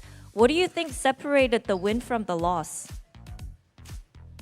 まあこの3マップを通して、結構接戦だったとは思うんですけども DFM が勝利をつかんだその要因というか、差は何だったと思いますか？ロータスで結構壮大なカムバックされちゃって、でも相手のなんかテンポチェンジのタイミングとかそういうのもちゃんとブリーズで、相手のプレイスタイルをしっかりつかめてそれにしっかり対応できたかなって思います。So at Lotus, unfortunately, we got a huge comeback by the QTD, and we know the enemy opponents are doing some kind of like a tempo change throughout the game. And at the Breeze, I think we could adapt to that kind of like a play style. 아무래도 로터스에서 역전을 당했는데 QTD가 템포를 본인들 마음대로 좀 바꾸는 거에 능한 걸 거기서 깨달았고요. 브리즈에서는 아무래도 이런 부분을 참고해서 QTD의 템포 체인지에 좀 익숙해졌기 때문에 승리를 가져올 수 있었다고 얘기를 했습니다. 근데 사실 로터스 끝나고 분위기가 아무래도 QTD 쪽으로 기울었고 또 여기에 DFM 쪽에서는 좀 브리즈에 많은 변화를 주면서 처음으로 무대에서 또 시도하는 모습이었는데요.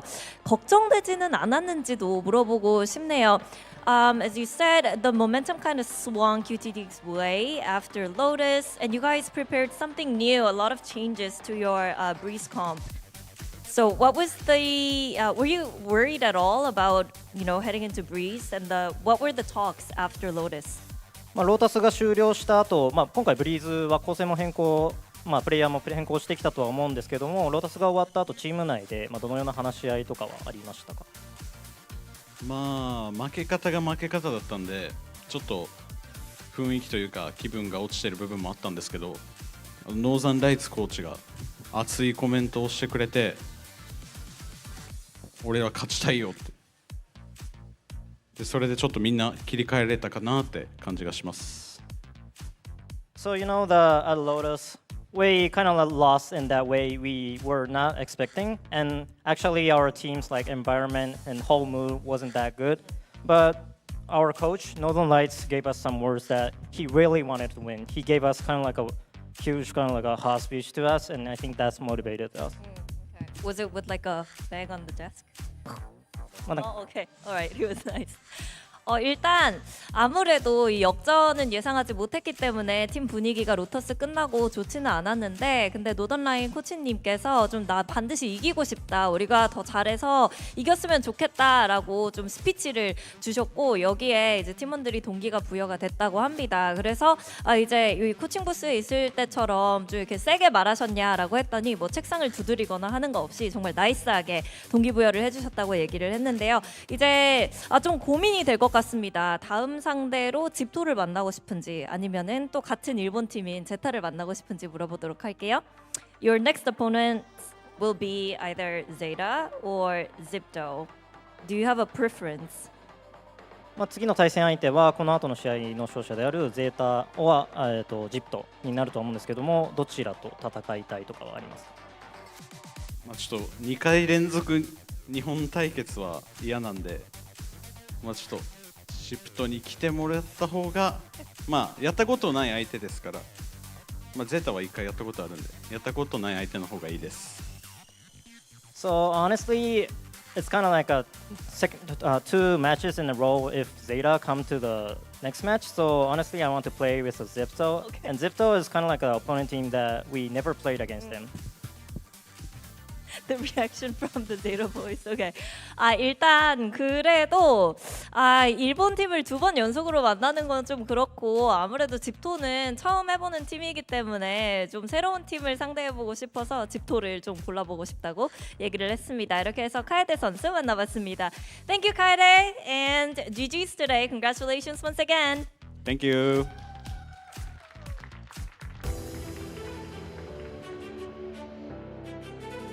Yeah, he wants to play Zepto. Kaede.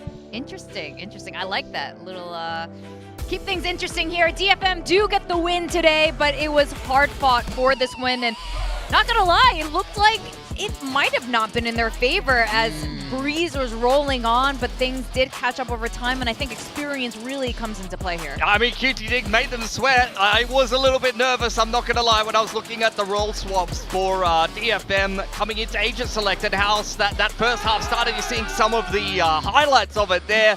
Big holds from PKM, Messiah. Everyone on QTD was firing, and DFM a little bit slow to start, but once they got rolling, and especially moving on to the defensive side, introducing the Cypher into this composition, it felt like QTD had no hope of breaking through. Yeah, I mean, in the mirror in this comp, the defender side is always going to be better, so they did enough on that first half. Very dominant in the second. I think ultimately they did deserve the win today, but you do have to give some credit to QTD. I feel like they can hold their heads high. They played much better in this match, in my mind, than that Full Sense game. I really feel like this was a super winnable series for them, but we will have to say goodbye. They won't be progressing any further through the play-ins now. It is so unfortunate that they ended up going into lowers and immediately facing the one team they did not want to face. Yeah, I think Full Sense DFM is a tough bracket to fall into. It's so hard.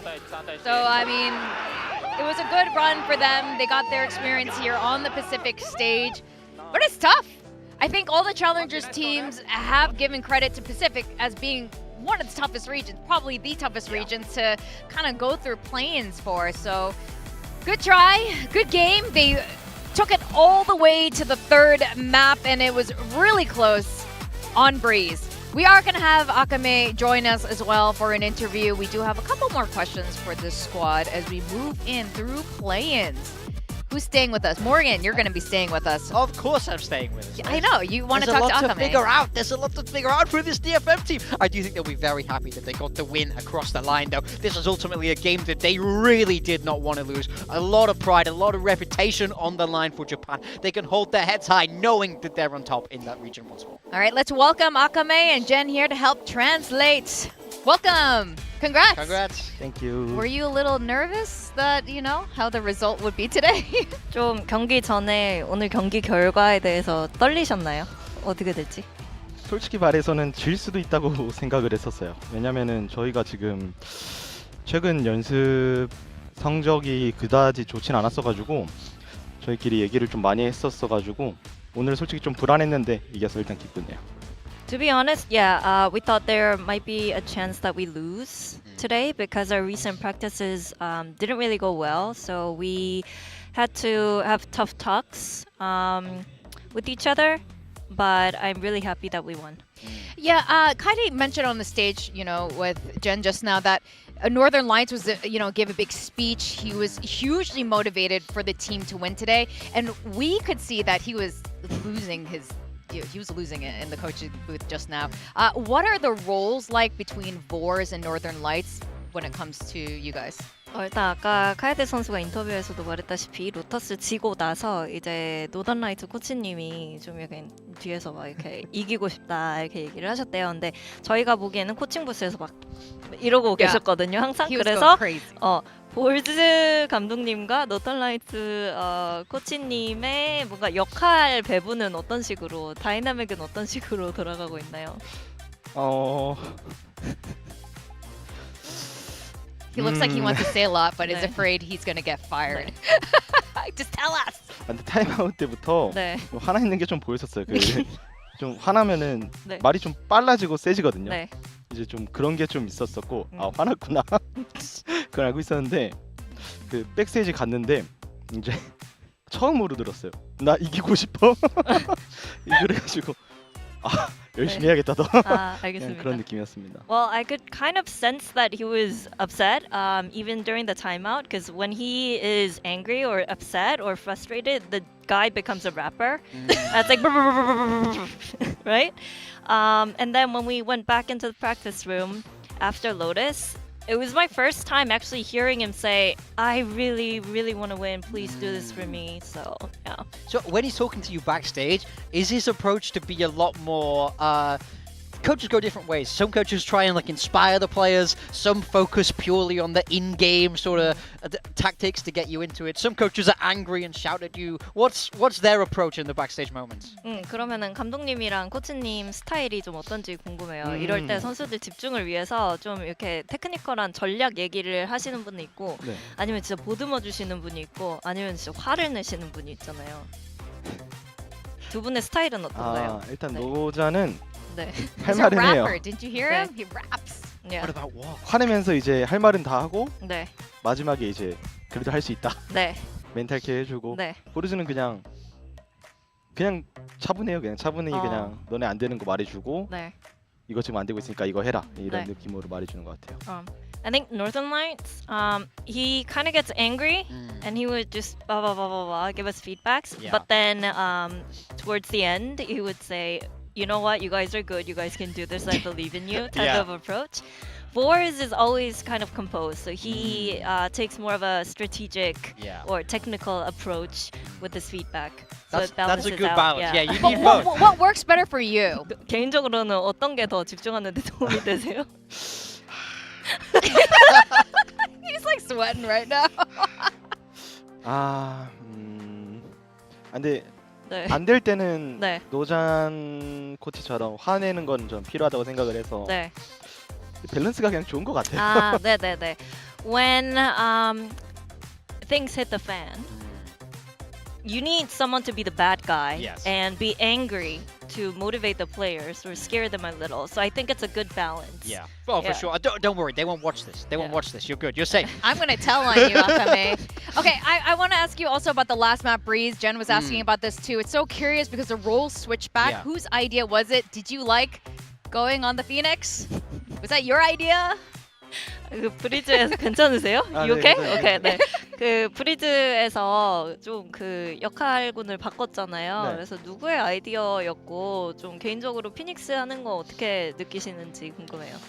일단 저희가 그 SP한테 진 다음에 여러 얘기를 좀 많이 했었는데 야스카 선수가 이제 약간 피닉스 할 때 자신감 있으면 되게 잘하는 선수고 그런데 가끔씩 이제 자신감 없어지면은 약간 본인의 플레이가 안 나오고 약간 그런 느낌이었어가지고 되게 팀 입장에서 고민을 많이 했어요. 이거 어떻게 해야 되지? 약간 조합을 아예 다 바꿔야 되나? 약간 그런 얘기도 좀 많이 했었는데 제가 그냥 나 이번 시즌 퍼포먼스 좋으니까 네. 내가 피닉스 하겠다. 네. 이렇게 말했는데 네. 대회 때 못했네요. 잘 못했어. Actually, after we lost to Sharper Esports, we've had a few discussions around what we should do, because at Phoenix, when Yatsuko is on the Phoenix, he's really good when he's confident, but when he kind of loses that confidence, he tends to second guess, and we don't really see that fire in him.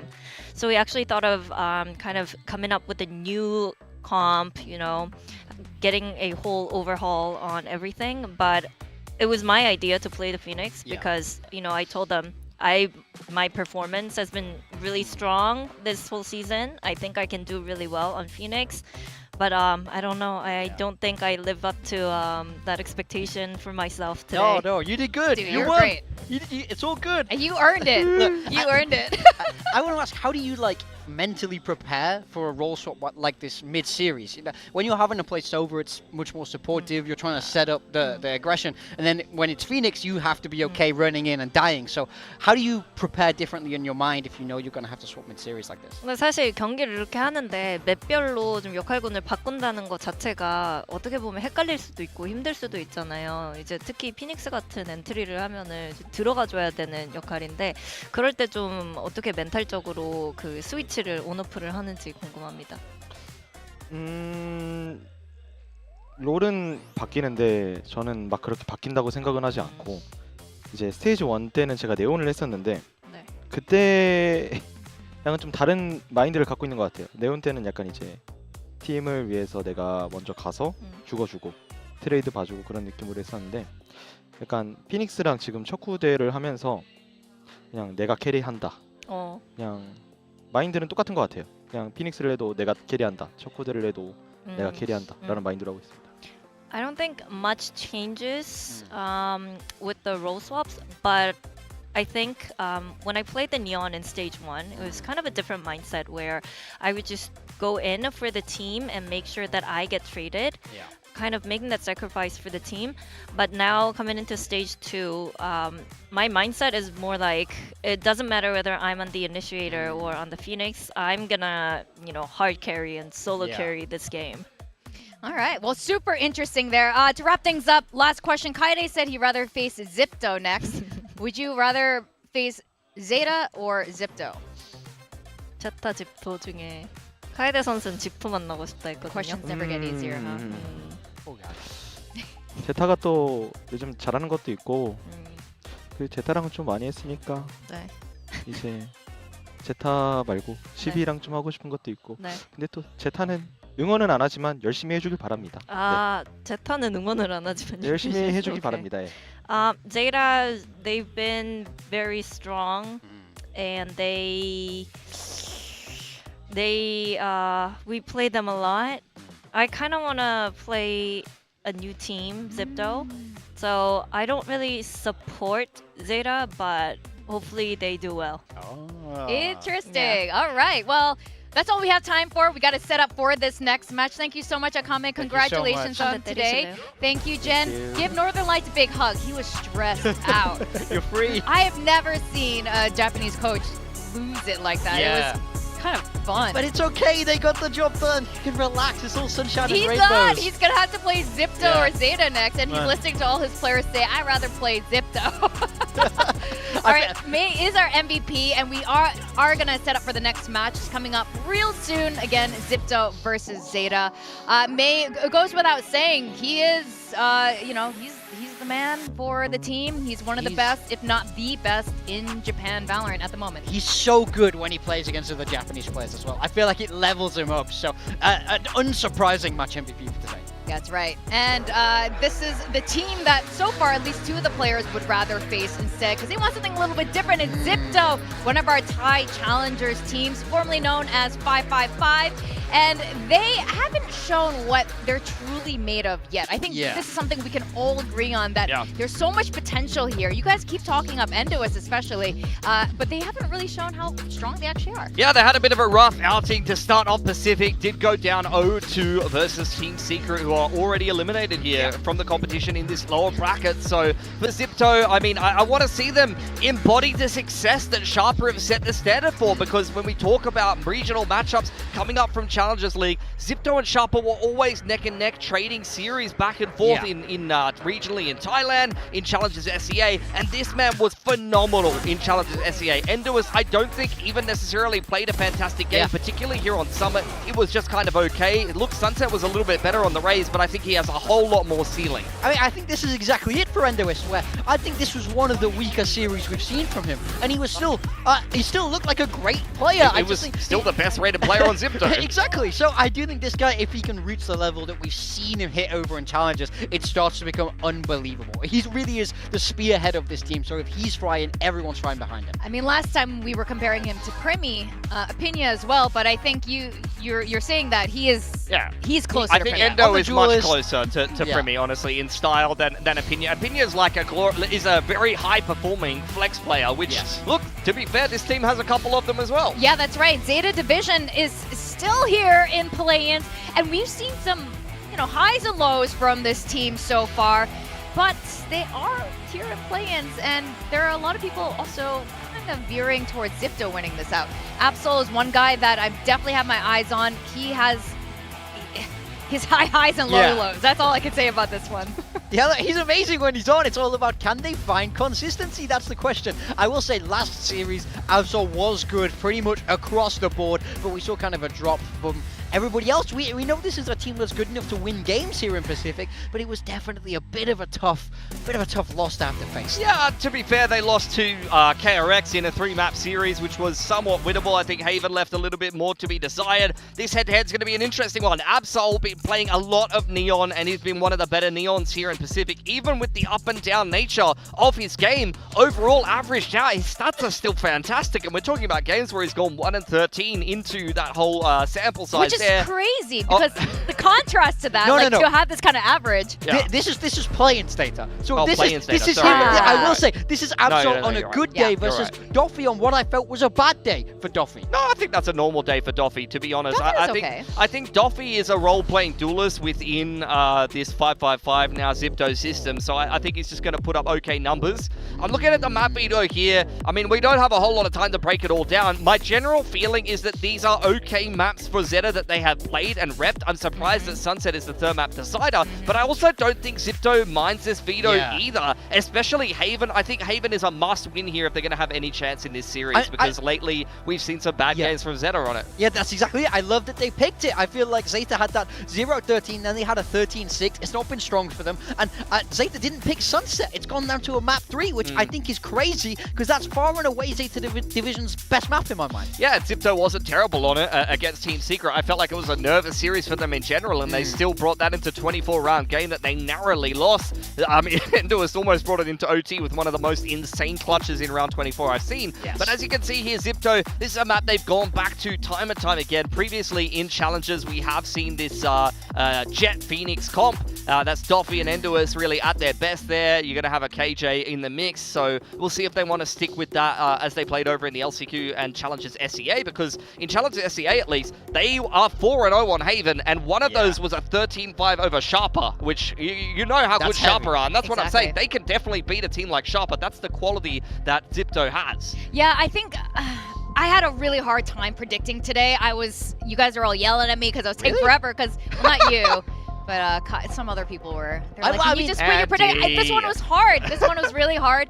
Pre-map veto, I think. Did you guys? Oh, you guys both. This was not a hard choice for me. Really? I think this is Zipto through and through. I think both the Challengers teams now, with the drop down, have leveled up a lot. Onside Gaming looked a lot better, and I think even in that last series, QTD looked better. I'm expecting these guys to swing up, and I think ZETA, they've only won 2 games here in this stage, and that's against a weak RRQ with Cushy and a full senseless trolling. This is a biased pick from me. I think ZETA are the favorites, to be honest, but I just love Zipto. I hope Zipto wins. Okay, I like bias from you on occasion.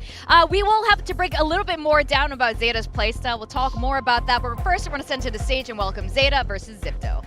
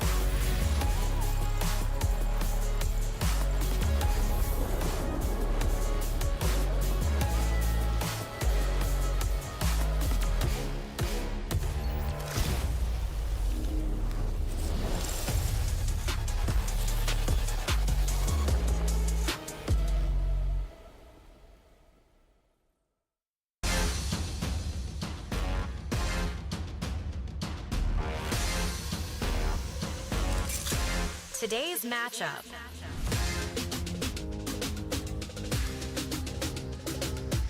It's the second series of today, and yes, we are in that part of play-ins where we continue to send team home and others continue to progress towards playoffs, towards Busan. And right now, we got Zipto, formerly known as 555, the Thai Challengers team who made it through LCQ, facing against ZETA Division. And we've all come to an agreement that we did not see the full potential of Zipto the last time they played. So right now, if they are feeling a lot more comfortable, I think ZETA should be a little bit worried. Yeah, I think they need to shake off those stage nerves. ZETA are a very beatable team in this lower bracket, but I'm interested to see how they navigate the stylistic matchup. Yes. Previously, 555, now ZIPTO have been a very aggressive team, and they're playing against one of the slowest, most passive teams in Pacific here. That's exactly it. I think this game all comes down to pace. ZIPTO are going to try and speed it up as much as they can, and ZETA Division are going to try and slow it down. We know that that's what they love to do. 30 seconds. 30 seconds is the number. Exactly. Yeah. They won't move into a side before then. But I will say they've been on a bit of a loss streak. They had a bad end to that group stage, and then they lost to KRX in the play-ins. So they're looking to find some recovery here. This is the best chance they have to continue and progress down this bracket, but they need to fight against the tide of momentum that's pushing away from them. I do think ZETA, though, all things considered, did have a very positive group stage. They had a lot of very close maps against plenty of solid opponents that are having a bit of a better run so far in Pacific. So for ZIPTO, I mean, 100%, like I said before, you got to navigate this stylistic matchup. You got to shake up all of those stage nerves that they had against Secret and show their best form here, because it's one game and you're done here. I think the big thing we look for ZETA Division is some consistency. Absol had a great series last time. We need to see that from him again across all 2 maps, 3 maps, however long this series goes. When these players are at their best, they're very good, but we just see big peaks and troughs. Yeah, for ZIPTO, I don't know if they've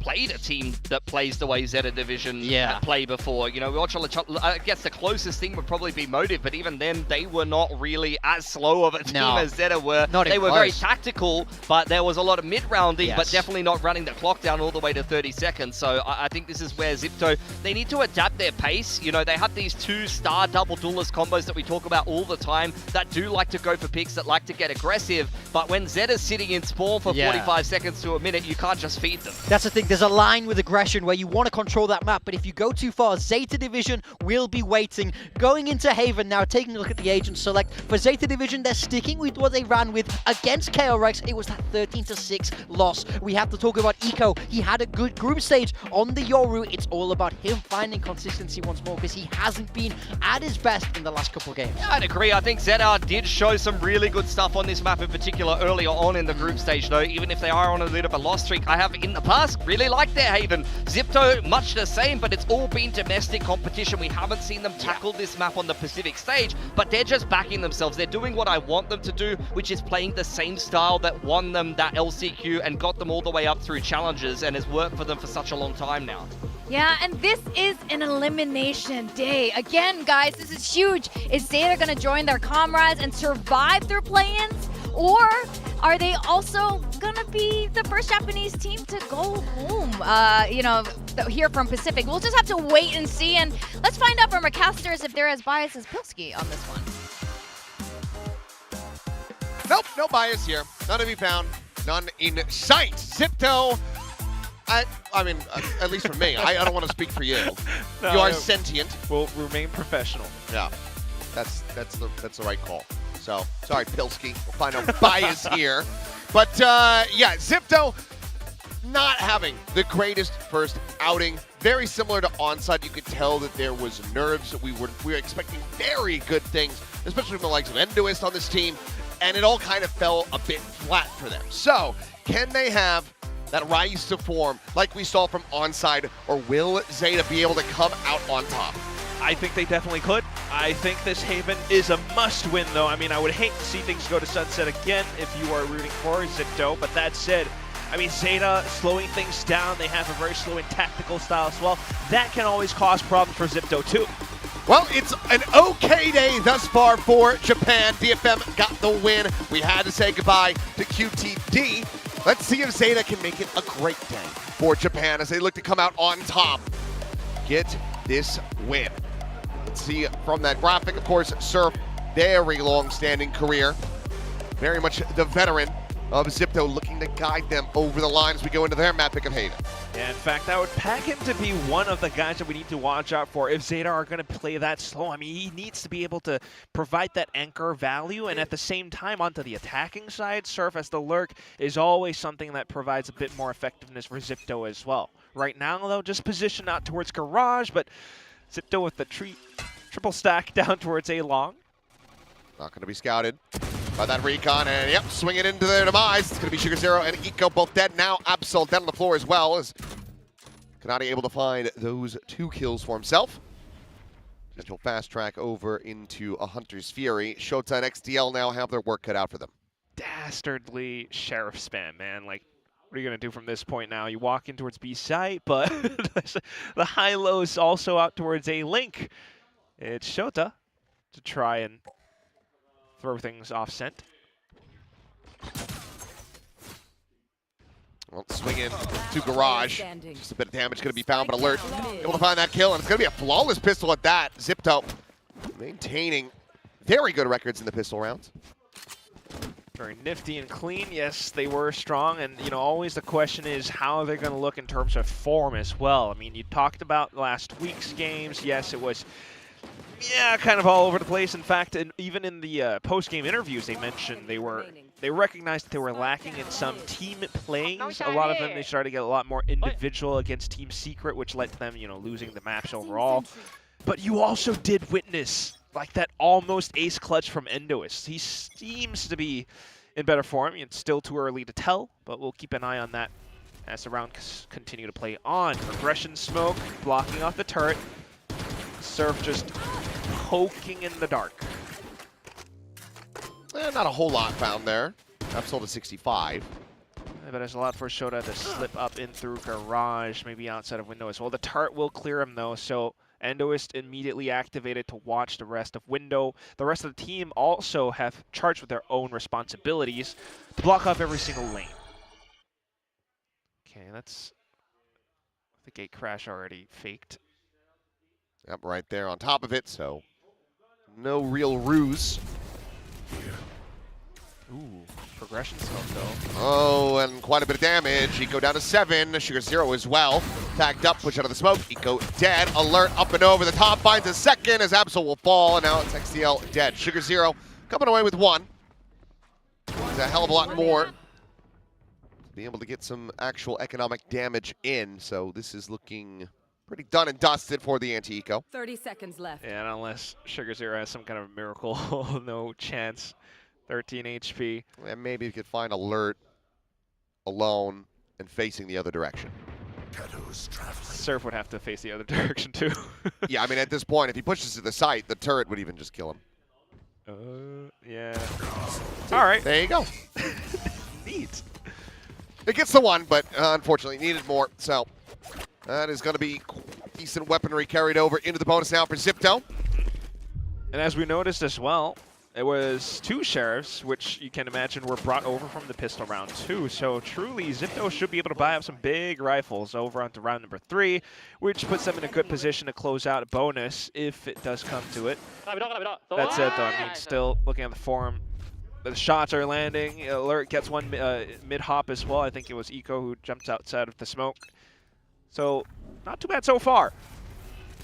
Early smokes, though, now a lot more A pressure. Kennedy has to play it safe.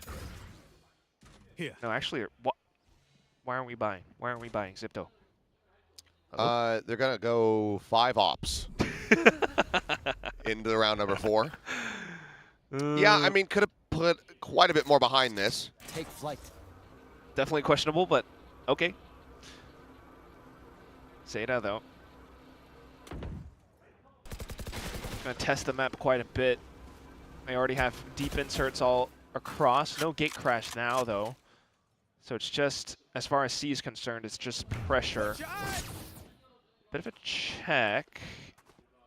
Eco could send another one out here, but obviously needs to stay statuesque. He's waiting for the 30 seconds. Yeah, that's true. Just 12 more to go. And they're going to be going into the heavier stack site. Eco, trying to find his timing. Wanted to get this kill. Kennedy, playing just outside of hell, is able to find the kill. Eco taken down. 0-3-0 start on that Yoru, and now ZETA Division, no other recourse. They have to push forward from here. Fast lane goes in. Stun connecting, but no one swinging this side. XCL will find Alert. Ready, any Endoist, a kill apiece. Absol finding 1. Looking for that, but Absol does manage to stay alive. Swap the gun. 10 seconds Jump peek, left. backside plant. Oh, Surf, he's just going to swing right in and have this kill. No, Absol! Oh, so fast on the draw. Well, he gets his first 3. It's ZETA on the board, but it's also 4 players dead and an anti-bonus. And you really have to wonder then, like, what if it was Endoist with a Phantom? But all that aside, how did Absol get that?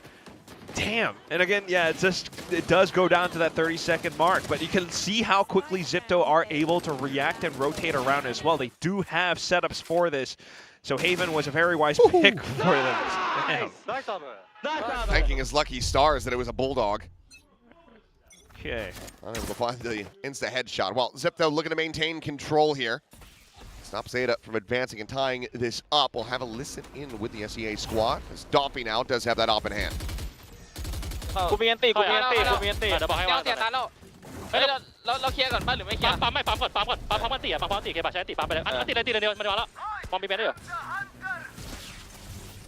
มารอช่วยกันไปเช็คที่นี่หมดเลยไม่มีคนเดียวที่มีคนเดียวเราเช็คที่เดียวไอ้พับไม่เปลี่ยนเลยพี่แล้วไปคนนึงมาต่อมันดันนะเว้ยพับนี่เทปอ่ะเดี๋ยวกูโดนให้ตีลองอ่ะโดนเลยเดี๋ยวกูมาแทนนะแต่เฟิร์สอาจจะตุ๋ยบีนะรอแล้วเอาเบย์เหรอกดแอดให้เพราะมาเดี๋ยวต่อบอดเดี๋ยวที่กลับอ่ะตุ๋ยเข้าไปเลยเบอร์ Retake now beginning. Push forward into the smoke zone. Absol able to find Doffy. Eco gets served. Eliminated. As Endoist wanted to try to bring this one to an end, but right as he tries to set up for the Molly, Absol will be able to collect it. So it's another nail biter round that ZETA do manage to come out on top of, as it's also another 3K for Absol. Yeah, consistency in question, and Absol is honestly starting to deliver. I mean, this is heating up to be quite an even matchup so far, but still relatively early. I mean, I do believe the money for ZIPTO over the next round is going to start to run a bit more dry. You know, trying to keep things alive, trying to get those quick rotations back in, but having a bit of flank pressure always throws ZIPTO into a bit of disarray. Allows for Absol to just absolutely smash them. So, on to the pistols now. And it's ZETA back in with their default. Yeah, because they had the buy so heavy. Now on for a thrifty attempt. The operator loss as well. Going to be certainly hurting them. There's a flash and a swing kind of setup over to long now. Just a camera out towards short as well. We'll keep ZIPTO invested. They're not hearing anything yet. So the timing of this flash play. Oh! Great shot. Eco down. Outlaw out of the equation.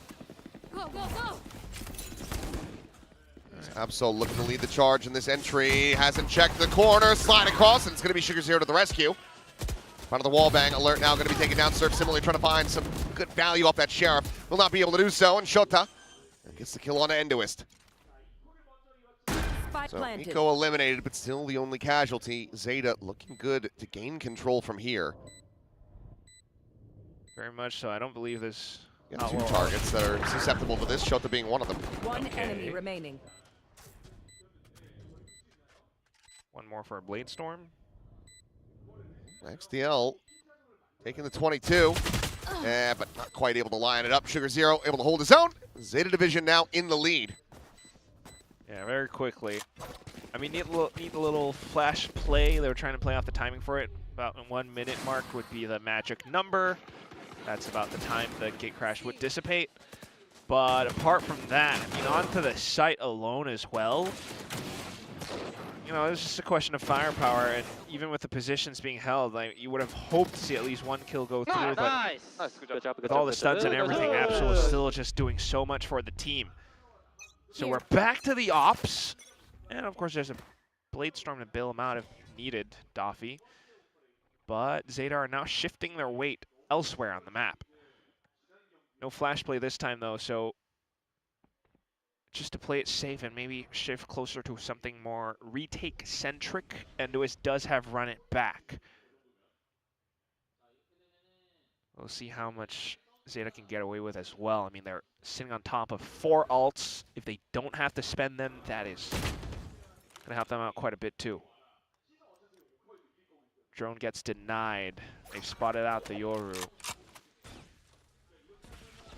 But at the same time, ZETA just continuing to do quite a bit of foundation building, just pressure over on towards A, forces ZIPTO to think ever so slightly. Let's CP to check over to main. And right as he gets the clear on that, it is going to be the gate crash taken as ZETA again looking to attack into the C site. Drone spots out the operator. Dolphy just to go ahead, reposition. Tucks back, space is going to have to be given up, and they're going to have to play this for the retake. Full 5 retake though. Oh god. They haven't run it back. Yeah. Decent shout, but XDL is also going to be able to backpedal all the way over to Long. Utilize that Hunter's Fury. Eco at the same time, finding his way into Garage. Now throws on the mask. Just trying to play them in. Alert does manage to find that kill. Turns over to the side. What? How has he killed Shota? Player standing. Meanwhile, Eco, he's just torn apart the whole rest of them. 3 kills for him in this round. As I don't know what the hell is going on. Still crumbling under pressure a bit, it seems like. Had the op, had to reposition, comes back into sight, but not much is cleared out. Just a neat little moment from Surf and Alert, managing to fend off the dimensional drift. Bring on the spray control. You overflick to the left. Oh, yeah. Well, those two kind of served up on a platter.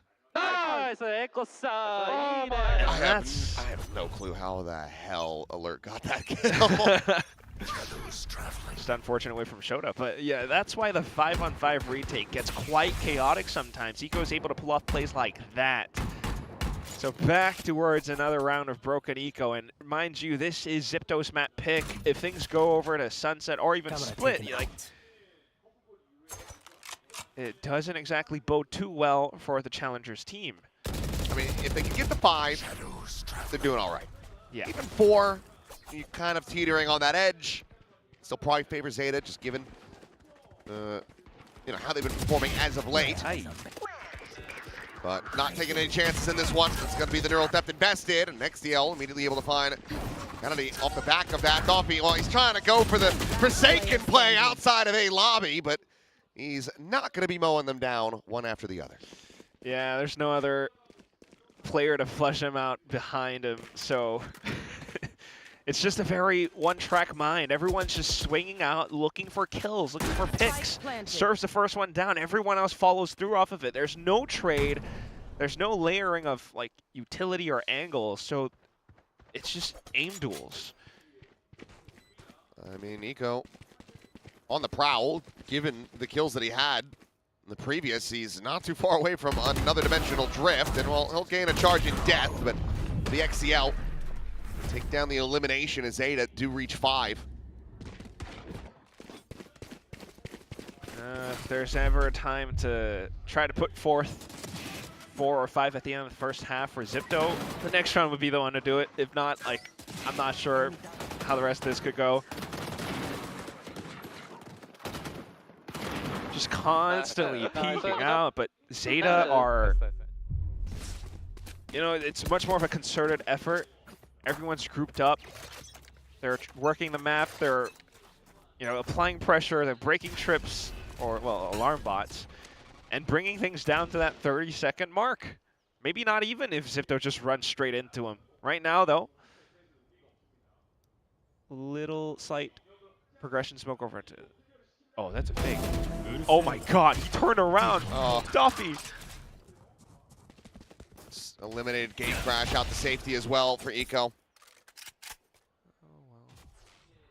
So Op's gone. Lockdown available, but I don't know how much that's going to help out. Not unless this A and C link hold towards B side works out a treat. TP up and over the top. Realizing that fast lane. For some cover, but Absol dead. And it was there at backside. Find that punish. Meanwhile, it's a slow creep up into A. Oh, Shota. Shota. Oh, he's going to have the angle. Surf not watching for this at all. And I thought he was going to play it a little bit more patiently than that. Does come away with a kill. Meanwhile, you've now got this tuck spot here from Eco.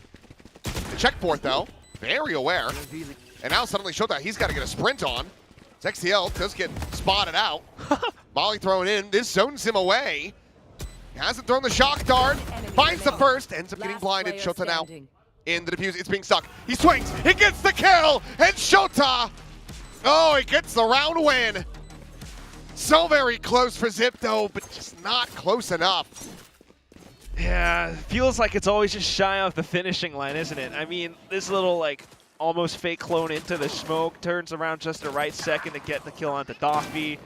Endoist as well, not too bad, just being able to get in his sight, use every single tool in his kit to try to get the spike to halfway. But all it comes down to is just an extra player, an extra bit of utility, something, anything that ZETA always has. It's just a one-up against ZIPTO almost every step of the way, which is why we have this scoreline right now of 6 in a row from ZETA. Coach ASI with the timeout, but still looking kind of broke for the upcoming rounds. Could still vie up, but Alert's not going to be onto anything proper. I don't know what that's in reference to. It looks like a Mark M animation, sick animation. Oh? Not sure if anybody knows what the hell I'm talking about. Any ball knowers? That's some old Newgrounds knowledge there. It's on YouTube. Now I'm intrigued. Anyway. But yeah, you can see how well ZETA are playing this because not only is it the kills, but it's also just having additional layers of like Shota on the flank. It's always something that ZIPTO has to watch out for, and that hinders the kind of loose and flexible playstyle that they tend to employ. Back on to Surf, and again, he's the one on the lockdown. If he goes down early, this is trouble. Well, conventional drift through. Surf able to hold his own. Absol dead. He gets a second. Hey. Great effort from Surf. Seaside, however, is open for the taking. Plant to come through. Full approach around the back as that tripwire. Oh, and Shota on the jump peak. Will now realize he's got to play forward into this. Eco as well. He's in an aggressive angle. Needs to hold his own, and he does as Eco goes down 4 in the anti-Eco. And ZETA now lock up a lead at the half, guaranteed. Move in after I strike. It's legitimately just farming everything. The seeds were planted. The fruit has been sown. I don't know what else. Surf is a damn good try. But if the whole team just runs around like this, like ZETA beat ZIPTO to the punch. Not only do they beat ZIPTO to the punch, they just continue to play around all these different positions, and it makes things that much more. All right. He's going for the no man. 4K.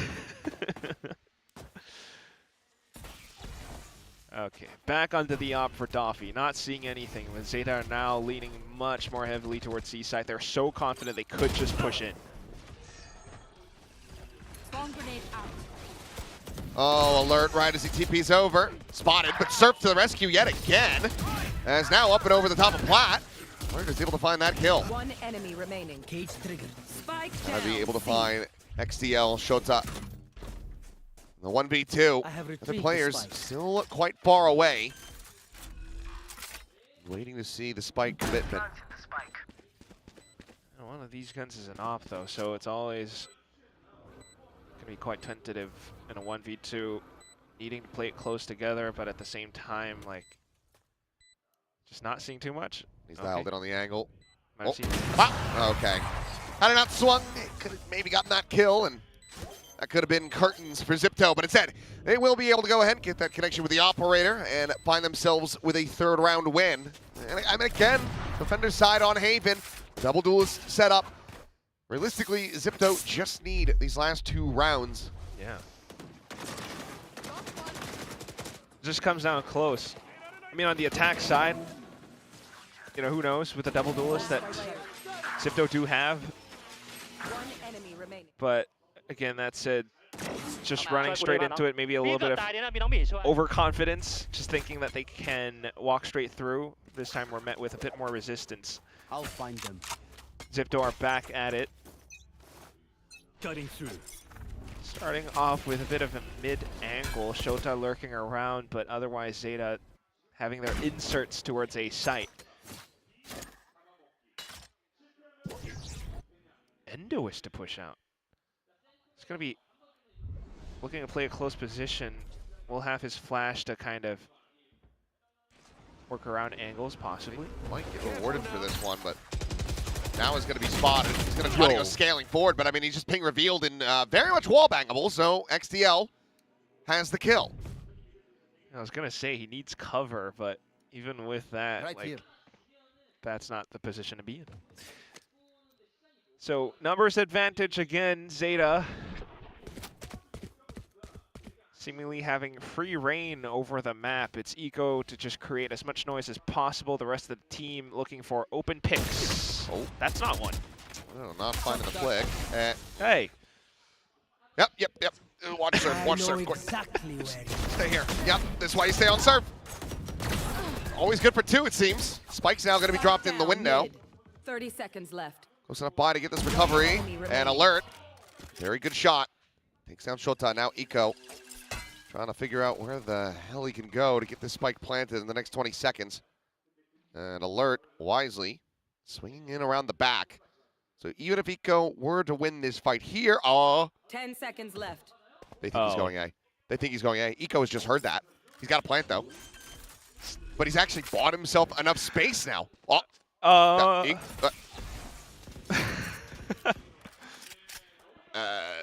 Heard a little step back in and just instinctively got off, I guess. Round for Zip. So. Well, little mishaps back and forth, you know. Goldfish memory. You just forget. This round is a comedy of errors. Oh well. Still sitting on the ult anyway, though. At least now you could have Hunter's free lockdown counter, but still questioning ZIPTO and how they're trying to retrieve information. Looks as though ZETA are looking for just a big explosion into the A site. Just full on A split. Everyone's here for the party though. Spot on the one. Slide in though. Absolutely able to find Doffy. Overdrive's going to be popped. Quickly shut down. Enduist. Snap back on the ultimate, but the rest of ZETA pushing forward, able to break their way through. So like you said, Fishbrain looking pretty decent. XTL has got the Hunter's Fury. Just clear out the lockdown. Drop in from Enduist. Breaks his ankles. Takes a bullet between the eyes. Surf needs to go beyond what he's been able to do. He needs 3 kills instead of the 2. Smoke's gonna go away soon. What's the clear graffiti? Oh, that's not it. And the drone. The drone into his face. Show some respect. This guy has been around. But yeah, this is gonna be a tough fight now. And Sugar Zero will just win that one out. So 8-4. It's decent in the end here for ZIPTO. This is kind of right on that edge of what they could get away with, it feels like. Especially if they're able to find the other pistol here. Yes! And I hear what you're saying, Achilleos. I mean, the scoreline, that's one factor. But the performance, the form in which these rounds are brought up, it's not too inspiring for ZIPTO, which is really kind of... If we disregard the second to last round of the half, ZETA looked pretty damn good. Yeah, that too. But come on, I mean, ZETA, you know, they started off with heavy defaults, back over to that 30-second lean where you got Eco just working the map a little bit, applying pressure over on towards A-Long, the whole team to corral back towards this spot. They started to break away from that. At some point, they just felt like, all right, we know that we can wreck these kids. Let's just push into sight. And watching ZETA play with confidence like that is quite different from watching ZETA against KRX. So this is like a whole, you know, different ball game right now, and ZIPTO are the ones who kind of need to show up on the server. We've seen Doffy with attempts on an op, but no value whatsoever. Enduist, apart from the first few rounds, just, you know, minuscule kills. But then you look towards the latter rounds in the half, and he's just, again, you know, apart from finding some tiny trades, that's it. It feels as though Alert is just doing so much more, and he's the one with the cooler head amongst the 5. So you really look to the leadership and how they're able to perform on this stage. Otherwise, it's still nerves, and it might be curtain soon. It's 8-4 right now, and if this pistol doesn't go their way, this could be ZETA with quick double digits.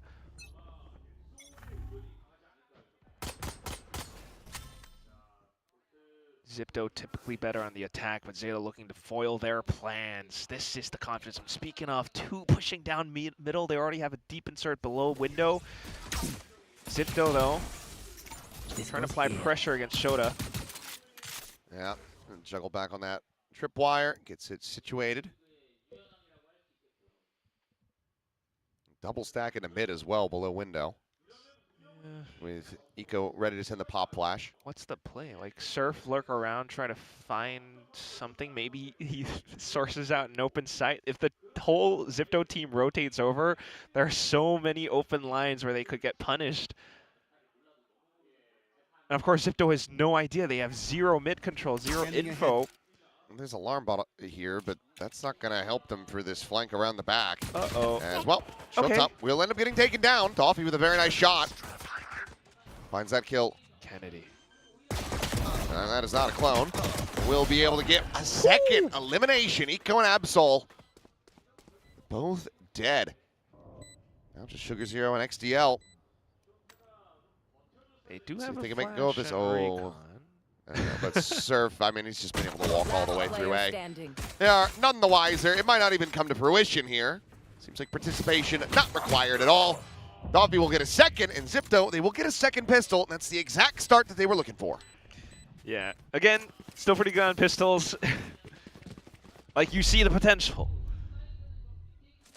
So, it does get a little bit dicey or worrisome, but just pushing forward through the recon, only spotting out 1 player, so at least 1 bullet from Shota, so that gives him the confidence to push further in. Gun spot up now, not banking on Sheriff, so we're gonna come in with proper buys.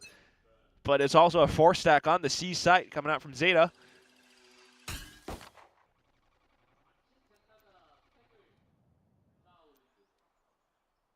Just all swing into each other. Could be a flash from Sugar I mean, this Zero. is the same setup they had when RB double collided them, I'm pretty sure. Well, it's not going to be that, but it's not going to be much different either. Last player Whew. standing. Round should start it. And hello. Surf guy has 1. Should be pretty good for it. Oh, there you go. Hey. Okay, a minor worry there for a brief little moment, but he's got the regen armor, so doesn't have to rebuy. Flawless in the anti-eco. ZIPTO now 2 away. And now they'll get their upgrades to full rifles now. Certainly wanting that bonus round. So we'll see how that kind of shapes up. But otherwise, ZETA also just trying their own little creative plays to thwart different advances from ZIPTO. You know, it was a silent approach up C from before. They had that 4-stack. Now we're back to more normal things. 1-2-2. Recon towards A lobby. We'll see how ZIPTO plays around it. Just alert. In fact, it's a heavy lean down B. High-low, though. Yeah, Eco to claim the first. Sugar Zero will get taken down. Ping reveal, so gate crash has to be used here for the quick evacuation. Plans to come in, gun barrel spotted on the one side. Endo is now with a swap of the guns, and he gets the punish. Eco just trying to bulldoze his way back into this B site. And now you've got ZIPTO looking assured to close out this bonus conversion, and given that ZETA's going to save, yeah, they've got it on lock. Pretty neat. Not looking to bow out just yet. Was also pretty bold of Endois, though, to go for an immediate gun swap off of an initial kill. That's it, though. I mean, this is kind of the potential of Endoist as that duelist. Doffy might be the first one to dive in just to kind of create that space, but Endoist does a very good job of playmaking and filling up around it. Has the flash to follow up, if not just to follow through alongside Doffy, and that has always been their MO all throughout Split 2, or at least just all throughout Challengers SEA, truly. Just a really good response. For ZETA, just getting very overzealous on this. Flash not even going, in for the angle to get the blind on Endois there. So now he's got to run it back. Weapon going to be handed over, as Absol does have that Phantom. And ZETA, it's a half buy. And it's around to try to prevent ZIPTO from catching up to them, from tying things up. So we'll listen in with ZETA. 나요 백악션 시야 걸어 나요 이또 메로 와서 시작 에픽스네 내가 해로 그래このレベルあ、すみません、お前こっちね持参でやろA来たら裏行って俺武器取りはいや了解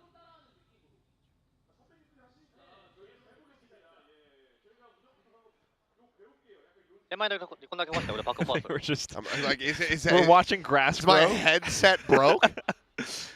There's really not much else. I mean, if ZIPTO are playing this safe as well, it's just kind of difficult for ZETA. And that's one of your guns. Yep. Finally meeting contact, but the actual hit goes towards C site. So 3v5 on the retake. Surf is still lurking around just in case. As long as there isn't too much trouble on site itself, Surf should be fine. ZIPTO should be fine. Well, smoke the ball. Eco with one, Absol with another. 2v3, but that's kind of being able to peek out. Head's going to be spotted though. Absol takes that elimination. Shift over, curveball, turns from it, but still have this approach available from Garage. He's trying to just take down the Phoenix, cannot. One apiece for ZIPTO as he gets tied up 8-8. Almost dicey as well, though. Considering that this is still kind of that half-ish buy from ZETA. Will organized stack around the smoke. That's one of those things that ZIPTO still do need to watch out for. So all things considered, I mean, a lot of what we're seeing still from ZIPTO is some individual prowess, but cover going out. From this point forward, now with the op in hands, ZETA look to control the map a lot more tightly. ZIPTO with a run it back pop, just trying to full contact play into B site. Okay, with denial on the ult. That should keep ZIPTO away for now, so instantly meeting a lot of contact. They are then looking to pivot somewhere else. Maybe just a recon and flash play in towards C. Leave players to lurk around Garage. ZETA aren't really moving either, though. So it's just Shota. Well, reveals there. Shota able to play off that setup. As Fastlane covered them, but Endois catching a glimpse. XDL, none the wiser, but still a little bit faster. Finds the adjustment. Surf going to be taken down. Chica 0 there from Stack. Is able to find him, but Alert. Quick to trade one back. Kennedy able to find the spray down. Shota now dead. Spike still in hand.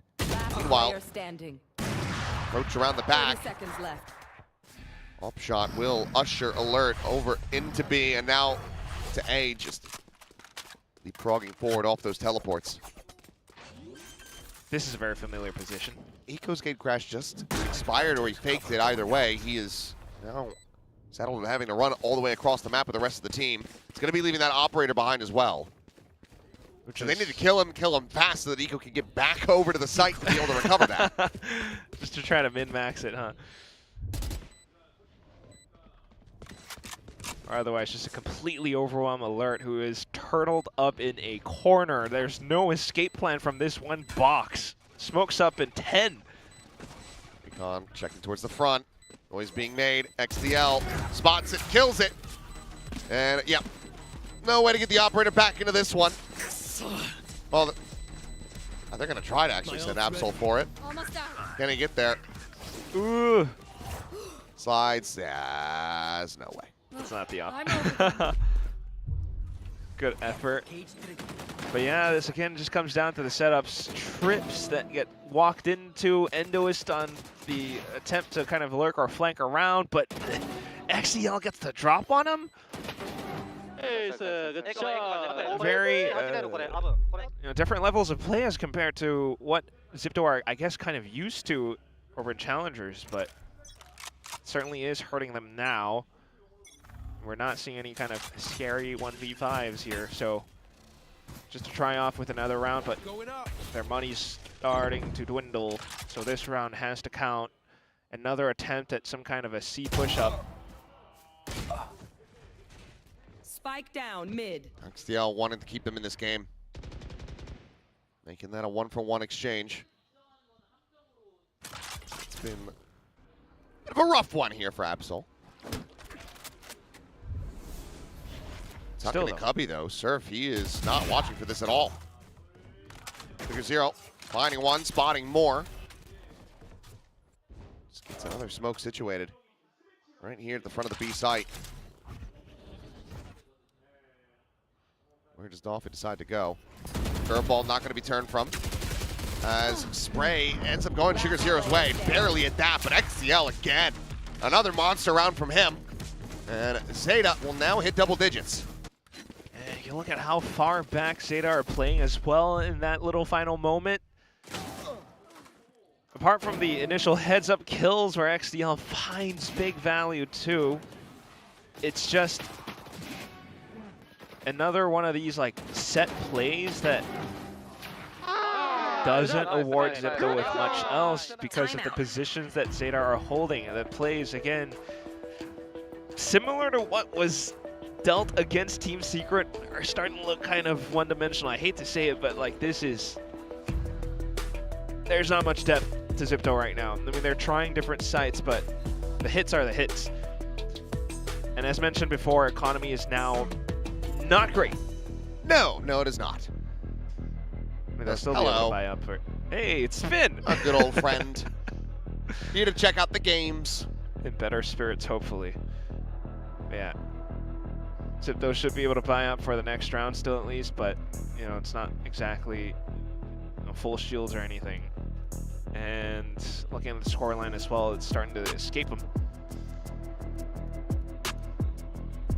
And ZETA are just doing a really good job at reading it, getting in position for a lot of the plays. If not, it's like XDL to just walk up. Still a world and some time to try to turn this back around, get themselves into the game yet again. 3 ults on both sides. Okay. As Absol has just sent it into window. Eco, here backside. Quick little exit. Rebases back out of the smoke. He will die, but XCL at the same time, matching with that Hunter's Fury, comes away with a kill onto Kennedy. So a 1-for-1. Spike was dropped. Now going to be collected. And all that time, Surf and Shota kind of challenging each other as well. Oh! Spam to the box. I mean, Alert is nearly dead. Doffy still doing well to find that kill, but will fall to Absol's hand. Spot out. I think Surf would have seen Shota there, tucking away inside of Garage. They found my wire. Fighting for time. Oh, oh no! Oh, just missing each other, and then Shota, I thought was going to be missing those shots. That could have been an absolute catastrophe, but now we've got the double ping reveal. Curveballs over to backside. Sugar Zero will fall. Absol finding one. Shota with the other. ZETA Division just not allowing for either of these timeout calls from Zipto to get the immediate value.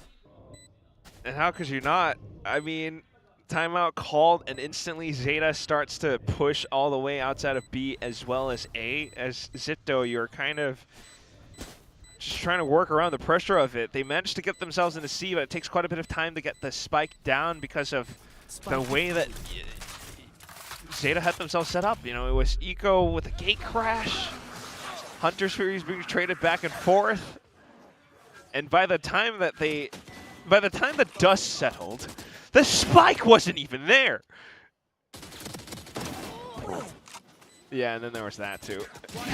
Enemy remaining.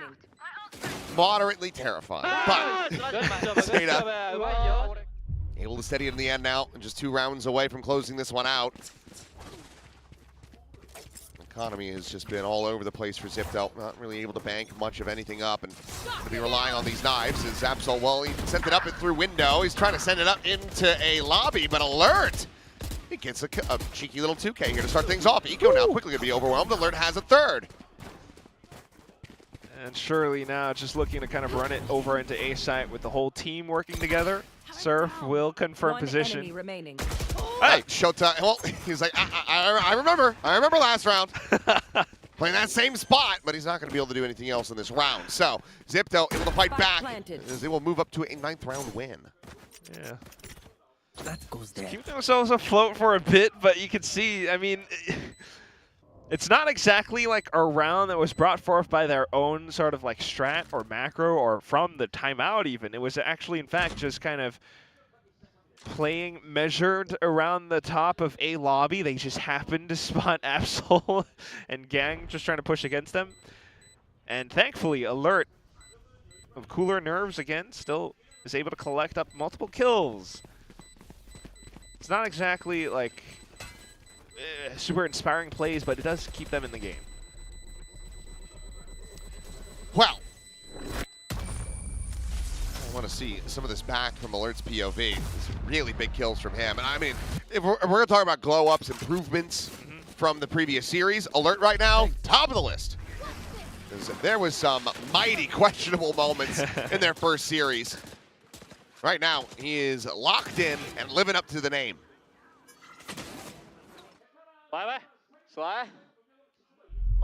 Pacific fans might also remember him from Xersha and Ascensions, you know, 3 years back, I think. So that's also a bit of a glow up. But either way, you're going to need a whole lot more than just a bit of makeup. Wake up. You're going to need to wake up for sure. Anyway, it's plays well initially, but yeah, I was questioning this. What happens if Eco starts to bring in an op? Plays around the smokes of it. Endoist. Oh, this is risky. Jump back up around the corner. As that fades, Eco Time to jump.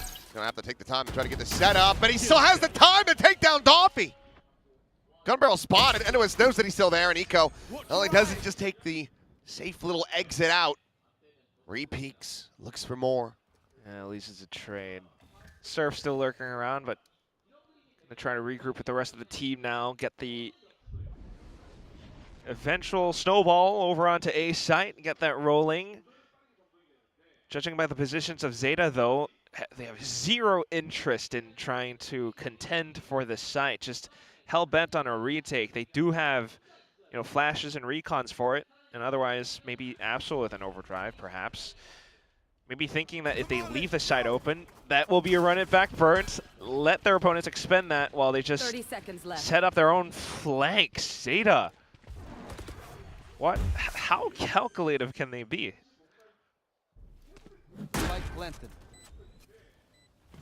Clear in the mid, alarm bot. Just now getting set up. And it's just Smoke the sewer. Surf's alone. He's hearing the multiple footsteps in this direction. Recon, okay, going to be cleared out. Absol wanted to try to go for the slide in, will be able to do so. Paranoia as well is committed there. All backed into hell. That could end up biting them in the rear as they try to get themselves forward onto the site. The spike ticking away. Answering Paranoia out. Sugar Zero going to be caught. Shota able to find one. But having to make a go of this. Our Zeta division with their import of the defuse. Penalty there at backside. Not much else to be done. Will fall as Zeta. Well, they managed to get the retake off the starting block, and that is now the op you would suspect, yeah, going to be carried over. Took his time with that, but Zeta now get up to map point. It's map point. I believe economy is terrible now for Zipto as well. And it's just Zeta very much in control of everything. On Zipto's map pick as well, you get the full flank. They left the side open on purpose. They anticipated the run it back push in. And it just still continues to show that, well, Zipto are still kind of shaking around. It's not exactly a full confidence play, and not entirely sure what to expect against our opponents either. Shorty inside of a smoke. Drone to scout for this. Not Looking for that spotted. timing. Maybe he found it. You might have spotted him on the mini map, but they're mighty suspicious all the same. We'll keep things interesting for now. Zipto might have to back off. The op line still being held, though. makes things so difficult, and we haven't really seen Surf do much with the lurks Portal yet. closed. That was always a core part of the game plan for ZIPTO back over in Challengers, but they haven't been allowed to operate in that fashion right now. Are we just, okay, waltz pass, try to sneak through in towards mid. It's just Absol B. Absol could stun them up, though. No, it's spent, okay. Yeah, Relay Bolt not available anymore. He's going to be revealed at backside. Fastlane trying to get set up, but Doppy will just go ahead. Counter spam. Catches him with that wall bang. Spike planted. CL now eliminated. Scale forward from Sugar Zero, finds Doppy. Dimensional Drift going to go in, but they're playing in front of this one. Canada has absolutely destroyed him, and now for Eco, I mean, he's got to run away. Hold on to that off. I'm back. Round loss bonus works out incredibly nicely for ZIPTO. Canada trying to take this out of his hands. Eco, he's not going to be ready. He's knife out. Shorty, it doesn't hit that hard. 3K from him, and this map not yet over. 2 more rounds, just for an overtime, and it's definitely possible. Loss bonus not great for ZETA now, so certainly doable. One enemy remaining. Managing to kind of piece together multiple rounds in their heads. ZIPTO finally kind of get the sensing that, you know, the B site would be the more open one. Garage always being held, if not maybe A as well. And then it would always kind of tend to be showdown on C site. So a lone Absol this time around will not be able to fend off the entire force of ZIPTO, which brings us to this situation. Ult economy a little bit more spent as well for the ZETA side. So in terms of game-changing ults, it feels as though an overtime could be on the cards. Could be. Yeah, I mean, it absolutely could. ZETA, they are dead broke at the moment. Not going to be able to have too much going into this. We can see a Sheriff in the hands of XTL, Sugar Zero, maybe a Stinger. Maybe a Judge if you really want to force down a little bit further. And because the Dimensional Drift and Overdrive were spent, you know, some of these couple of rounds as well, like, I don't know how much else can impact ZETA for, you know, what could be the last round, depending on how this one goes. So, here we go with ZIPTO. And you're also in a great spot as ZIPTO, as far as your ult cycle is concerned, to try to get these next 2 rounds, where ZETA, they have absolutely nothing. Oh, yeah. Just the neural theft. Cover going up. Take flight. A lot of resistance front B. Fast hit, ready to come through. Relay Bolt, let's get tossed out. And that's exactly what ZIPTO wants. They port themselves back over, perhaps towards A site. It's a lone Eco. He does have the gate crash, though. Not for too much longer. And if he swings his corner, I mean, he should just be dead.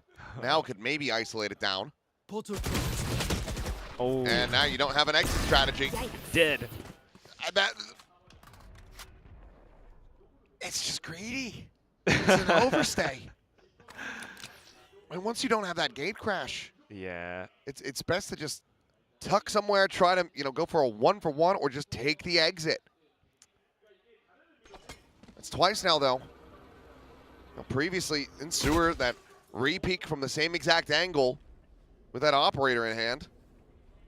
That's why greed is one of the 7 deadly sins. Wait. 30 seconds Pivot back left. to B? Why? Why? I'm not sure. They're going into the crunch, but never mind. They just break it anyway. Player standing. Absol will find 1. Doppy finds 3. XTL. Standing ahead. Trying to keep him alive in this. I mean, he had a Sheriff ace before. He could get close to the Hunter's Fury as well. This would only be a 4K. He's got a gun. Okay, one way. Before the nano can get popped. He could shock the corner, but now noise has been made. I think he's clearing. It's just a question of how many can he get. Well, he makes a good effort of it. And he gets a Hunter's Fury. So that... Is that enough to prevent an overtime? ZIPTO 1 away from pushing us into that. It would be a second OT of the day. It's a big maybe. I mean, considering the fact that Surf does have lockdown, Hunter's Fury can always come in handy, so I don't hate that he went for this. But at the same time, I mean, things could have been quite dicey. ZIPTO, I'm not sure what the tell was for them to pivot back over onto B. It's just thankful that they actually managed to get that done. So back in with the op now with Eco onto a deep line around A long, but ZIPTO heavy lean over onto its C side. They're anticipating this, but do they expect the trips? Well, they've gone past them. Break him down. Shota now to the rescue. Finds Doffy. Endo is down. The duelist is eliminated. Surf frantically trying to flush Shota out of the corner. Eventually he's able to do so, but Absol quickly trades it back. Trades it up. And that's going to be a two-player advantage now for ZETA as they look to bring this map to its end. One enemy remaining. Eco dialed into the angle. This time is able to escape. And now it is just Alert in a 1v4. I have the spike. 3 players. Dangerously low. But XDL, who's been the raid boss for ZETA so far, is very much healthy. So even if Alert steps in, Crossfires, peeks off contact, doesn't seem likely. Okay, Absol will be able to find the finisher. 13-11. Very close here for ZIPTO. Be able to try to find that winner, at least the overtime on their map pick. But ZETA, they take it down, and now they get ready to send this over to Split. Yeah, which is ZETA's map pick.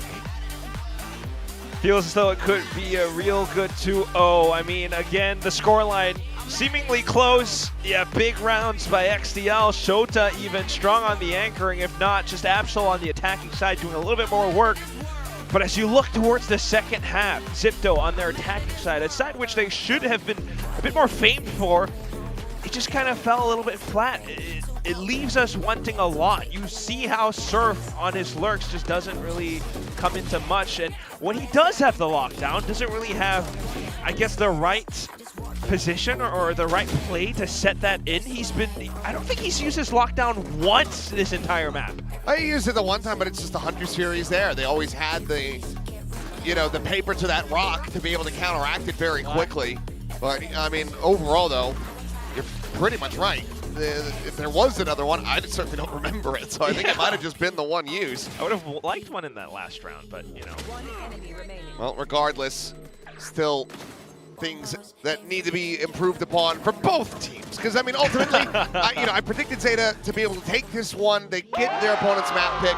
But I don't think either team should be feeling comfortable about Split at this point. This was a very rocky one. There was a couple tosses in there. Speaking of toss, we're going to go ahead and toss things over to the analyst desk.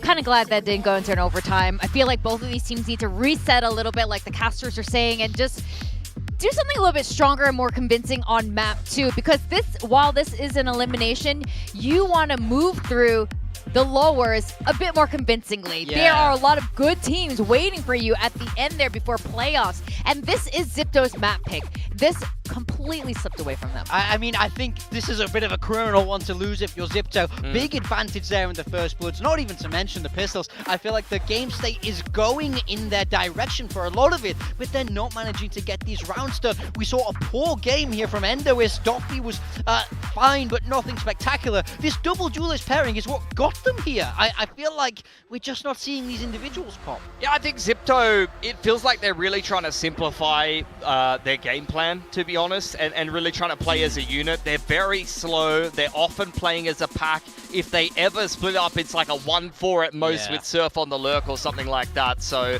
you're just not seeing the same individual expression that I loved about ZIPTO, watching them come up through the challenger scene, and maybe that is part of that is trying to simplify to kind of alleviate some of the pressure elements.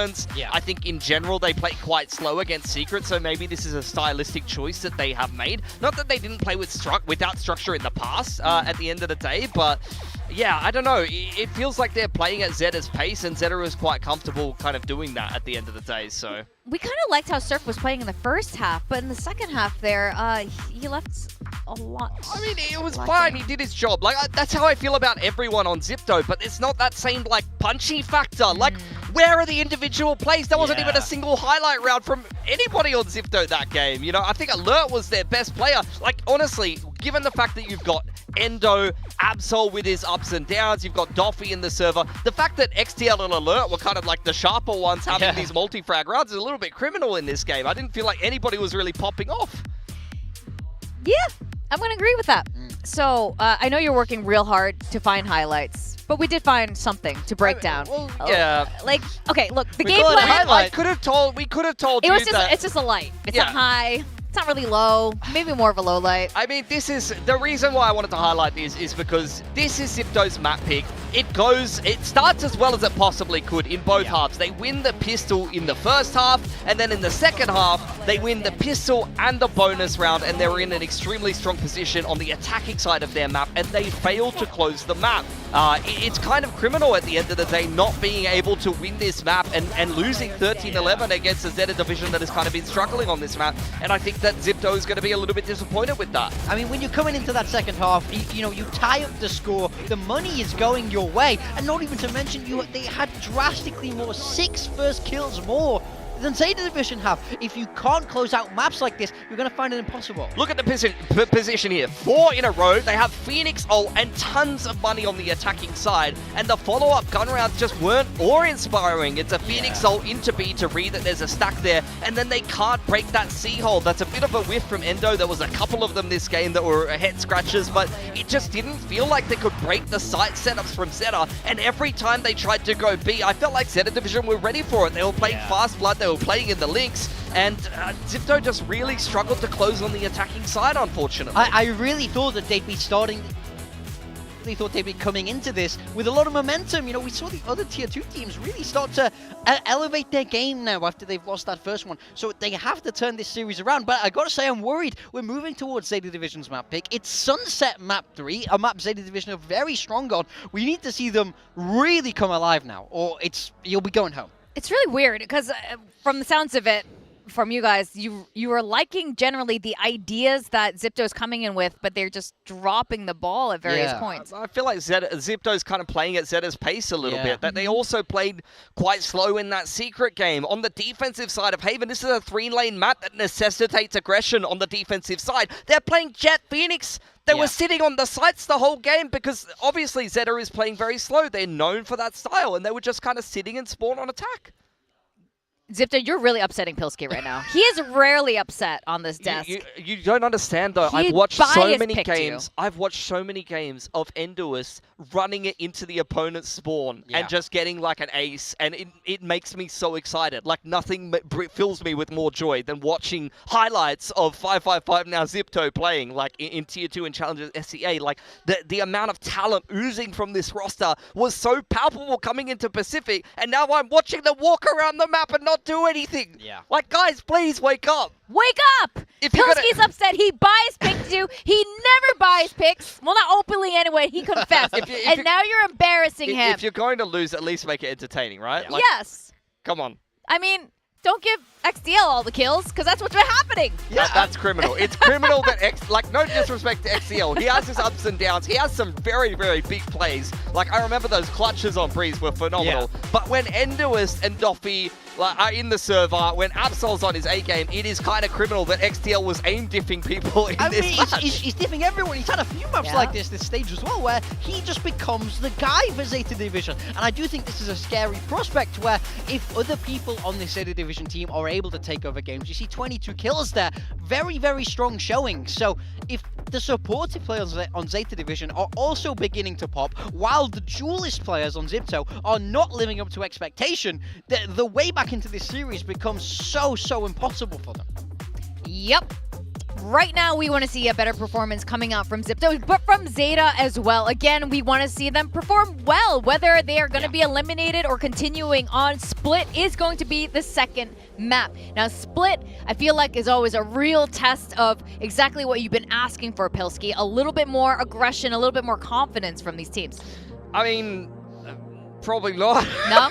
No? Division, let's be honest. Come on! This is it. They're going to do it. I really hope so from ZIPTO. We see back in Challengers previously, they have been a team that has played the Raze Jet in the past. More recently, they moved on to Neon Raze, and Neon is not something that you saw as much from ZIPTO. You know, I think that they lean more in the direction of kind of some of those more traditional duelists rather than playing into this Neon meta that has been strong for a lot of teams, ZETA Division included. On the side of ZETA Division, we've seen them lose twice on split, but they've both been quite close games, and I like their Sage game plan a lot of the time, except when they wall themselves into heaven. Yeah, I mean, that round was criminal. I do think, though, their defender side, which is where they'll be starting, is very, very good on this map. It's what saved them in both of those games, and I think ultimately it just gives them more tools to slow the game down. I feel like if the draft like this is perfect for them, I don't really want to see them change anything, because the whole thing is control the pace of the game. ZIPTO aren't able to speed it up, and you're forcing them to come down to your level, and you're beating them at that game. So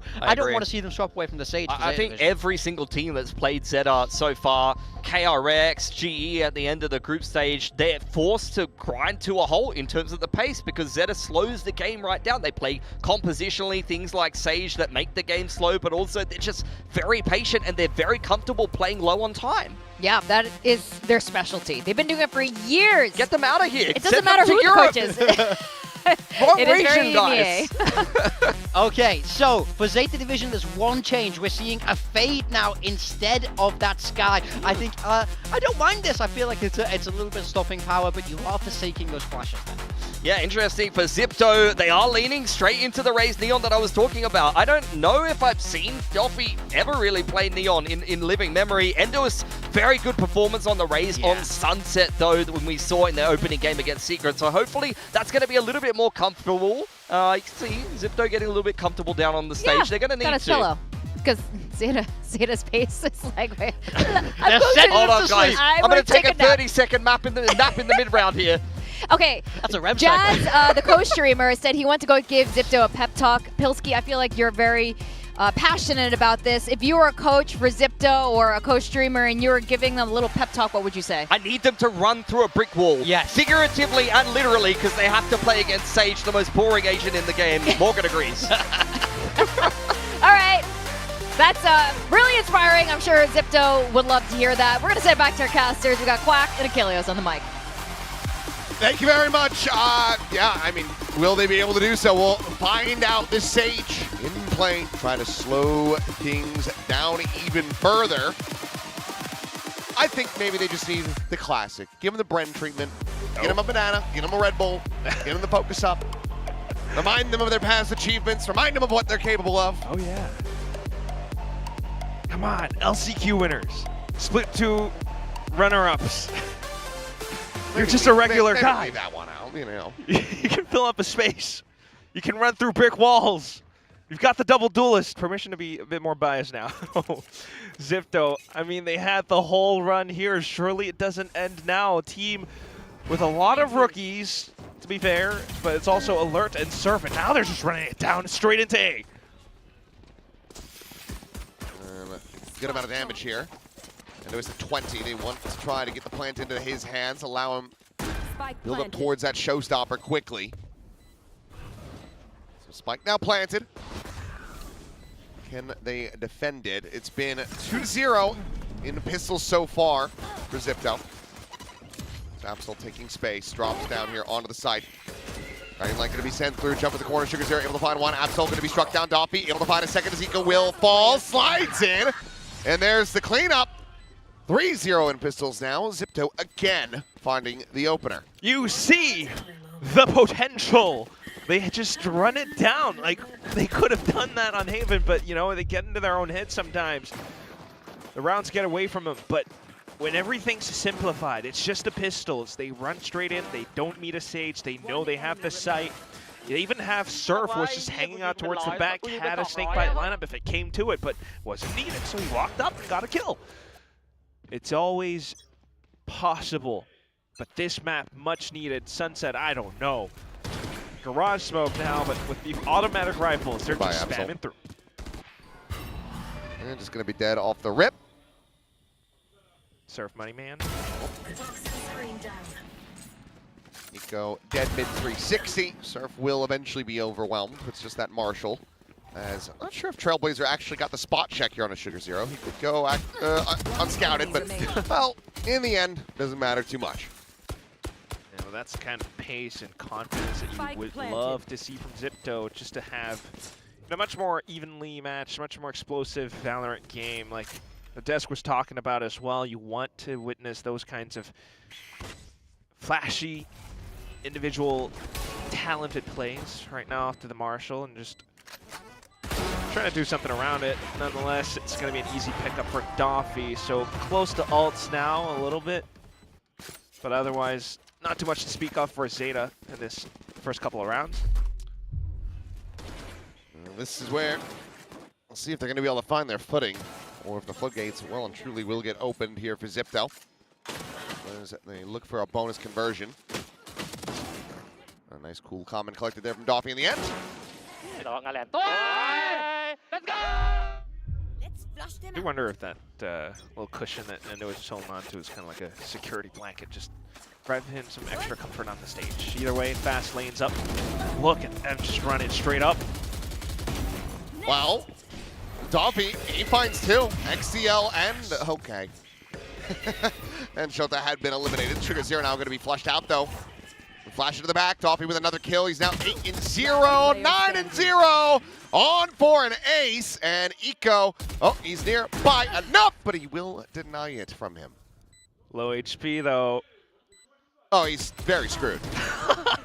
There was no world in which that ends up being a clutch. Oh, Surfer's starting to have a good time now. And that's the ZETA that you want to see. Low HP opponents just throw caution in the wind, just hop across and land the one shot that they need. They have the relay bolts. Everyone's just kind of marking their own lane, and because you have, you know, a Sky in the composition as well, I think it's going to be so fluid with how they're just kind of flashing all across, straight up in towards the back of sights. And feeling much more comfortable, oddly enough, on their opponent's map pick. Oh, something of the signs of that, but now Eco for ZETA. Well, Boombot just to be cleared. ZETA looking to make this 4-0 to start, have an overdrive in the back pocket, and are playing against the Eco attempt. Let's listen in with ZETA. มีอย่าเพิ่งรอกันตัวตีกันรอเอาแล้วเดี๋ยวกูมองแรมให้มึงแรมไม่ได้เปิดของแรมได้เปิดของแรมได้เปิดแค่ควันก็ได้นะเปิดควันได้เปิดควัน1 2 3รอรับเตอร์อยู่ใกล้ไอ้เนียวชิวเนียวอยู่เดี๋ยวมันเสียตันแล้วเข้าปะเข้าเลยมาเลยมาเลยลองเอโบเอ้ยมันโดดมาปะมันกลับเฮ้ยตายเอาบอลไม้กูเพื่อนบอลไม้กูมาเตอร์อยู่มาเปิดเอเมนะมาเลยกูโดนเตอร์อยู่ทีฮิวได้เล่นบอมให้หมดเลยเพื่อนก็ให้บอลสองเป้าแล้วครับ2 เป้า Well, I'd say it's looking pretty good. One away from a showstopper now. XDL close to his res too, Sugar Zero as well, but ain't no way you're resin in this round. Yeah, definitely not. Store for the next rounds or to find extra damage. Well, there's a swing. Endoist 3K for him. 4-0 for ZETA. Back into a bye. Question that I have to pose is, does ZETA call timeout here? So far, it looks like no. Not yet. Still leaving it to the players to kind of figure things out. I mean, so far it's just been ZETA running it straight through into sights. There's still a chance for ZETA to swap up their positions, have XDL on the Sage to kind of play forward and towards a ramp or something, but no, we're still on towards middle. It was the Neon that ZETA were kind of cautious about, but we're back over to a heavy 4-1 lead.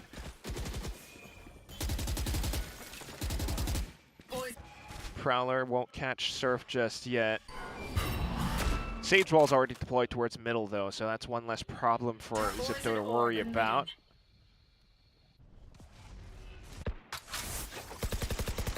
Otherwise, the whole group looking to get themselves rendezvoused over onto Garage, get a full push, full burst into the B site.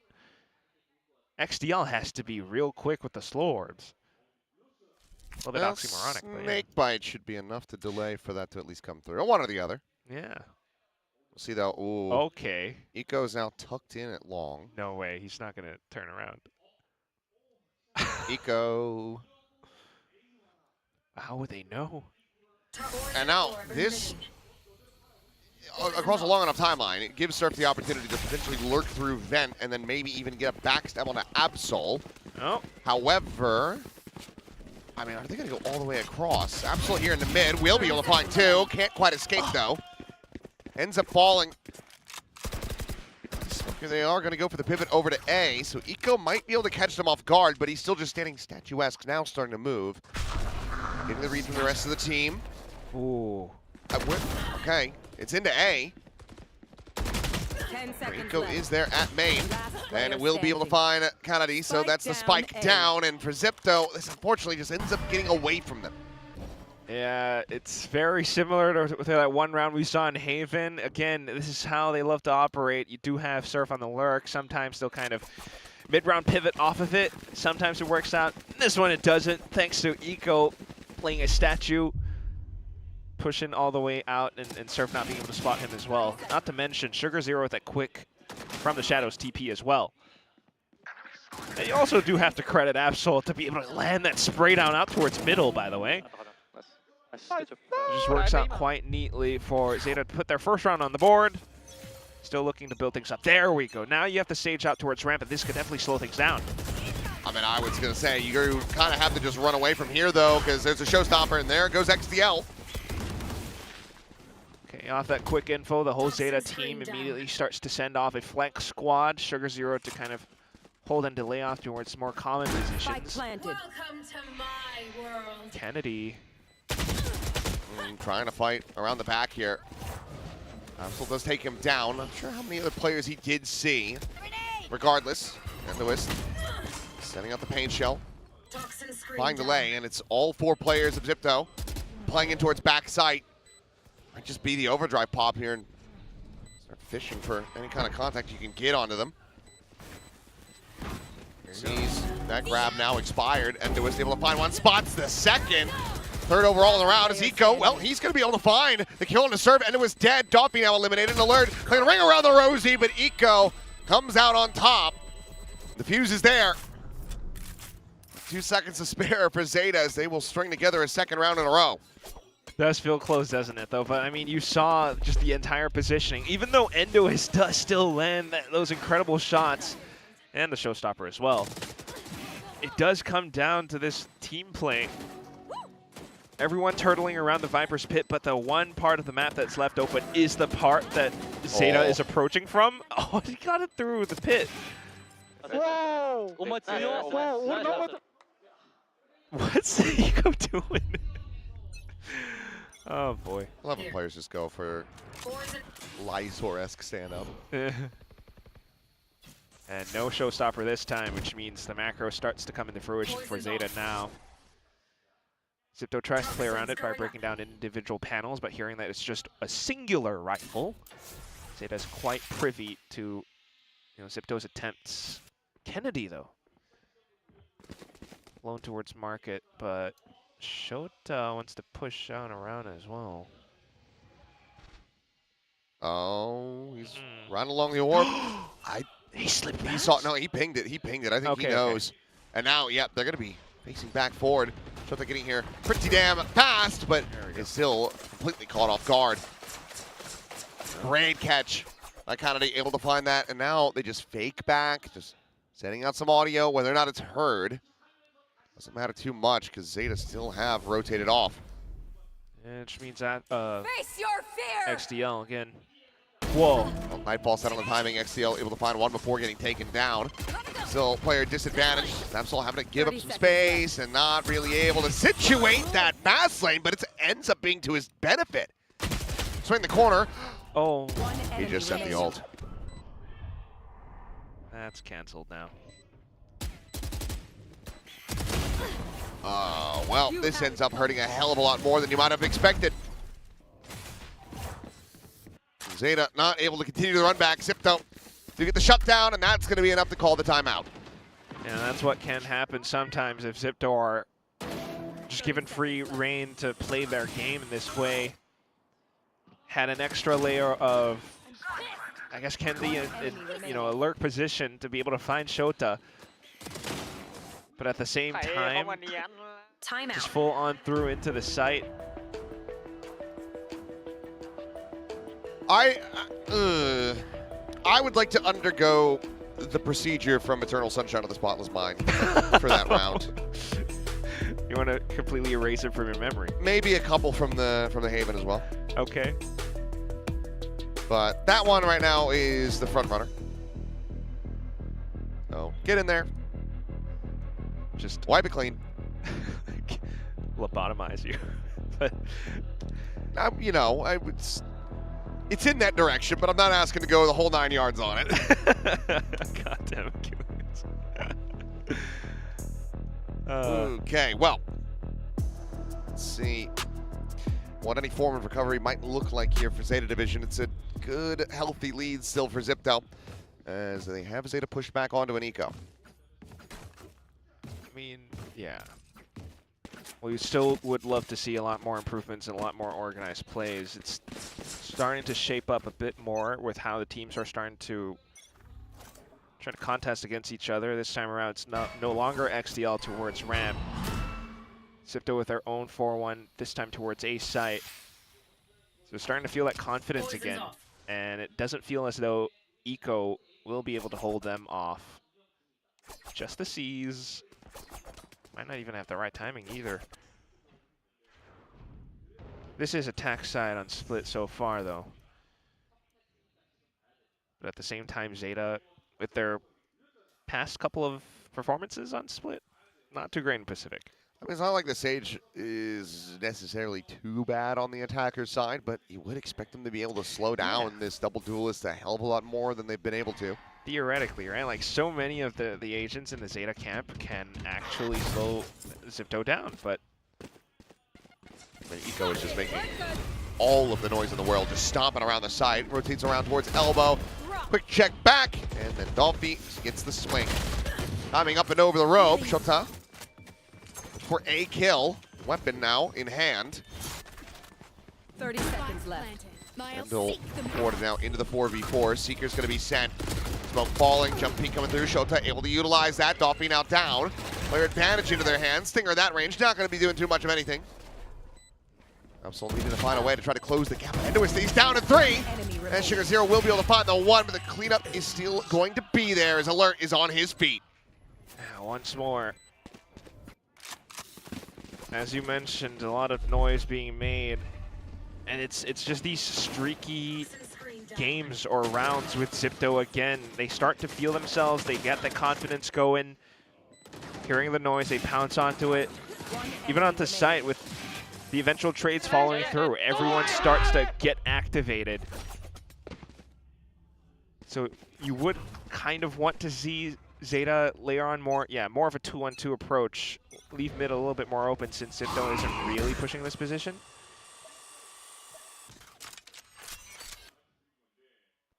But I was thinking a little bit more about momentum because we do sometimes see ZIPTO pivoting back elsewhere, and now it's going to be a showstopper available too. Absol onto the op though, but not allowed to see anything yet. Haunt confirms. So does Absol decide to fish?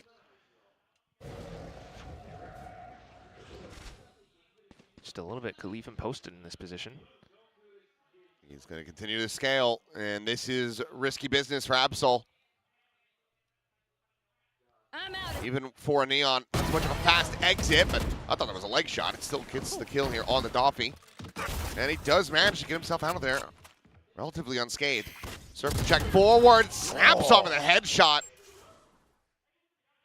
Shota absolutely obliterated. Rare seeds. Well, into the drop down. As it's one after the other, run! Sugar Zero, run! 30 seconds Cannot left. escape. Showstopper committed into this one. They're still down a player. Spike is there on the A site. Endo is worlds apart. Gets a catch on the eco. Not expected. XDL thinking to go back to get the res. I mean, the Spike is playing, but I mean, that or just to try to get the catch, but if he takes the rope up, okay, he comes away with the kill. Which one? Do I go for the Viper? Do I go for the IGL? Call is made to bring Shota back into the mix. There. Alert now to try to clutch this out. Absol. Oh, jumping out of the smoke, drops down and plays Shota in. ZETA. In the end, I mean, granted, res used, but they do manage to go forward. 3 players surviving. Get a 3rd round win.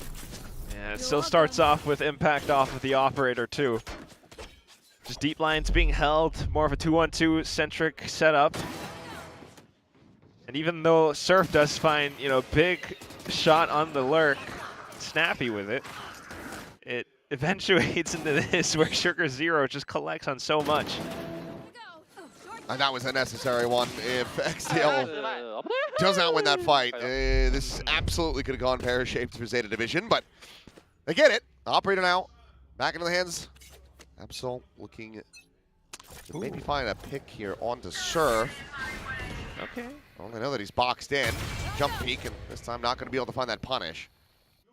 Numbers advantage would have been nice, but either way, that's kind of always worked out. Big scale up into mid.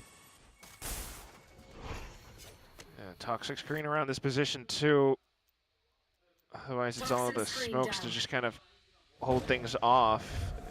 If Zipto do kind of get flushed closer towards the A site, that's where the op is always going to be. Now it's the Sage Wall as well, just to kind of slow things down and play the timer a little bit more. I'll find you. Elsewise is also information, but with the wall being broken down now, Pit still up inside of B, you got the Poison Cloud close by. It looks as though Zipto should otherwise be funneled closer towards mid-vents. Unless they think otherwise. Flash is not confirming any presence. Because of the smoke. Trying to fake this out a little bit.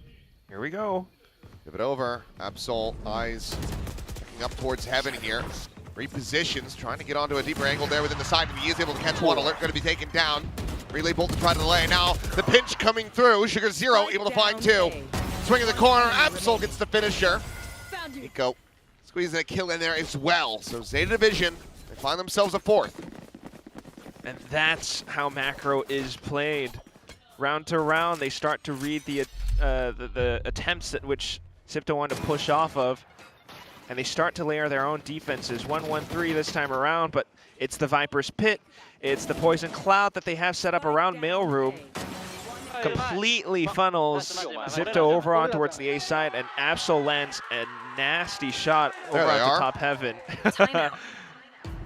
Was Manny there? Didn't catch it. He's in the back. Oh, up front. Yeah, that's it. That's definitely going to force a timeout from Coach ASI now, needing to kind of rework the team's approach a little bit. I would not be surprised to see them walk up towards mid a little bit more, or at least to scout out where the op would be positioned, in which case Kennedy would then be tasked with that job.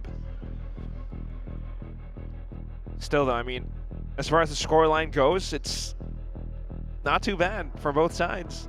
Zeta starting to kind of stage that slight comeback. 4 and 6, still able to, you know, at a minimum end this 4 and 8.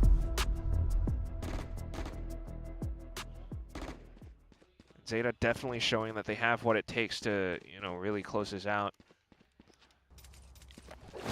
Gun's not afforded for Zipto on the upcoming round, and they're just going to give it their best try, give it a good shot with the Guardian on Doffy. 1 kill would give him overdrive.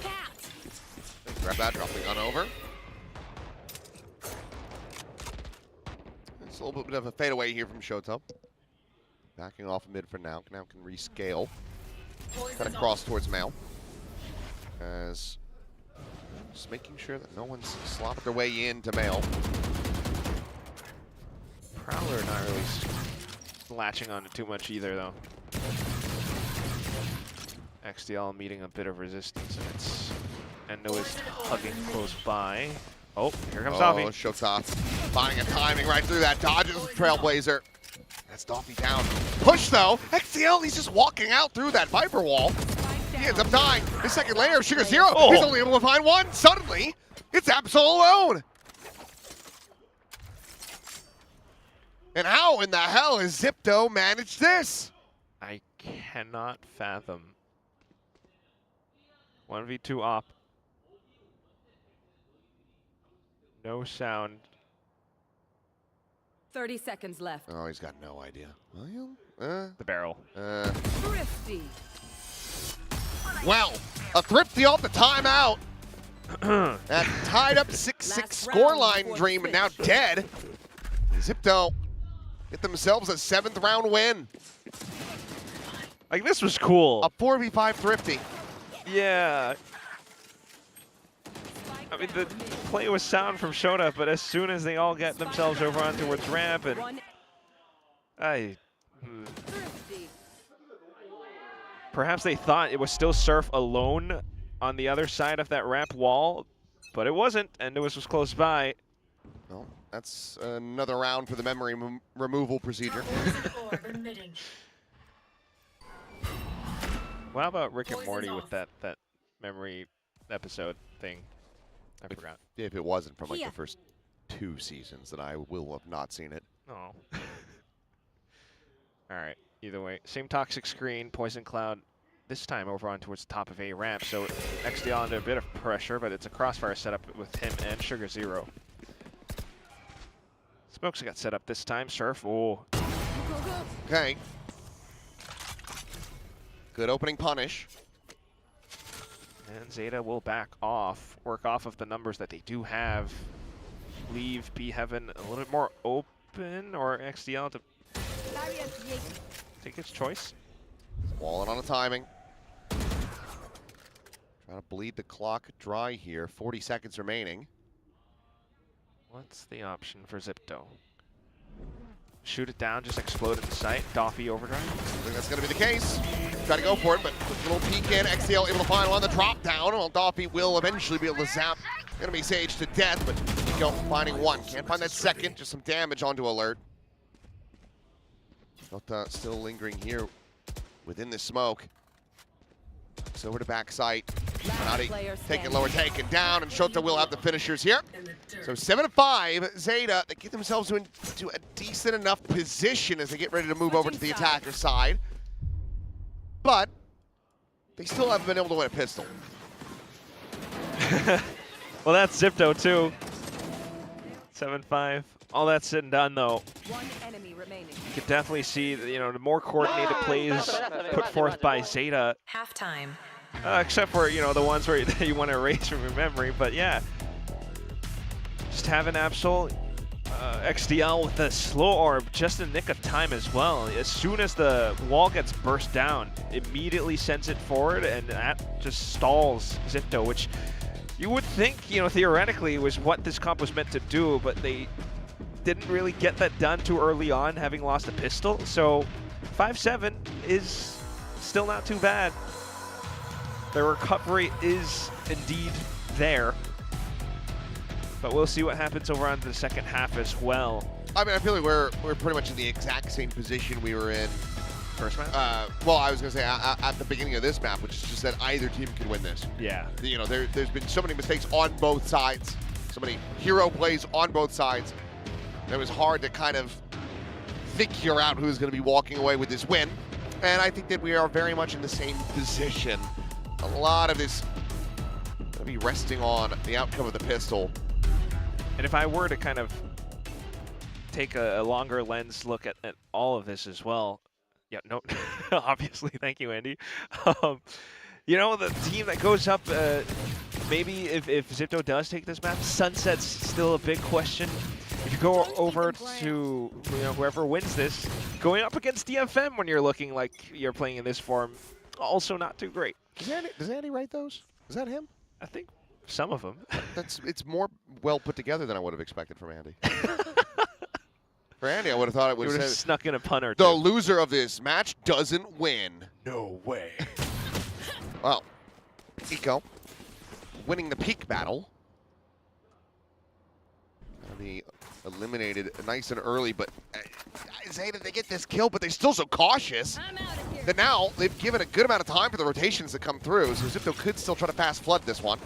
Got the slows and the orbs, though. It just gives them info on the positioning, so very similar to what we saw with ZETA on their pistol. It's just going to be the plant, players to hold. What difference would be XDL playing in close towards vents?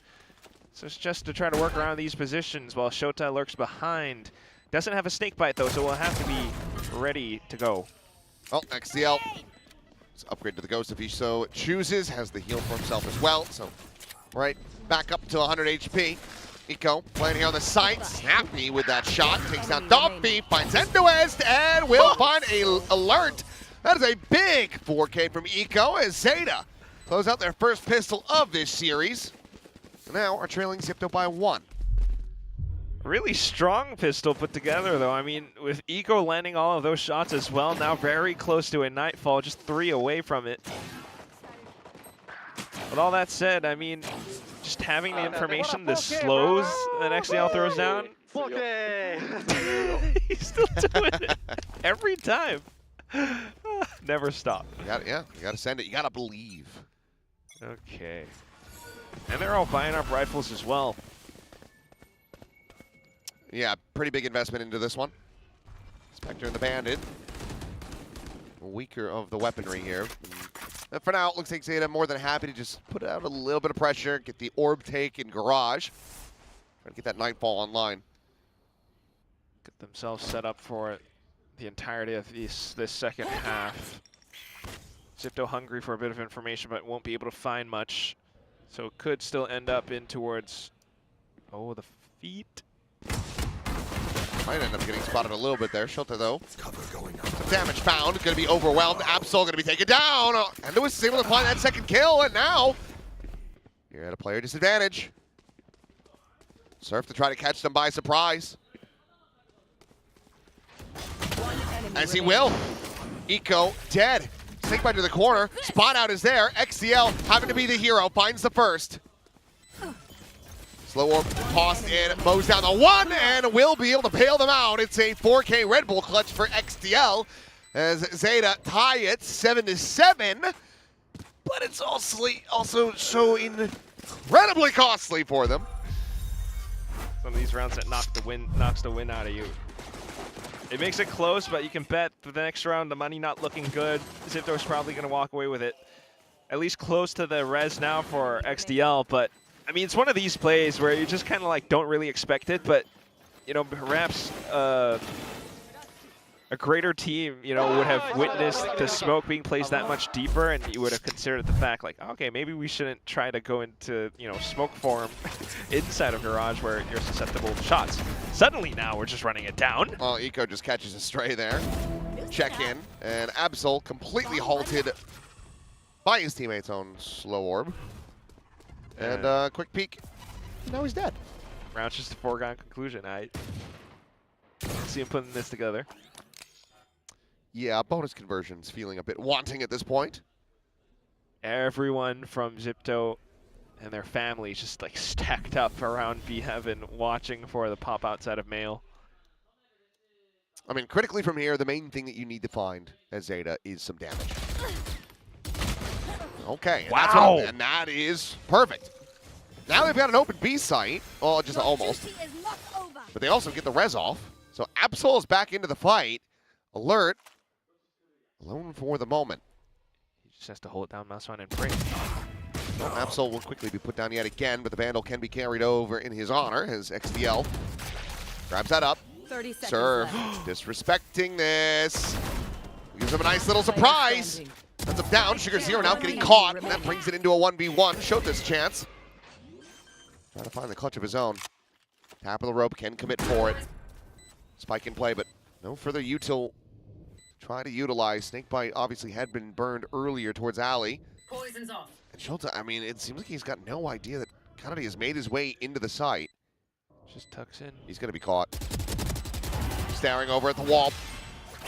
And all right, ZIPTO, they will be able to get the anti-bonus to go, but this ends up being, I mean, pretty decent for ZETA. The big cost is that you did utilize the res here. Yeah, at least the Nightfall was saved over for the next round, but nonetheless, just making it close. Perhaps a bit of a morale boost, seeing how they could have gotten it done.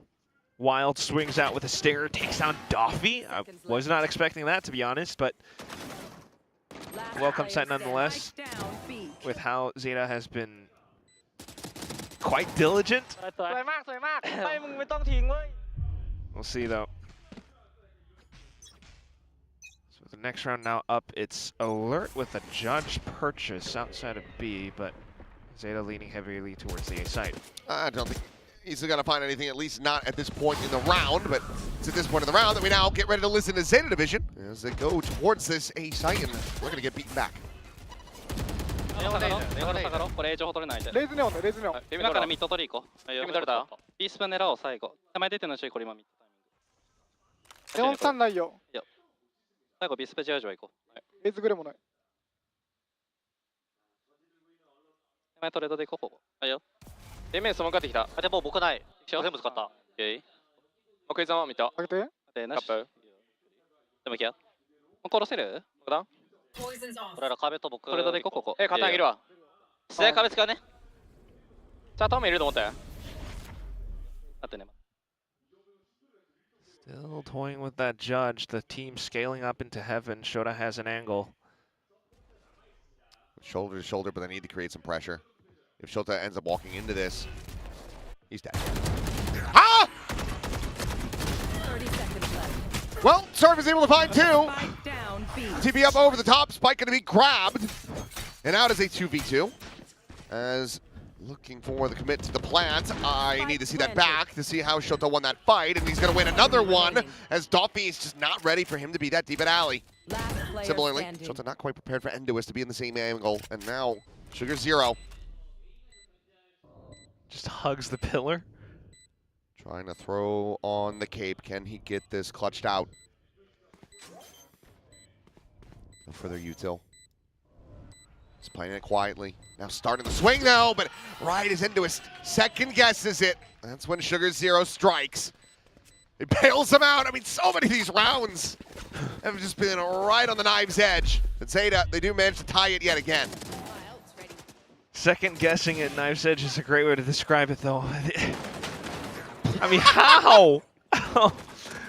Wanted to walk inside of the smoke, but that's just Shota just able to run and gun it all the way towards the back of spawn, where he gets one more. At the very least.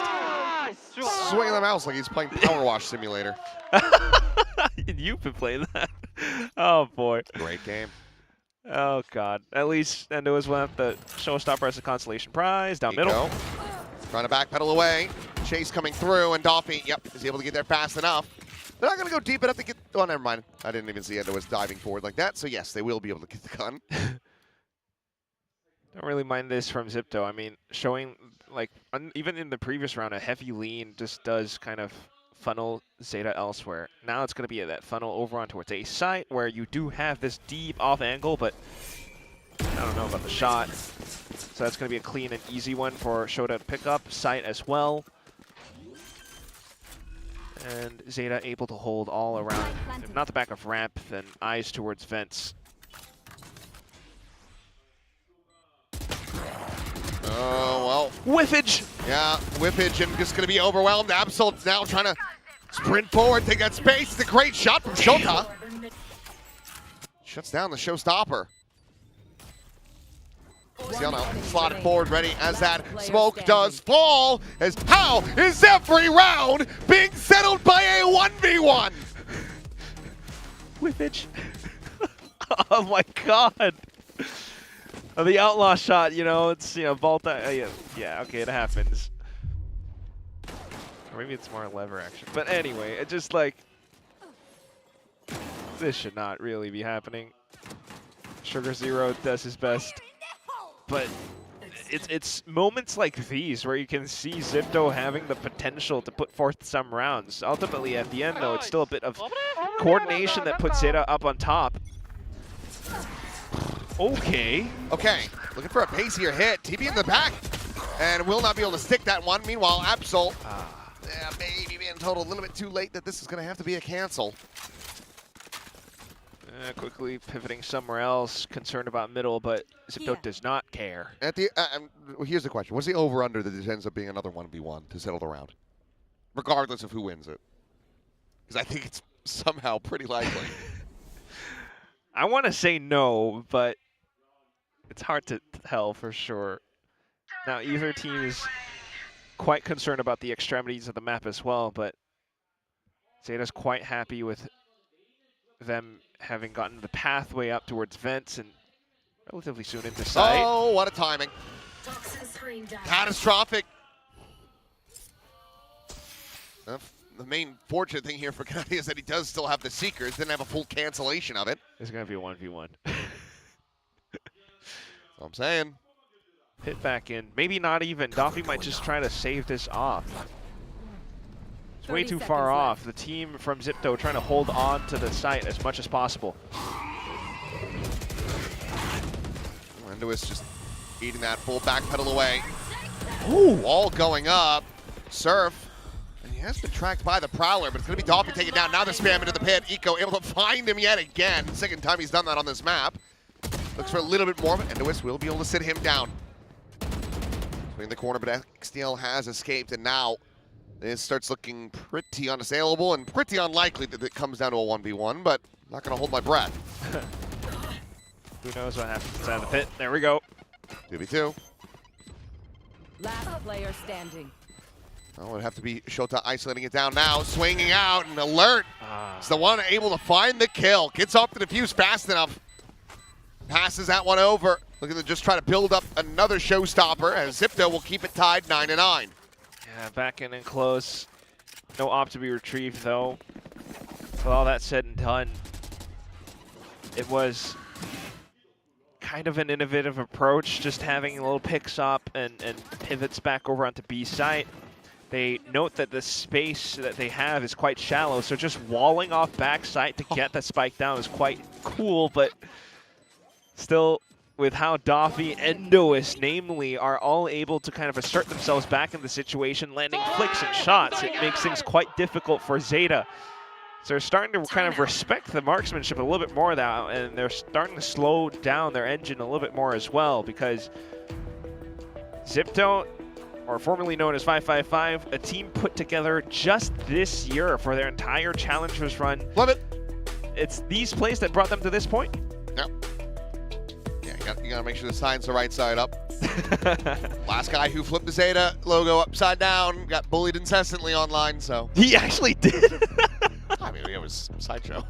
Okay. Well, actually, it was Kurt, but Sideshow kind of took the blame.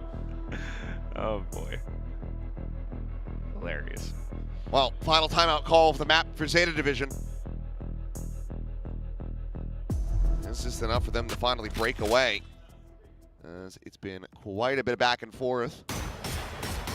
The Seekers, of course, still online.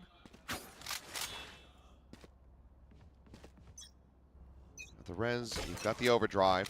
I expect that Absol going to get ready to pop that one here pretty soon. As they hear the Guardian, looks like they just want to try to fake some presence towards ramp. Just a bit. ZETA happily funneled over on towards middle, but it's just an alone surf with the judge. I'm not sure what the intent around this is exactly. Maybe he gets a mouthful outside of mailroom. Endo is quickly porting over.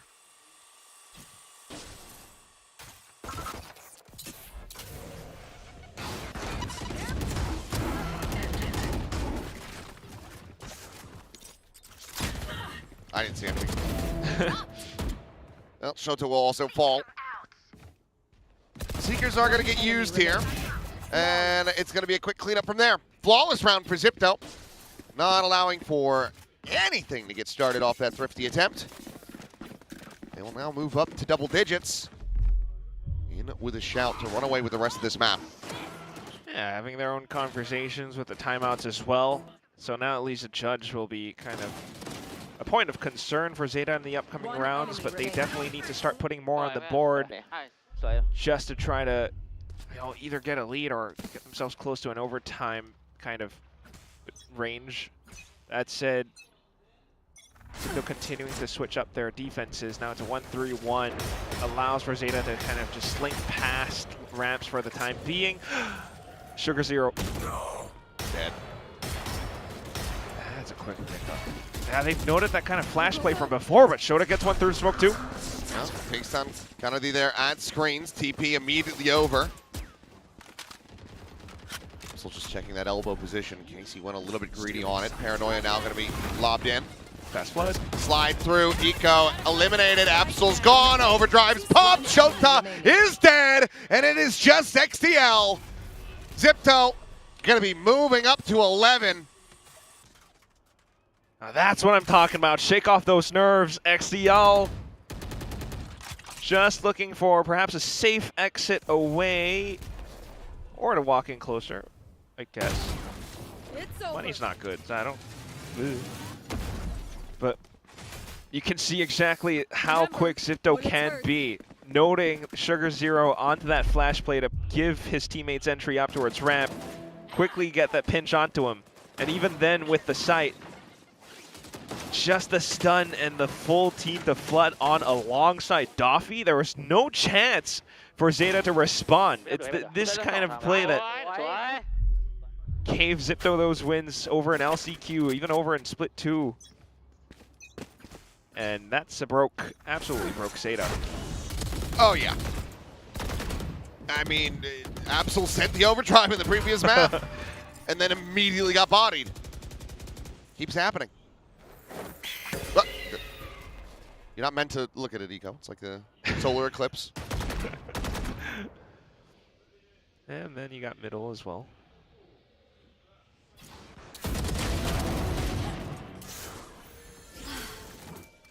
A little bit murky, but still gets the trade either way. Rifle retrieved. But you still no. I mean, maybe if Shota wins that, you're comfortable to try to send the res. But without that kill, there's just no shot. Was considering it, but ZIPTO are now starting to feel more and more confident, starting to take more fights and duels. Spike down B. So along with that death goes the Spike, Eco, lone survivor. Find you. ZIPTO up to 12. How you feeling about it, Sunset? I'm feeling like it's definitely on the way. It's looking pretty guaranteed at this point. ZETA will be back into a bye in the next round, but just a res to try to utilize. Maybe if Eco can get a kill here. He won't. That's done. Quick break. And maybe we could have seen a nightfall, but ZETA, they need 3 in a row just to try to push this into overtime. ZIPTO, one more to extend this all the way. I said at the beginning, when they first threw to us from the analyst desk, that this was looking like it was going to be a 6-map day. I said that before anything had been played. Yep. If only my read on that could have been, or if only my read on my build diff team could have been as clean as that here. I don't know. I am getting dunked on. I took Absol and Eco. Not quite the consistent performance. It's more XDL today, but nonetheless, still an evenly matched game. Unless ZIPTO can close this one out right here, right now. 4-1, no lurk presence made known, but always kind of cautious about the potential showstopper that Endo has in his pocket. No. Send it. Send it to Sunset. It's over. It's done. End this map.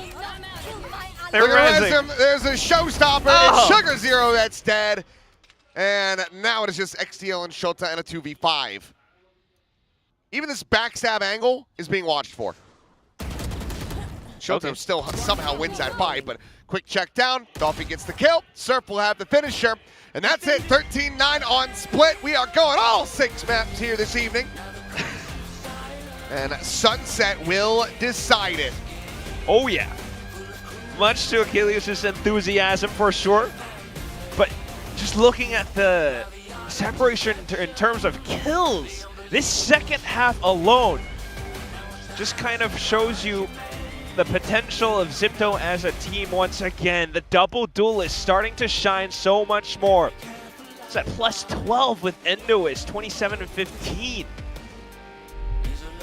Well, ZIPTO starting to do precisely what people have been begging of them.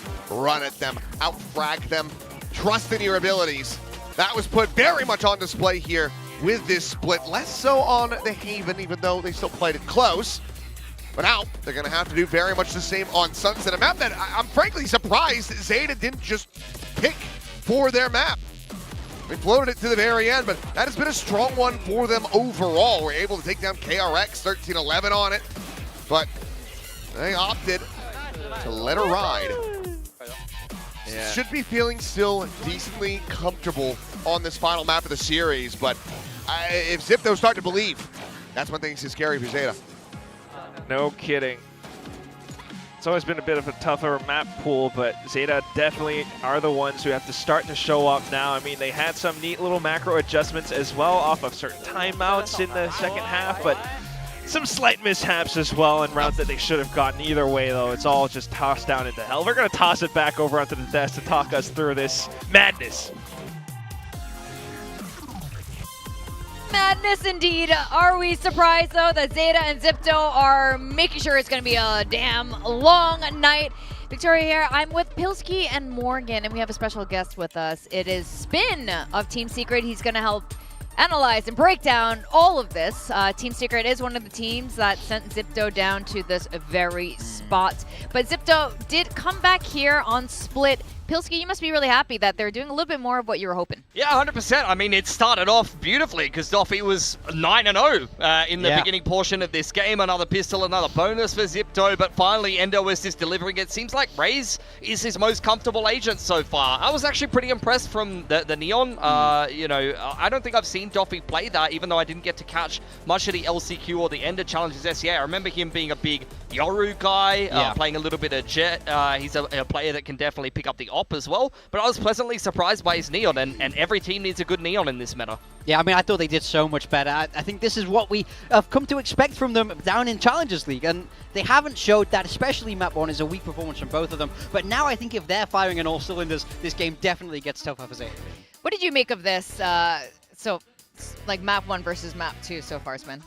I think that the biggest story for this team so far is just how Endoist and Doffy build into this event. Yeah. So in the first game against us, I feel like they just weren't quite feeling themselves. And as they're building, they're starting to show the confidence. ZETA have let them back into the game now, so I think it's dangerous for them on this third map. Yeah, that's a really good point. In fact, I think we have some highlights here from these two double duelists. I think this is what Thai teams should be really leaning into. This is what they're good at. I mean, 100%. Honestly, this is what you have in mind when you think about ZIPTO. Yes, they do have some structure. They've got brains in the team. Both Surf and Alert can kind of come up with some game plans, have some mid-rounding and some experience on that side of things. But these are the two heavy hitters that you really want to be trying for your team. If you're ZIPTO, you played against these guys a ton in Tier 2. You've even played against them on the Pacific stage. What do you think about these guys, Spin? I mean, they're unbelievable. They're the kind of the big talents coming up from Tier 2. We wanted to see how they'd perform on the big stage, and we've not quite seen them reach the levels that we expected from them. But you see this game, they're starting to hit their stride, I think, and they're scary for anyone like that. When we played against them in Tier 2, we were very worried about playing these guys because they came in with all that aura, you know? They were they were the scary team. You got the other teams like Sharper, who are very structured and very, you know, they have a good system, good discipline and everything else, but they don't have the same kind of fear factor that these guys are bringing. That's so interesting you're saying that, actually, because we have not seen that at all from this team. Even on Split, I would argue that we haven't seen that full capability yet. I do think this is a step in the right direction. Yeah. For me, when these two are firing, it's like it feels cerebral. It feels like they're getting these kills they shouldn't get. They're in impossible positions and winning it out. And I think there's times where we see that come to light here, but I do think they're going to need some more of that if they're going to win on the next map, because it's Sunset. It's a map where ZETA Division have looked fantastic. I was shocked ZETA Division didn't pick it into the series. Yeah, I agree. And honestly, I think ZIPTO will have prepped it. They've got a lot of footage on how ZETA want to be approaching Sunset, but I think ZETA are a fantastic Sunset team. You played ZIPTO on Sunset, though, already. What did you think of their Sunset? Because I was surprised that they picked it. I was surprised any of the Challengers teams were going to be picking Sunset or Summit or anything like that coming into these games, because it wasn't played. I can tell you the reason. It's because they beat us on it in a scrim. I don't know that that's the reason, but that's the reason that I suspect. Okay. So obviously they're trying to pick the maps that they feel like they're going to be comfortable on against us, and they know that they can beat us on that map because they've done it before. So I think it's just a comfort pick for them. Right. To be honest, in that game, on our defense side, we donated them quite a few rounds. So for me, it really comes down to how well they build into that attack side. Okay. I mean, I think that makes sense. I think it's not a bad map for them. I mean, it was 13-11 against you guys, so it is winnable for them. But I worry that, I mean, I don't think really ZETA Division played the Sage that well in Split, and I think they're much better on it on Sunset. I think it's all about controlling that pace, right? So for me, it gets scary if ZETA Division can slow down Endo and Doffy again, right? Yeah, I mean, they tried to do that on Split. Didn't Yeah, work I was out gonna as ask, well. I was gonna do it on Zeta Sunset. do that, They've though. done it to everyone else on Sunset. Yeah. It's a strong style at the moment. I mean, you see Gen.G playing a similar style, like that Sage style or the double senties on Sunset of any variety, whether it be Chamber or Cypher Sage, is very popular. I love Zeta's Sunset, to be honest. I think that they're one of the better Sunset teams in the league. They played a lot of good teams on Sunset. So I think if I'm Zeta Division and this is my third map to guarantee that I'm not getting eliminated from Pacific against ZIPTO here, I'm feeling quite confident, to be honest. I mean, they beat Full Sense, Nongshim, and KRX. Those are big names. And even if they're not winning out those series, this is the map that is always so comfortable. I mean, I'm kind of surprised that ZIPTO allowed this for the second phase. Well, Spin, I want to know your opinion. Coming into this, what was your prediction for this match? And now that we're approaching map 3, has that prediction changed? I think it's going to come. There's one thing that I think is key for this map. When we played against them, we recognized that ZIPTO were fast rotating through the top mid. And with the comp that Zeta's playing, with the Sage, it gives them access to like strong control of that top mid area, and they can split into both sides.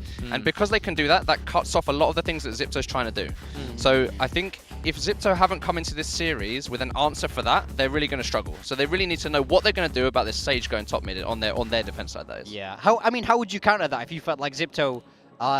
if you felt like Zeta Division were going to come and disrupt your mid, because you know that's a pattern you've shown, how would you adjust around that? I think there's two kind of options. Like either you bait that out and you look to kind of counter it when it comes, or you try and fight ahead of it. So fighting them in mid will be really strong for them. Yeah. I think that's probably what they'll look to do, Yeah. especially when they have the Yoru they can take. They can walk down really easily. I think they'll try and deny them access to that mid area. If they let them get in and they let them wall off one side, it becomes very difficult, I think, for them. Yeah, I mean, I totally agree. I feel like if I'm ZIPTO, you have to restrict the map. I think Zeta are dangerous in the post plant with this composition. I think they understand how to play it very well. And ZIPTO are a team that are good at being aggressive. I like it when they're walking down, when they're taking their timings a little bit more. So I think it's all about how well they can disrupt. Yeah, I think Zeta is also really good at running fakes, though. Like, you know, definitely the Sage wall top mid is excellent, but what they're really good, and a lot of teams are really good at with these Sage comps, is just pressuring one side or even dropping Absol off in elbow, and then they get into a B side after plant where they have so much util, it's impossible to retake with low time on the clock. I do want to ask you guys, especially, I mean, are you as Sage-pilled as Morgan? And also, is this a comp that you want to see come out of ZIPTO as well, or you think what they played last time is sufficient as long as they adjust? I think statistically the Sage on this map is pretty good. Like if you're playing the double Sentinel, the Sage and the Chamber I think are the best, but obviously if you don't have a Chamber player that you're very comfortable with, playing the Cypher is also good.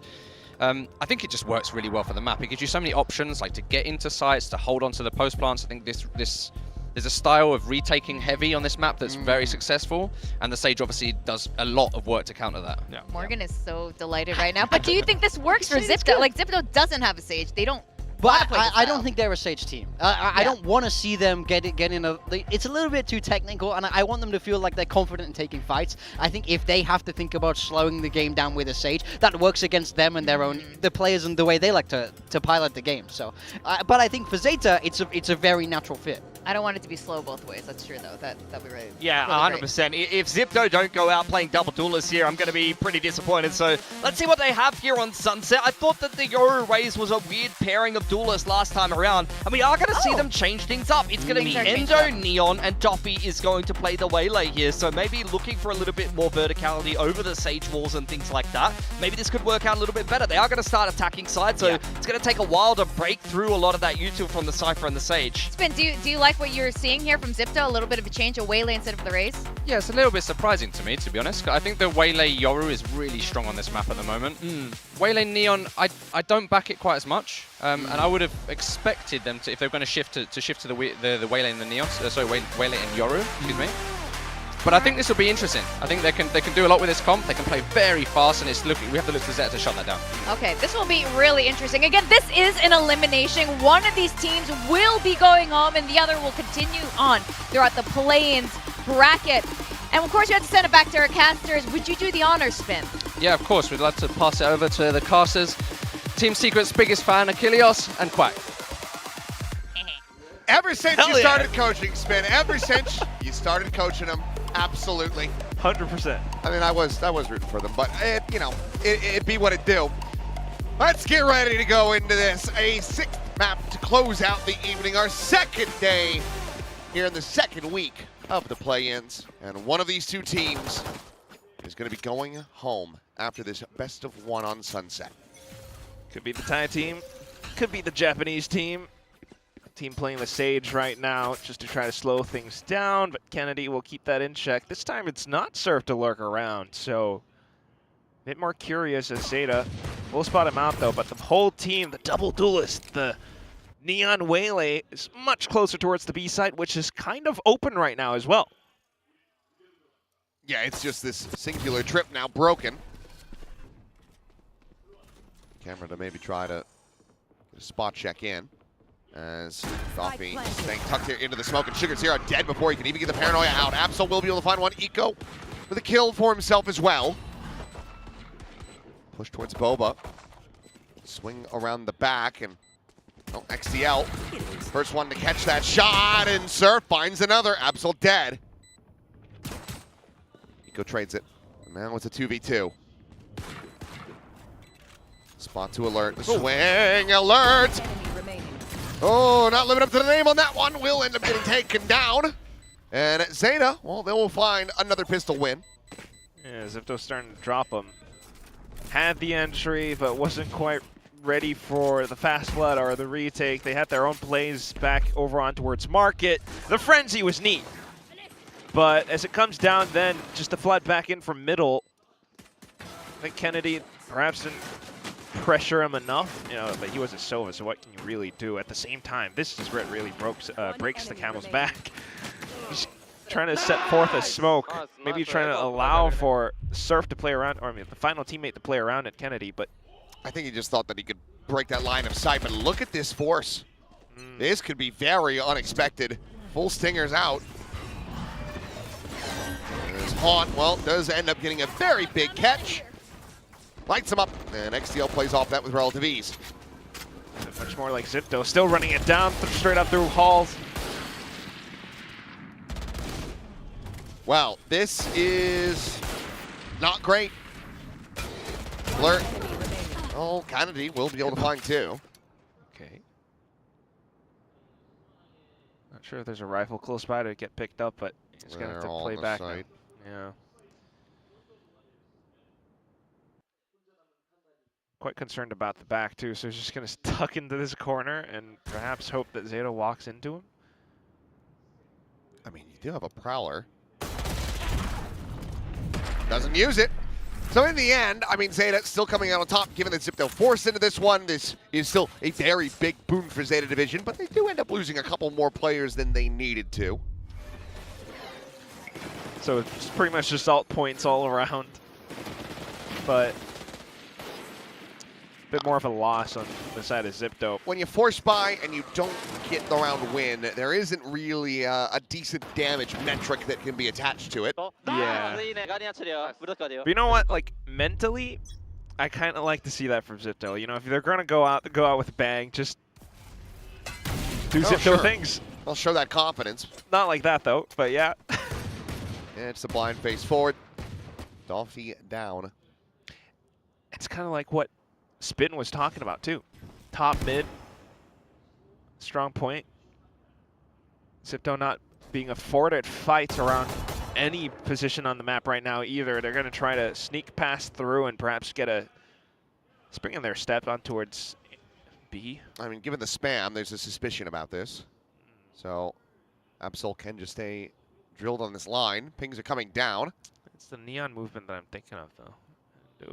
But he doesn't have a stun behind it.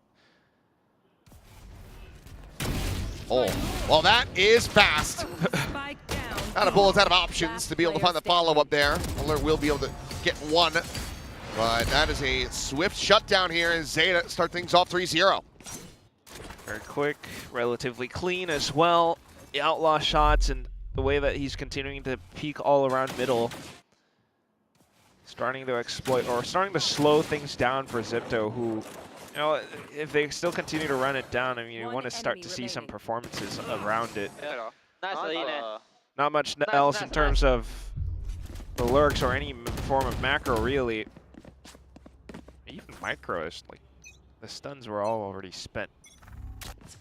But now with the buys, they will be slowed down by the Sage for the time being. I don't even think he bought the stun.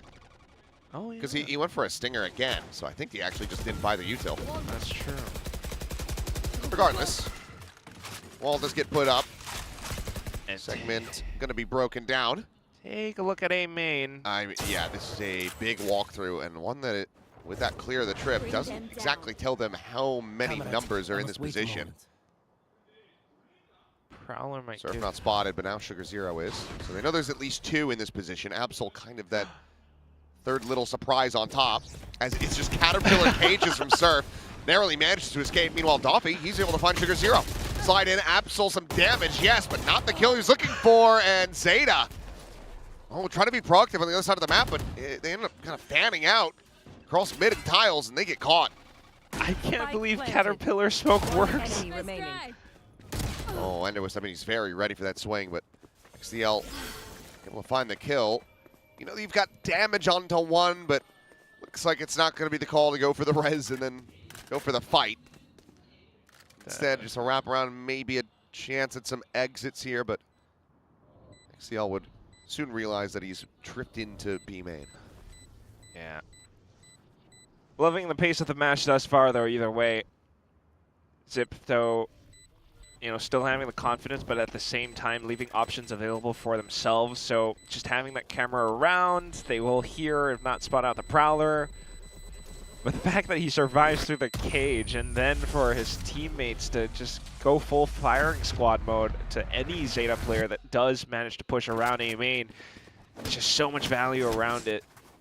And that's how swift Endoist and Doffy really can be at times. Just being able to push all the way through, still getting that spike down relatively quick as well. So for all that Surf survives, it's just down to the last player. Nonetheless, it's not too bad. Off to the next round, though, and it's a full lean into the B site. Just Shota alone with trips to try and hold. Been a while since we've seen one of these from Zipto. ZETA again. Proactive out of A, nothing spotted. Should start to tell you that this is going to be a B lean, and it's a fairly empty site. Shota tucked in the mid, maybe thinking that this is going to be a full replication from Zipto, but instead, the entry now comes in. So full retake, but what are we really looking for? I mean, the flash, the paranoia has been spent and everything. They're going to be able to get in, get out without even walking into a single one of these trips. Yeah. This one will be spotted. Could play much closer towards the back of site, too. So giving themselves separate angles. The only thing is, Zipto are quite worried about where ZETA are approaching from. XDL, oh, he's about to be overwhelmed. There's 2 players there, and yeah, Surf will be able to find the shot. Sugar Zero Absol dead off screen as well. As the 2 remaining players just gonna have to stomp their way out of here. Go for the save. Zipto, 2 in a row for them. Get already like a pretty decent recovery for them off the back of that forced buy loss. It's much more comfortable with how they're trying to play around it. Simplified, just full push in towards the B site. Just happened to not see anything else either. They were a little bit concerned initially, but once they had the smokes, once they had the site set down, just spamming through into the singular choke point. That's all they needed. So onus on ZETA to try to switch things up a bit. I don't know if the A main push is going to continue to work out now. Trip's been set up around it, but Zipto want to throw in some variety. Now looking in towards middle.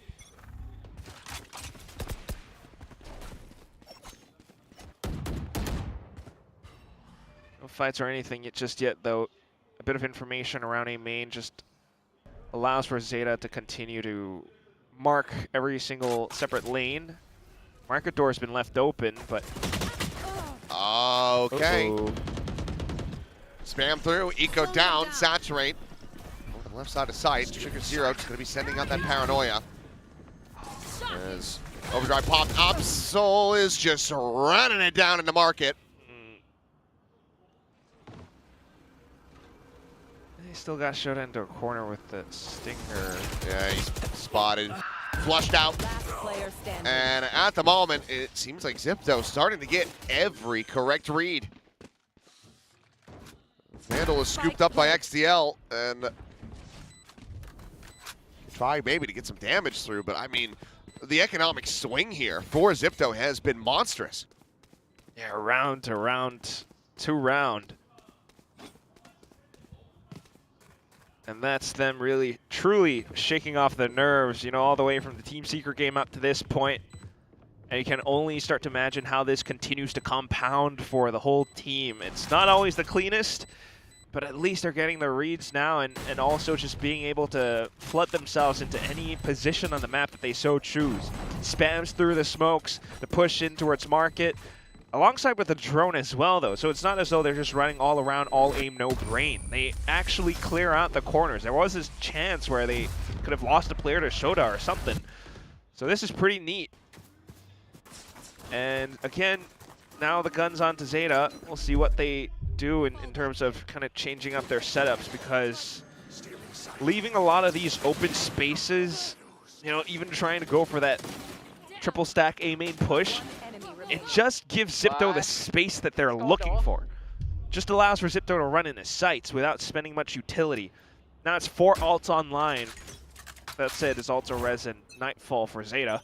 And this is a point where I think I would have liked to have seen a timeout call from ZETA.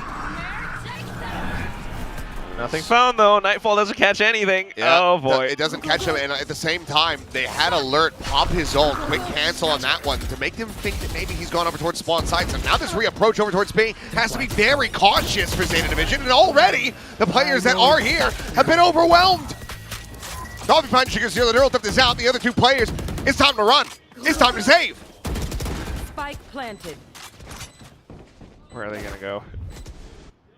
They're still quite concerned, but hoping for some exits as well. Their ults have been spent. Might not even be able to hold on to their rifles depending on how well Endoist and Doffy could play. And to add on to Pilski's point on the desk, I mean, split 1, yes, Doffy, that was the Yoru meta, so Doffy was the one to play that, but and towards split 2, they start to shift more towards, you know, Doffy being more that dive duelist. He would play, you know, Waylay, Neon, Jet a little bit more, Endoist then onto Phoenix and Raze. This is one of the rare appearances that he goes back onto this Neon. Can they hold these guns? Maybe not. Not at all. Not even a single kill. Do we get a timeout? Maybe? Yeah, I think we do. Yeah, okay. Okay. I saw those first 2 seconds tick away, and I was just like, gonna lose it. Because yes, I mean, they need help. I think chat and everyone loves it when you lose it, though. One enemy remaining. It unfortunately happens. What?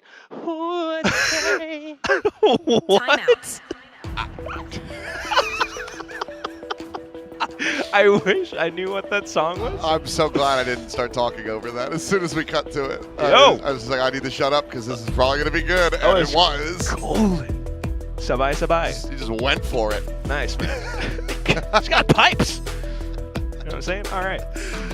I mean, if you're ZIPTO, honestly, hey, if you need to sing to kind of get yourself, you know, less nervous about the game, why not? Yeah, lean back. Hey. Go full all the way towards the back, buddy. It's my warm-up every day.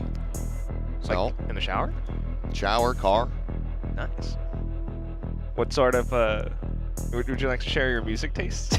Yeah, it's all over the place. I mean, it's on shuffle. Oh, yeah. Whatever comes up. Bruno doesn't know Achilles is a beast at karaoke.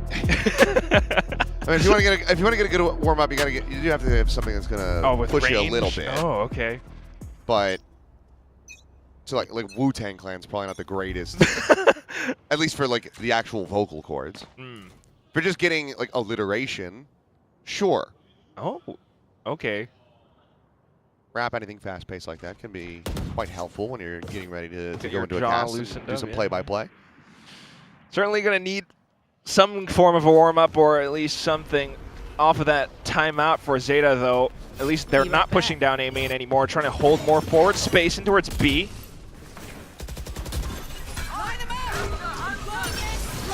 Okay, convergent path's going to be chucked in there. And Sugar Zero caught by the Hunter's Fury.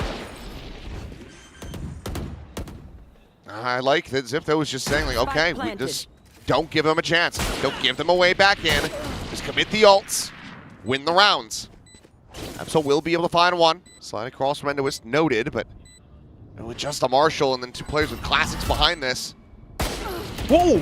Absol needs to hit some belter shots. It's another decent one. Puts Alert down to 12 HP. Nico maybe just jump spot at the corner, the right click, will be able to find that kill. Now you've got the remaining players double stacked up in the main. A gun recovered, it's only 4 bullets remaining. One enemy remaining. Last one, finds its mark. To be kidding me. Won't have time for the defuse though. Yeah, now you've got the recon as well.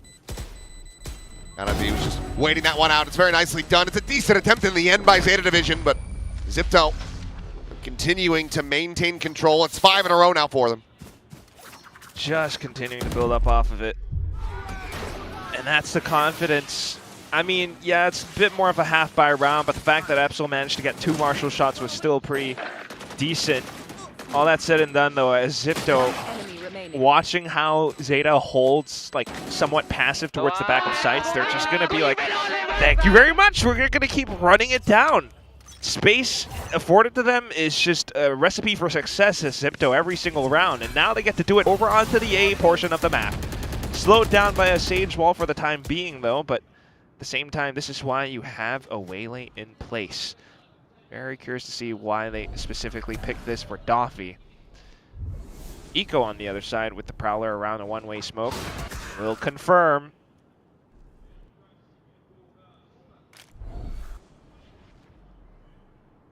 Absol onto an op as well, but not seeing anything else though. ZIPTO might just be cutting noise. They've done this in that finals against Sharper as well. It forces their opponents to sweat a bit, especially after relentless rounds back to back. Absol with an op on this angle into mid. Still not. Why not just have this added lean towards A? He will now shift over. Yeah. But here comes the drone. There goes the smoke. And he's just trying to find something off the timing after being spotted. Meanwhile, XTL forced away. Site opened up, and Zeta Division having to play for the retake yet again. ZIPTO happy to push a little bit further as well. They are planted. not shy from holding space out towards the back. They have to Swap flash the for guns it. over. Absol now with a Phantom. Ready to try to lead the charge. Meanwhile, I don't know. I think that was just a misclick. Paranoia's going to go in, though, and either way, Sugar Zero's going to be caught. Alert on the swing, able to find that kill. Absol looking for one. Steadies it, finds Doffy. Eco with Natty as well, as the res is going to be used to bring Shota back into the fold here rather quickly. Eco gets himself a third. Now suddenly it is just Surf. Tucked it backside. Has the wall bang and will get found. So op can be recovered. The defuse can come in, and Zeta will break this 5-round win streak that ZIPTO had built up. Save the day. Easy. Lead on the wall bang though. Goes the wrong way, could take shots from the other as well, however. But at the same time, yeah. Just noting the op plays, kind of a distraction perhaps. I guess that's what it was, just to pull ZIPTO all the way towards the back end where then the rest of the Zeta squad would scale all the way up from drop instead. So actually onto site now, they turn it into a firing range where Eco manages to collect onto 3. Nice. Works out quite nicely. Okay. So just using ZIPTO's kind of Need a drop. aggression and momentum against them. Op still in hands, and ZIPTO this time leaning closer towards B side. Multiple trips all aboard. And I do like this kind of positioning for the operator a lot better. It allows you to lean onto the other sides of the map more reliably. Spam though, Sugar Zero nearly dead. Nico will find the lurk. Surf eliminated. Back of the camera. Sees that Doffy scaled forward into back. Side swing there. Shota unable to find it. And suddenly this round has gone away! Doffy. Literally 1 HP. Doffy now recovering it off that decay. And oh boy. This is a kick to the gut for Zeta. High-low now. And they're stacked up if you collapse them. Not to be found. ZIPTO right back to it. And it's just that mechanical skill again. Starting to feel it. Had all the utility sent towards the back of site. They were kind of caught for a while with the one-way cages and trips that Shota had. I mean, it's a 3v5 into a 3v1 in the blink of an eye. Yeah. It's all because he held that. Oh, Surf. He sent the chair flying. Luckily, we do have a railing. Love it. Yeah, off angle out towards the back of Boba. Okay, back towards the A main stack now, ZETA. Trying to create pressure here yet again. Double dive forward from Doffy. Gets the fadeaway shot, and Endois finds Eco as well. Double take and dance around, but eventually Surf to come out on top as Sugar Zero has to backpedal away. Cover going out. Meanwhile, Shota in the rotations, but making noise himself, will be able to get the collat through. Looking for a little bit more though, but running low on bullets. Well, he slow things down. Alert forced to spend TP instead to get the spike. Nonetheless, though, still numbers, and now it's Kennedy to kind of lurk towards middle to catch perhaps Sugar Zero on the rotation. Sugar Zero maybe with a timing, yes, okay. Takes it into a 2v2. Bit more doable for them. It still is just going to be showdown to that Sheriff, though. So playing around backside where the spike's planted for, so... Smoke to the one side, smoke on the other. Time as well. Yeah, it's starting to get away from them here. Sugar Zero rushing forward and only gets the headshot on the Surf. Shota able to close out the one, but there's just no time to make a go of this one. Zipto move up now, 7-4. Chance to make this an 8-4 half as well. In the half. ZETA still trailing behind. Exactly. Behind is the right word. Just as soon as the barriers drop, look at this, the double duelist. Wailing forward, relay bolt just to secure his exit onto that refract as well, watching angles if anyone does try to go for a trade. And that is quintessential Zipto. Oh, the trash talk. This goes here. Wonder if it affects ZETA at all, but either way, now the last round of the first half, and they are not going to be slowing down anytime soon. An unstoppable Zipto freight train in towards the B site. Zipto are 6 round wins away from eliminating ZETA here in stage 2. Oh, they call it a cancel. Rotate back, and once more, it is just XDL. Yeah, rotations pull across now. It's a pixel angle, though, so XDL might still be able to survive. Can delay with the wall and slows, but it's just so tentative. Just be sending that wall off of timing, trying to grab the orb, and that itself is risky. Tucks back, is able to avoid the convergent pass, is up and over. It's a quick cancel from Dompy with a refract. Does pull one rotation over. Mid player's not finding anything, so just a full group up in towards the A site now. XDL no util. Ooh. He's just trying to hold on, but let's get caught in the end. Eco. TP over from Sugar Zero. Eco, it's about to be revealed. There's the spot out. Haunt over the top, just trying to get some information. Sugar Zero now eliminated. Eco gonna be good for one. Needs a hell of a lot more, but as he swings, he will die. Just Shota now. Just getting strafed upon as Endois runs it in with the overdrive, and Zipto make it 8-4 at the half. Just lighting ZETA up. My God. Showing a bit of restraint. I love that they canceled off that B main push. Went back towards, after creating a bit of pressure, went back towards A site. And just let XDL spend all of his utility. Eco tries to stay alive as much as possible, but had to toss the haunt just to try to afford more info for the rest of his team with the scan, but halftime.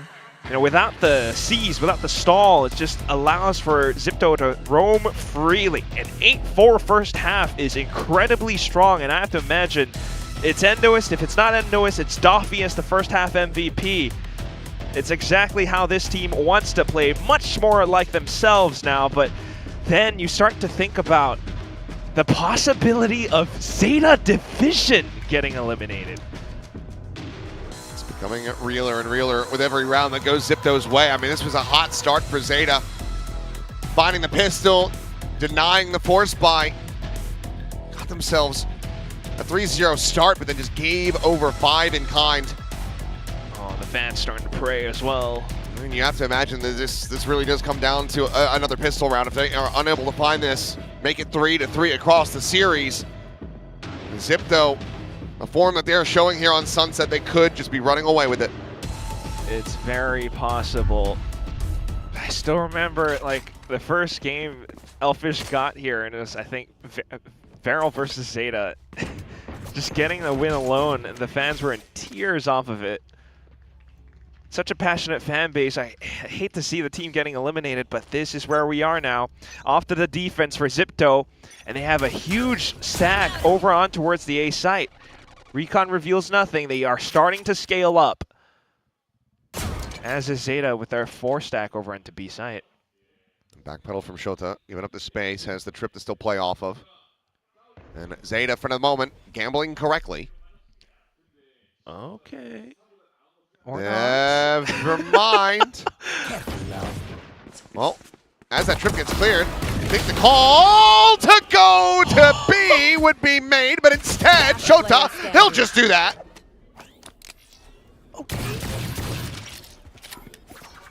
Well, looking to make this a flawless pistol. And they shall. A second kill for Eco, 3 for Shota, and that is one hell of a start to the second half. Damn Shota indeed. Much like the sign said. Let's see that again. Whoa. Bandit certainly is powerful, huh? Yeah. Damn Shota, where'd you find this? Incredible shooting from him.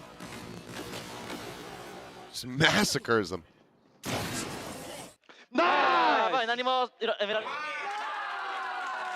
There we go. Oh my god. To think that we might not see these if ZETA gets eliminated? No, I don't want to think about it. Well, still a chance. ZIPTO, no force this time around. We'll play it safe. They don't want to let go of their lead. Starting things off with a bit of crossfire at the mouth of B side, B main. Bring them down.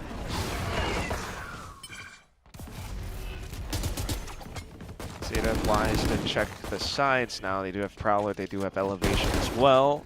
Not able to sneak a shot though. Even with Classic, ZIPTO still rather relatively lethal, so it might be a pivot back over onto the A site now where, wisely enough, yeah, it's just a lone Kennedy to try to hold for position around the site. Working with more known quantities though, so just holding the angle, numbers dwindling. ZETA have their choice pick. We'll look to make the right one. Kennedy gonna have his work cut out for him here. 30 seconds left. Yeah, there's the haunt reveal. Immediately gonna be tagged down to 35. Still sticks around though, hoping for a right click, someone to walk within his range. Prowler that catches him.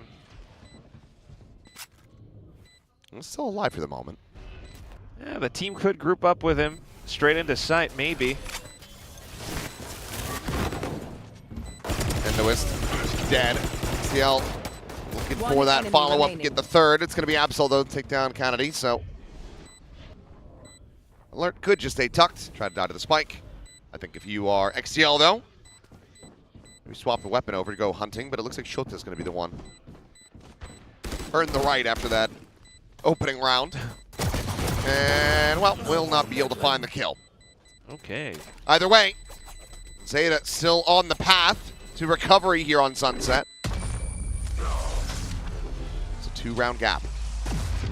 And not too shabby. They made the wise decisions this time around, and at the same time, ZIPTO as well trying their darndest, but I think immediately hearing the footsteps of the Neon, or if not spotting out the trajectory of the relay bullet, it's just clean for them to get the shot through the smokes or to swing around it.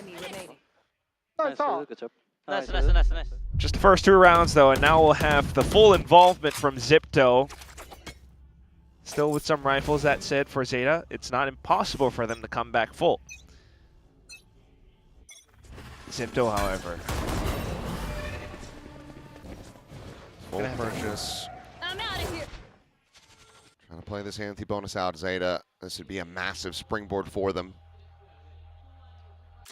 They can try to convert this. Spot on, no, just the one. Endo is going to be seen here at top mid, but he's got plenty of reinforcements near enough by. And he's going to get the fadeaway shot. Endo is dead. A couple more pot shots out there. Put the fear of God into him. Meanwhile, Kennedy, he's fallen. XTL taking him out from the alley side. The pace of the game has been slowed down so darn much. ZETA are hungry for information. They start to put themselves in open spots. 1v1s and open duels. ZETA take those. I think the round's done, not unless somehow Alert or Doffy can hold this off. ZETA could also very well pivot back over onto B side. Well, 30 seconds, they're going to Alert able to find the one, but as he tries to clear the hunt, that's when XTL swings. Still found Saturate, going to be tossed in. That does lead to Sugar Zero's death, but you still have a player advantage. Planted backside. Spike planted. Cheated on the angle there from Eco. Off his position, now known. Surf as well, going to be spotted. All the info that ZETA needs to play Shota in. Another big round for him, gets that 3K. And ZETA, they're one away from tying this up. As you mentioned, that springboard. An 8-8 very likely on the cards now. Just slow and steady. It's truly the opposite force of how ZETA plays. And you can tell it, ZETA looks quite uncomfortable now. You don't often see Endoist just falling to a sheriff shot all the way down middle like that. Might need a timeout soon as well, depending on how the rest of these rounds go, but for now, just off to their own sheriffs. Let her ride for the thrifty attempt. Maybe. Still have both timeouts on this map as well, so. Will they matter? But just wait and see. But for now, ZETA going up against the thrifty, going up against the buy. Doffy, Kennedy. Hunt reveal towards middle. ZETA just waiting close towards, waiting to infiltrate or intrude on ZETA's pathing across middle.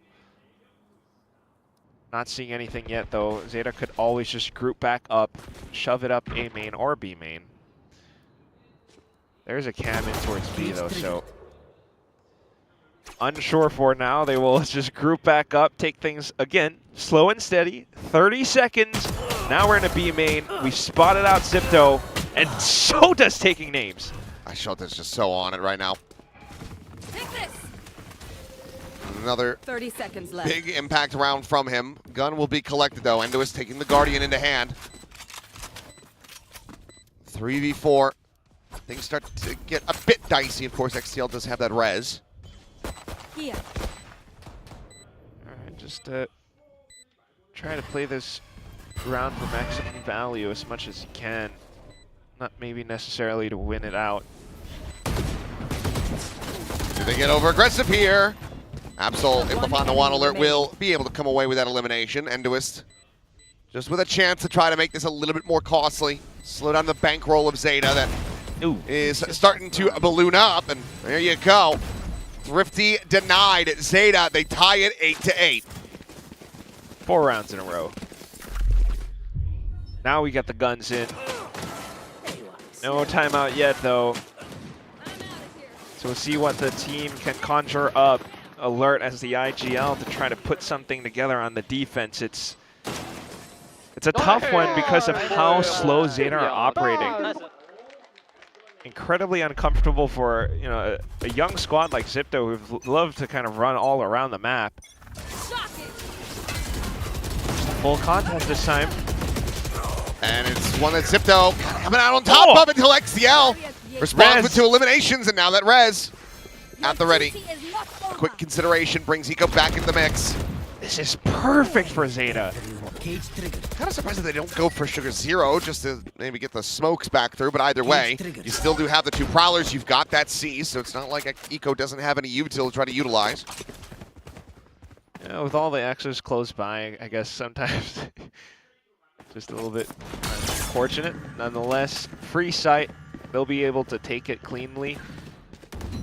Get 1 point back closer towards another res, or maybe pass that one over onto Eco. but a 2v3 retake with Doffy on an op, unless they find one, ZIPTO might just bail out and save instead. I think you kind of have to. Yeah. Surf has to be able to find one. He's going to try at least, but ZETA's not going to give it up. They play it so safe. Saturate. Lost in. And with Surf's, with his death, you do have to run away. So Doffy, just to retain the operator, as ZETA will gain the lead another round here in this streak. They're going to be up 9-8. It feels like it's taken, I don't know, a month, a year? What, for the rounds to go by? Yeah. It feels that way just because of how slow and steady ZETA plays. All right, this is molasses gameplay. Yeah, exactly. It's the direct opposite of how ZIPTO plays. But point being, this was a tremendous lead that ZIPTO had built up throughout that entire first half. And in this little eternity, this entire light year of 5 rounds, ZETA have flipped the script. Very much starting to. Now putting themselves into the lead. It's a slight little reprieve, but it's still far from over. As ZIPTO going to be calling their first timeout of this map. Here we Trying to slow down this run back from ZETA Division. But, I mean, this is where you get these younger players, less experience on a stage like this, where they can start to crack, where they can let these leads, these advantages start to slip away from them. Yeah, they have to get that out of their heads and just trying to play their game, but it's like with what we've witnessed, right? Especially all throughout Haven and then on Split. Split where ZIPTO just kind of run it down in that second half. Like, that's the kind of ZIPTO that you want to see. They did a little bit more in this first half now, but if they are on the defense and ZETA is slowing things down that much, like the last round was the closest one that we've got, apart from, you know, maybe close to the pistol clutch, but just having that res, ZETA always having that advantage again, it makes things so murky for ZIPTO to try to bring things back. If they're not playing things simple, if they're overcomplicating things a little bit, they're starting to think too much outside of themselves, it starts to slow down the kind of individual talents that they have. So it's Doffy on this op again. Recon, and they immediately back up, which gives ZETA all the space towards the middle. But with Endoist and Kennedy close by, it's hard to tell. They're just unsure as to what ZETA are trying to do. They'll be hungry to try to fish for information, but it's in these little moments that ZETA might just be able to take the numbers away from them. Thrown out. Don't think it went deep enough to actually get the spot onto Shota. Not really. But it'll keep them around the top of middle for the time being. ZETA could very well just break through market door, get that burst against Surf. Or maybe to, once again, take it slow, go back towards B or A main. Maybe even to group up and smoke off one angle, push all the way up in towards mid. It's just one player, it's just Absol. The team's going to market. He's been spotted. Surf going to be able to find one, but Shota there to the rescue yet again, but eventually will get caught and overwhelmed. Oh! Zico holding on by a thread. Just managed to find that kill, but he's still trying to get this push forward, but Sugar Zero has now broken open the B side. Absol lying in wait! Looking for the reset. Puts just a bullet into Kennedy, but cannot find that kill. Shock Dart is on point! 10 seconds left. I have the spike. As now the Hunter's Fury, he's just trying to checkmate him. Sugar Zero, no! He misses! It is just a hair off! 1v1. Sugar Zero has flash too. He's gonna maybe just go around the world. And in all that time, the smoke can come back up. He's stuck all the way back in the mid. Oh my god. Kennedy slowly running out of time and options as well. It does have a recon, but it might be false info because Sugar was far off site. He's got a paranoia. Is he just gonna dry peek it? Well, oh. Spots him. Paranoia sent through, does not connect. Kennedy not blinded up. The jump peek, the hold to half, he's off of it now. Sugar Zero takes the fight and takes his life! He keeps the win streak going! Won't stop. don't stop, and it just keeps going. Unbelievable. The shock dart, the Hunter's Fury. And it all comes down to an incredibly smart play just to go way off site. Oh, and I mean, for Kennedy, somebody please. Don't let him watch this back. Don't let him watch the VOD. You see how close he was to hitting that Hunter's Fury. He absolutely should have had that round done and dusted. But instead, ZETA, they scrape by. They get themselves up to double digits. Overdrive going to be expiring here for Endoist. Just fishing for damage, but none was found. But they do have all of ZETA corralled into spawn. ZETA equipped with sheriffs. Well, no, Zipto. ZETA. If they had any idea, Sugar Zero could just TP. Oh, yeah. He could just ult. But there's still a very good chance that they are able to catch him off guard. Ping down, swing going to be going out. Sugar Zero does end up falling, but the cleanup is swift. Revenge for the IGL's death. His Endoist now. They build a space, but the cage will drop, and Shota has him dead. Just down to the last moments as well now. Kennedy looking for some kind of positioning, but it's been blocked off. Slow orb, 3 players. Spike planted. Looking to swing off contact. Oh, when the spawn camp doesn't work out. Here. XCL to go ahead and get the last one, and ZETA Division 2 rounds away from advancing forward into what would become the Japanese joust. DFM waiting for them in that next series. JJ.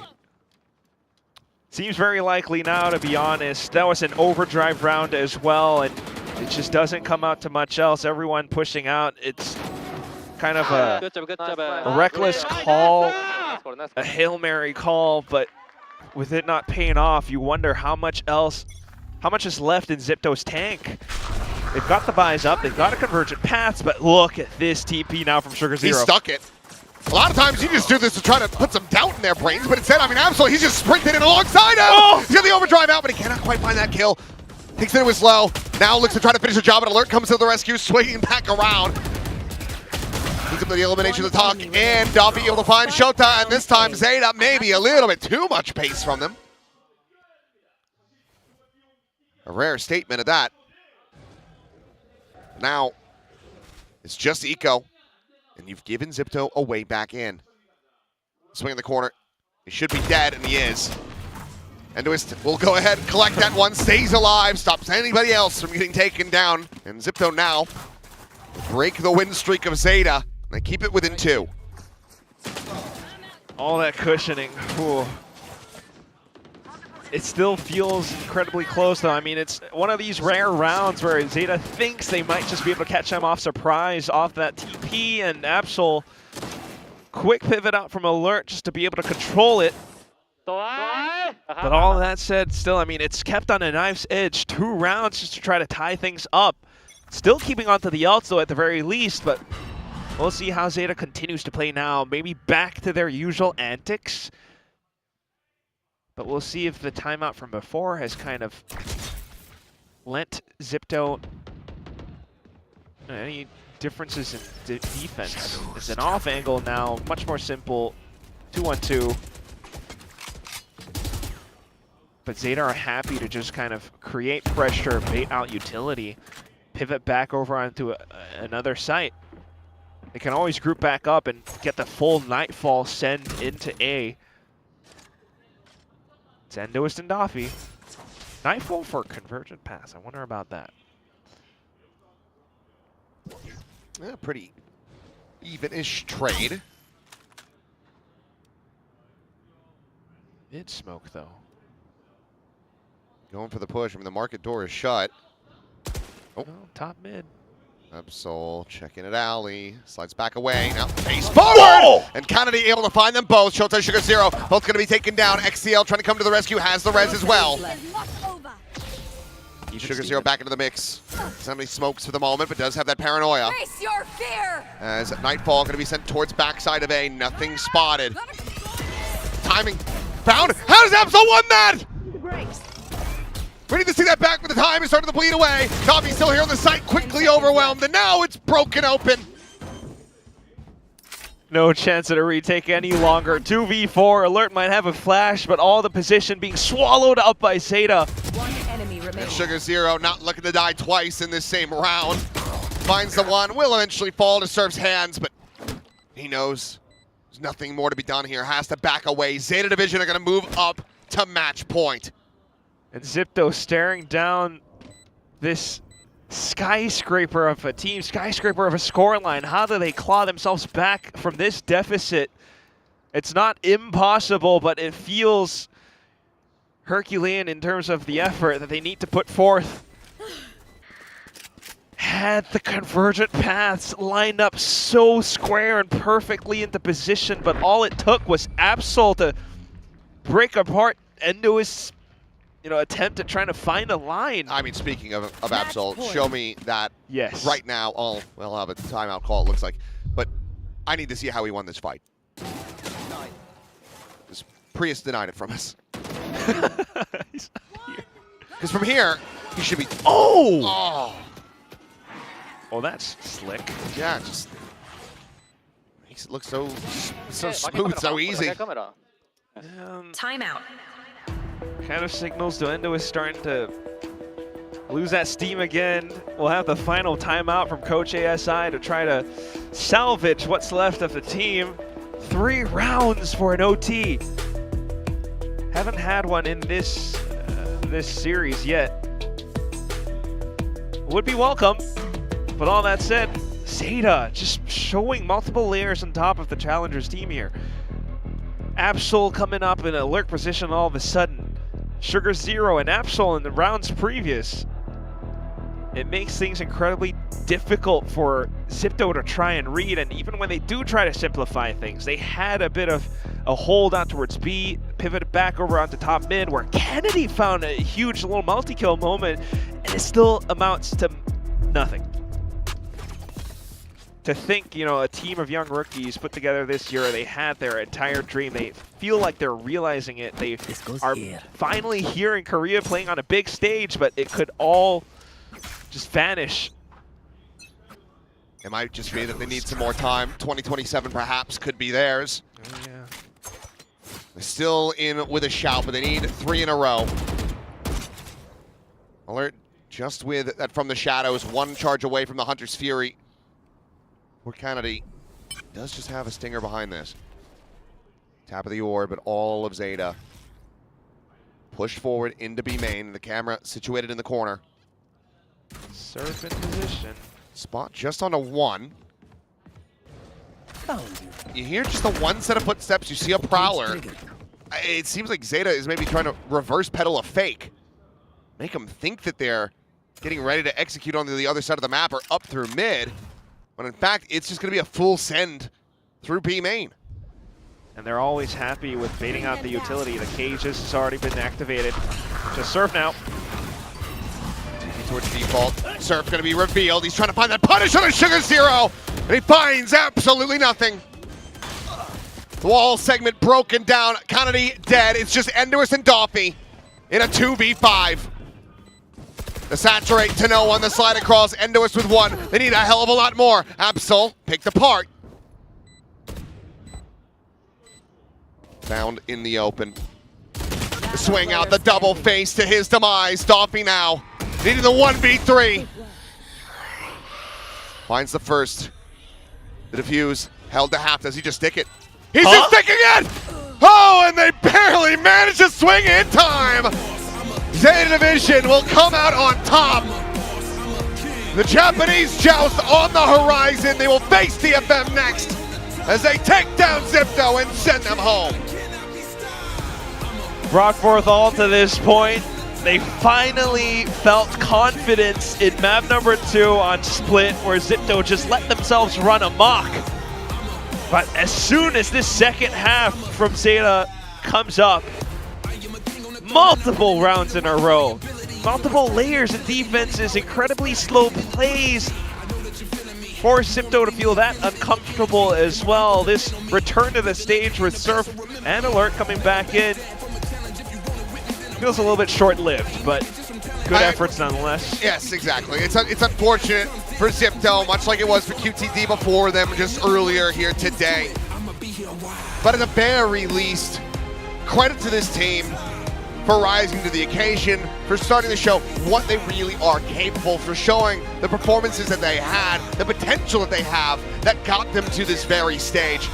They could have showed up today, absolutely crumbled like they did in their opening series, and then gone home with no fanfare, with no impact found. But instead, they really did show up. They pushed ZETA to the brink. They managed to nearly get this into an overtime as well on Sunset. Love the heart and the grit that was shown from that young team. But for ZETA Division, still alive, and now potentially having to try to eliminate DFM. Oh boy, the Japanese joust is real, and you can bet the viewing party for that one is going to be explosive. I mean, we got wave by wave, the boat thing for DFM. You know, Paper Thin's kind of started that. I feel like maybe we need it from ZETA. Maybe if they get through DFM, that's when we can give it. I'm thinking the ZETA Zeppelin. Okay. Yeah, just have to hope that it doesn't go down like the Hindenburg. But I mean, we've seen this potential, and from hearing from Akame, we know that this is not the result he wanted to see. He wanted to go up against Sipto. He wanted to go up against a team that he's maybe less familiar with, that he hasn't played against, that doesn't know his team nearly as well. Fortunately for him, though, it is going to be ZETA in that matchup with elimination still on the line. But for now, that's it from myself and Quack. We're going to send things down to the stage where Jen is standing by with Shota. 제타의 쇼타 선수 만나보도록 하겠습니다. 승리 축하드립니다. Now, massive congrats, Shota. Now, what can you tell us about today's game, and how would you compare it to your expectations pre-match? 승리 정말 축하드리고요. 오늘 경기 좀 어땠는지 소감도 들어보고 싶고, 예상했던 거에 비해서 다른 점은 있었는지도 궁금하네요. まずは本日の勝利おめでとうございます。今日の試合の感想と、あとは予想していた結果と一体どういった違いがあったのかっていうのをお聞きしたいです。そうですね。まず、やっぱりもう一回負けたらもう今年は終わっちゃうっていう謎の圧力じゃないんですけど、それに押されてやっぱちょっと焦っちゃってやっぱ1マップ落としちゃったりとかして、本当はもう 2-0 でもうすぐ勝ってもう気持ちよくもう明後日も勝ち進んでいこうかなと思ってたんですけど、やっぱちょっと焦ってきちゃったですね。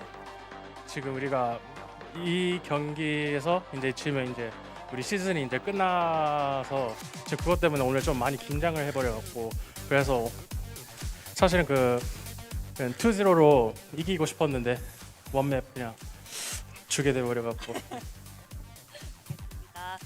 Well, today if we lost, it means we have to go home and pack everything and go back, and our journey ends here. So we were feeling a little bit of pressure, and also the nerves were there as well. We really wanted to close this one out 2-0, but you know, it happened to be 3 maps, but it is what it is. We won today. So what is your read on Zipto as a team? Did they scare you a little in the server? And you know, what are the characteristics or tendencies that you were able to exploit?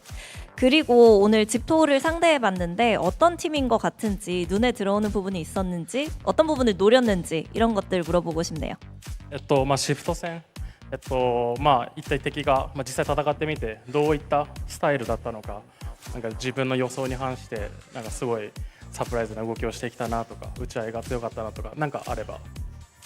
そうですね。大会見てても思ったことが1個あって、やっぱみんなそれぞれがすごいなんかアグレッシブにプレーするな、なんか変数狙ってくるなっていうのは予想してたんですけど、やっぱ結果的にも、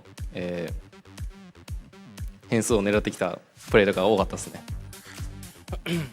네, 그 10소 대회를 또 봤을 때 많은 개인적인 그 파이어 파워가 엄청 강하고, 그리고 변수를 엄청 잘 만드는 것 같아 갖고, 네, 그게 좀 무서웠는데 네, 이겨내서 진짜 기뻐요. Why was XQQ laughing? 왜 웃고 계신 거예요? 인터뷰를 너무 못해 갖고.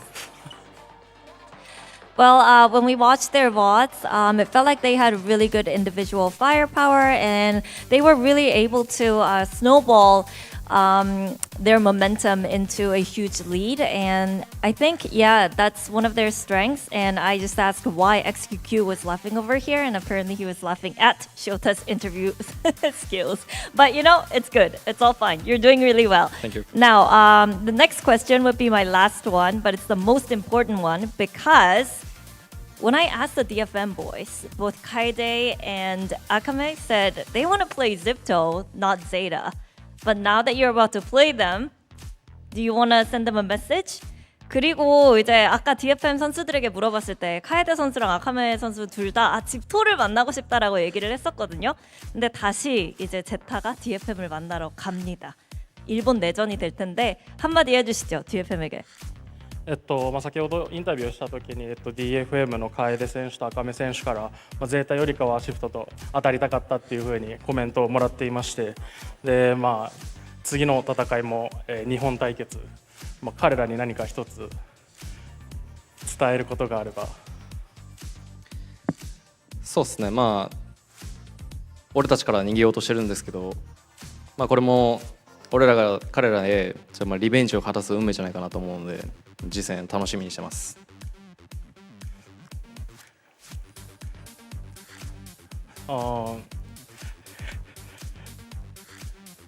네, 솔직히 우리가 저번에 했을 때 져갖고 이번에 또 리벤지 해서 이기고 싶고 그냥 이기고 싶다라고. 네, 그렇게 말한 거 맞죠? 순화하신 건가요? 아니요, 알겠습니다. Well, we would really like that revenge because the last time we faced them, it wasn't really a best outcome that we were hoping for. So this time, we're getting ready to beat them. So yeah, that was Trash Talk from Shota, and thank you very much. We'll see you soon. Thank you. 네, 이렇게 해서 쇼타 선수 만나봤고요. 저희는 내일 다시 돌아오도록 하겠습니다. Thank you.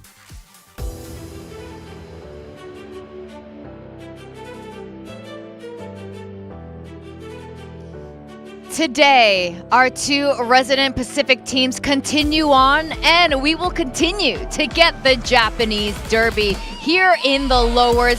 Zeta Division pulling through here, defeating ZETA on Sunset.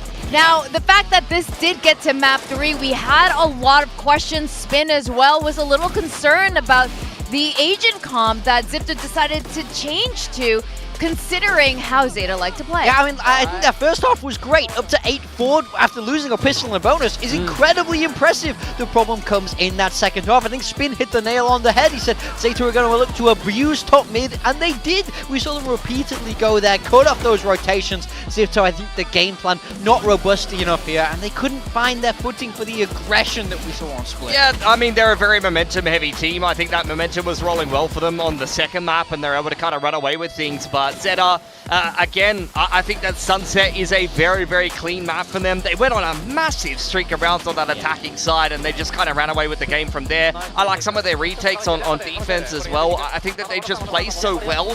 Tightly spaced as a pack. It's something that we've been seeing from them all stage long, and something that they've even noted that they themselves are working on. Their communication, their ability to play off of each other has been phenomenal so far this stage, and they're quite happy to kind of slow down the game along with it. So, yeah, look, deserved winners here. They will knock out yet another Challengers team. Commiserations to Zipto. I don't think they ever really hit their top form here in Pacific, unfortunately. I don't think that on the Pacific stage they were terribly comfortable.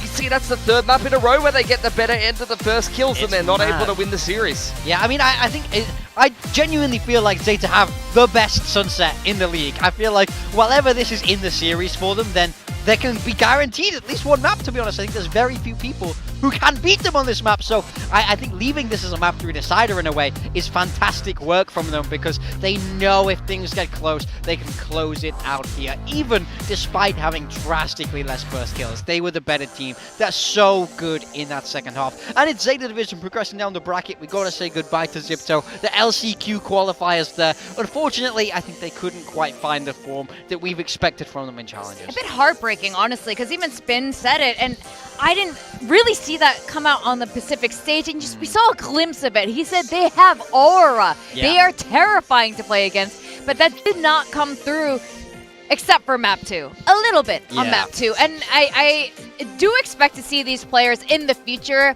whether it is as a team or on other teams as we go into 2027. But it was a good showing for this team. A ton of potential for Endoiz. I can see why you guys have been hyping him up as, one of the top duelists in Thailand. I mean, they're talented. I think they're a very, very talented team. I think maybe they need more time. Maybe they have to figure out composure on that biggest stage. I think there's a lot of potential here, and especially moving towards a more open circuit next year, I do think they can do damage.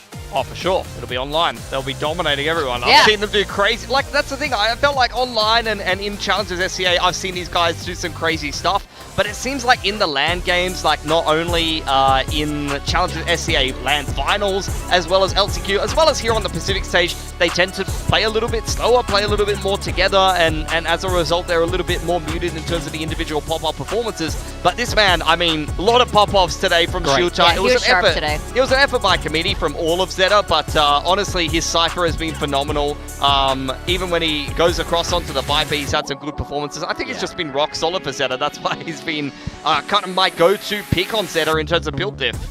Yep, and this does lead us to our brackets for play-ins right now. And again, it's going to continue to be the Japanese Derby in the lowers. Again, one more Japanese team will have to go home, but, we might get one at the end of the day here. Also, Onside Gaming facing Full Sense in the lowers as well. Tomorrow will be very exciting. We got KRX facing Sharper, another Thai team who looks pretty comfortable here in Pacific, actually. I'm looking forward to those games. Just to keep in mind, guys, number 1, number 2 seed here for play-ins do get an advantage in terms of the bracket as they head in towards playoffs, whereas the teams that go through from the lower bracket will actually be seeded into the lower bracket of playoffs. So you don't want to lose that qualification game, whether you're T1, Nongshim, KRX, or It's Sharper, massive. because you make your life so much harder heading through into the playoffs. I mean, it's worth remembering as well for DFM. They're down there in that lower bracket. They have to play ZETA. They had to play today. If Paper X would have beat Varel, they would have already been in the playoffs. They have a long and bumpy road to close it out, and that's going to be such an exciting match of them against ZETA Division. We always love a Japanese guy. We do. Although, DFM was like, we've done enough already. We want to zip They don't want to. If I'm hearing that, I'm buzzing, knowing that they didn't want to play. Yes, exactly. Thank you for the spike Can you for Wingman. reunite Wingman? Here we go. With the spike? They are reunited, and Shiota ruined my build diff, so let's talk about build diff. It's been rough. It's been real rough for build diff here. May was great. May Kennedy was was great. decent. May was Margaret great. was good. Eco was good. Kaide was okay. He was They great map 3. stepped up in the end. Yeah, I thought that was an You okay know build day who for you. sucked today? And you can just tell by looking at his roster. It's Seth. It's so funny to me that Oh, he Morgan had has picked Seth. Seth. He's hit him with the pump and dump. He's baited both Quack and Seth I into picking tricked Seth them. today. I tricked them with my almighty brain skills. Mika All paper right. thin. All right, top there. Oh, Very Pilsky, you're collecting some points. All right, we're actually all kind of close. And then you see the difference with Seth. It's like a 10-point. Drop. So, oh, no laptop for you, buddy. So, no Ace of we Predator. gotta look at the totals. Seth has dropped he's to in 4th. He has dropped to 4th. That's fantastic. Well, technically 3rd, tied with Miko. But Truly brilliant news here today. Yeah. There is justice. yes. But There is. sometimes there's hope. There's a gold at the end of the rainbow here. Yeah. So, sorry, Love it. Jay. What'd you say? I loved it. What? What? You'd love to go to the rainbow? No, I just love the fact that Achilles is losing. Oh, okay. Okay. Oh, so yeah, I'm on my way to destroy Paper Thin, Yeah. Resident Old Man. You could be paper thin. I believe in you. I think I can. Yeah. I You definitely could also can. be a 2-time. I Yeah, could be. I'm you could tie my 45 record. points I know. behind. Actually I need really to don't take wanna some know. serious risks. I need to be the only one who's won 2. No, I want to. I'm greedy too. All right, tomorrow. Super fun tomorrow. I don't know if it'll go as long as today, but at the very least, I expect absolute bangers from both of these teams. KRX, Sharper, also T1 and Nongshim. All of these teams are finally finding form. They're a little bit shaky and bruised, but all of them look really good right now. So I think, these are our champs contenders. Like, at least two of these teams are champs contenders. KRX have a chance to get to playoffs in that upper bracket after a truly horrendous group stage from them. What a turnaround they've made in players. Sharper, a fantastic team. You know, the last ones left in the upper bracket from the Challenger squad, so they're looking to compete. And then T1 Nongshim, that's always a bang. Yeah, I think a lot of the Korean teams are on the upward trend. You've already got Varel as well as Gen.G awaiting in the playoffs, so the chances that we have a repeat of what happened over in London in terms of Pacific representation is almost zero. You're going to have some kind of Korean representative over at Champs. We could have all of the Korean teams in playoffs. It's totally possible. It's absolutely possible here. And as a gift for you two for sticking with us till the very end, it's so late, it's almost midnight. Here's a Dan. Thank you. Here's a Spike. Oh, what? That is disrespect. We're going to close the show because I'm going to have a little word with Morgan. Guys, see you tomorrow. It's going to be crazy. Tomorrow we're going to find out who our qualified teams to playoffs are. We'll see you tomorrow for more VCT Pacific action. Unbelievable behavior. Control yourself. See you tomorrow. Be professional. Oh my God.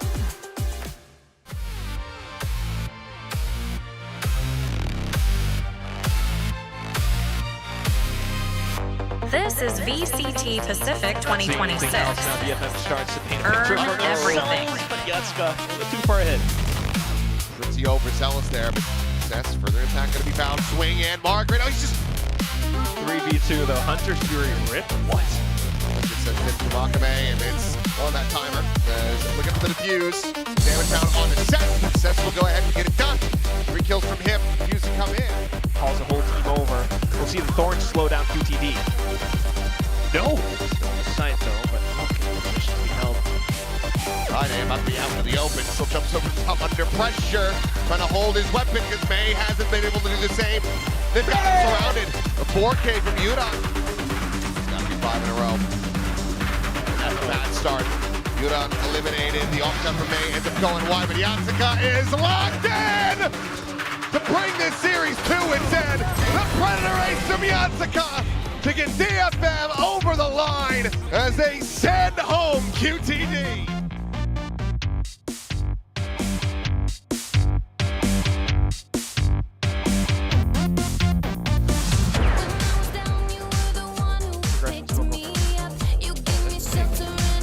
Up and over the top. It's that fast lane. With some cover.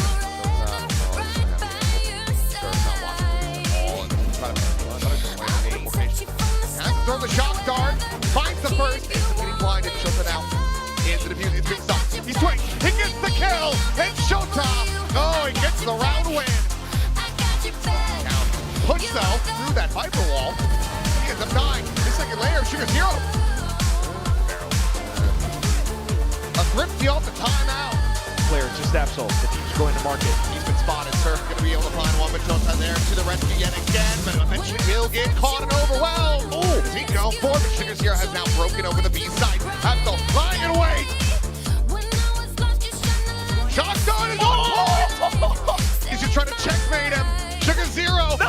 And this is the jump takes the hold to half. He's off of it now. Sugar Zero. Take the fight. The Japanese joust on the horizon. They will face DFM next as they take down Zipto and send them home.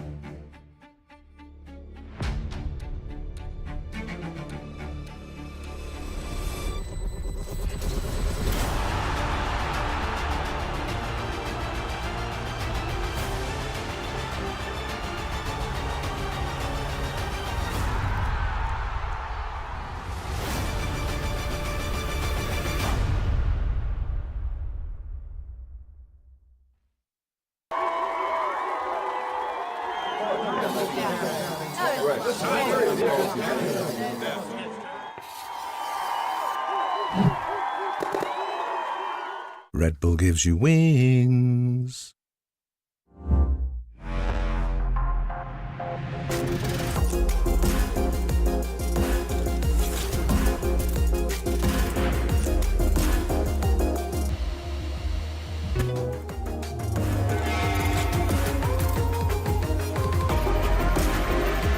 Knock one, push, push, push.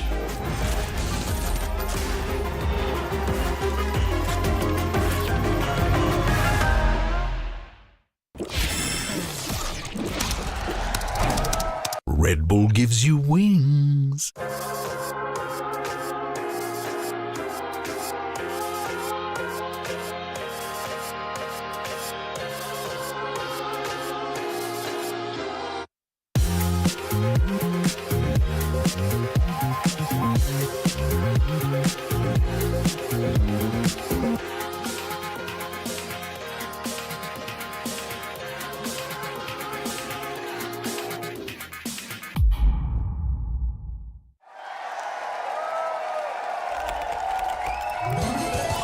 Red Bull gives you wings. This is VCT Pacific 2026.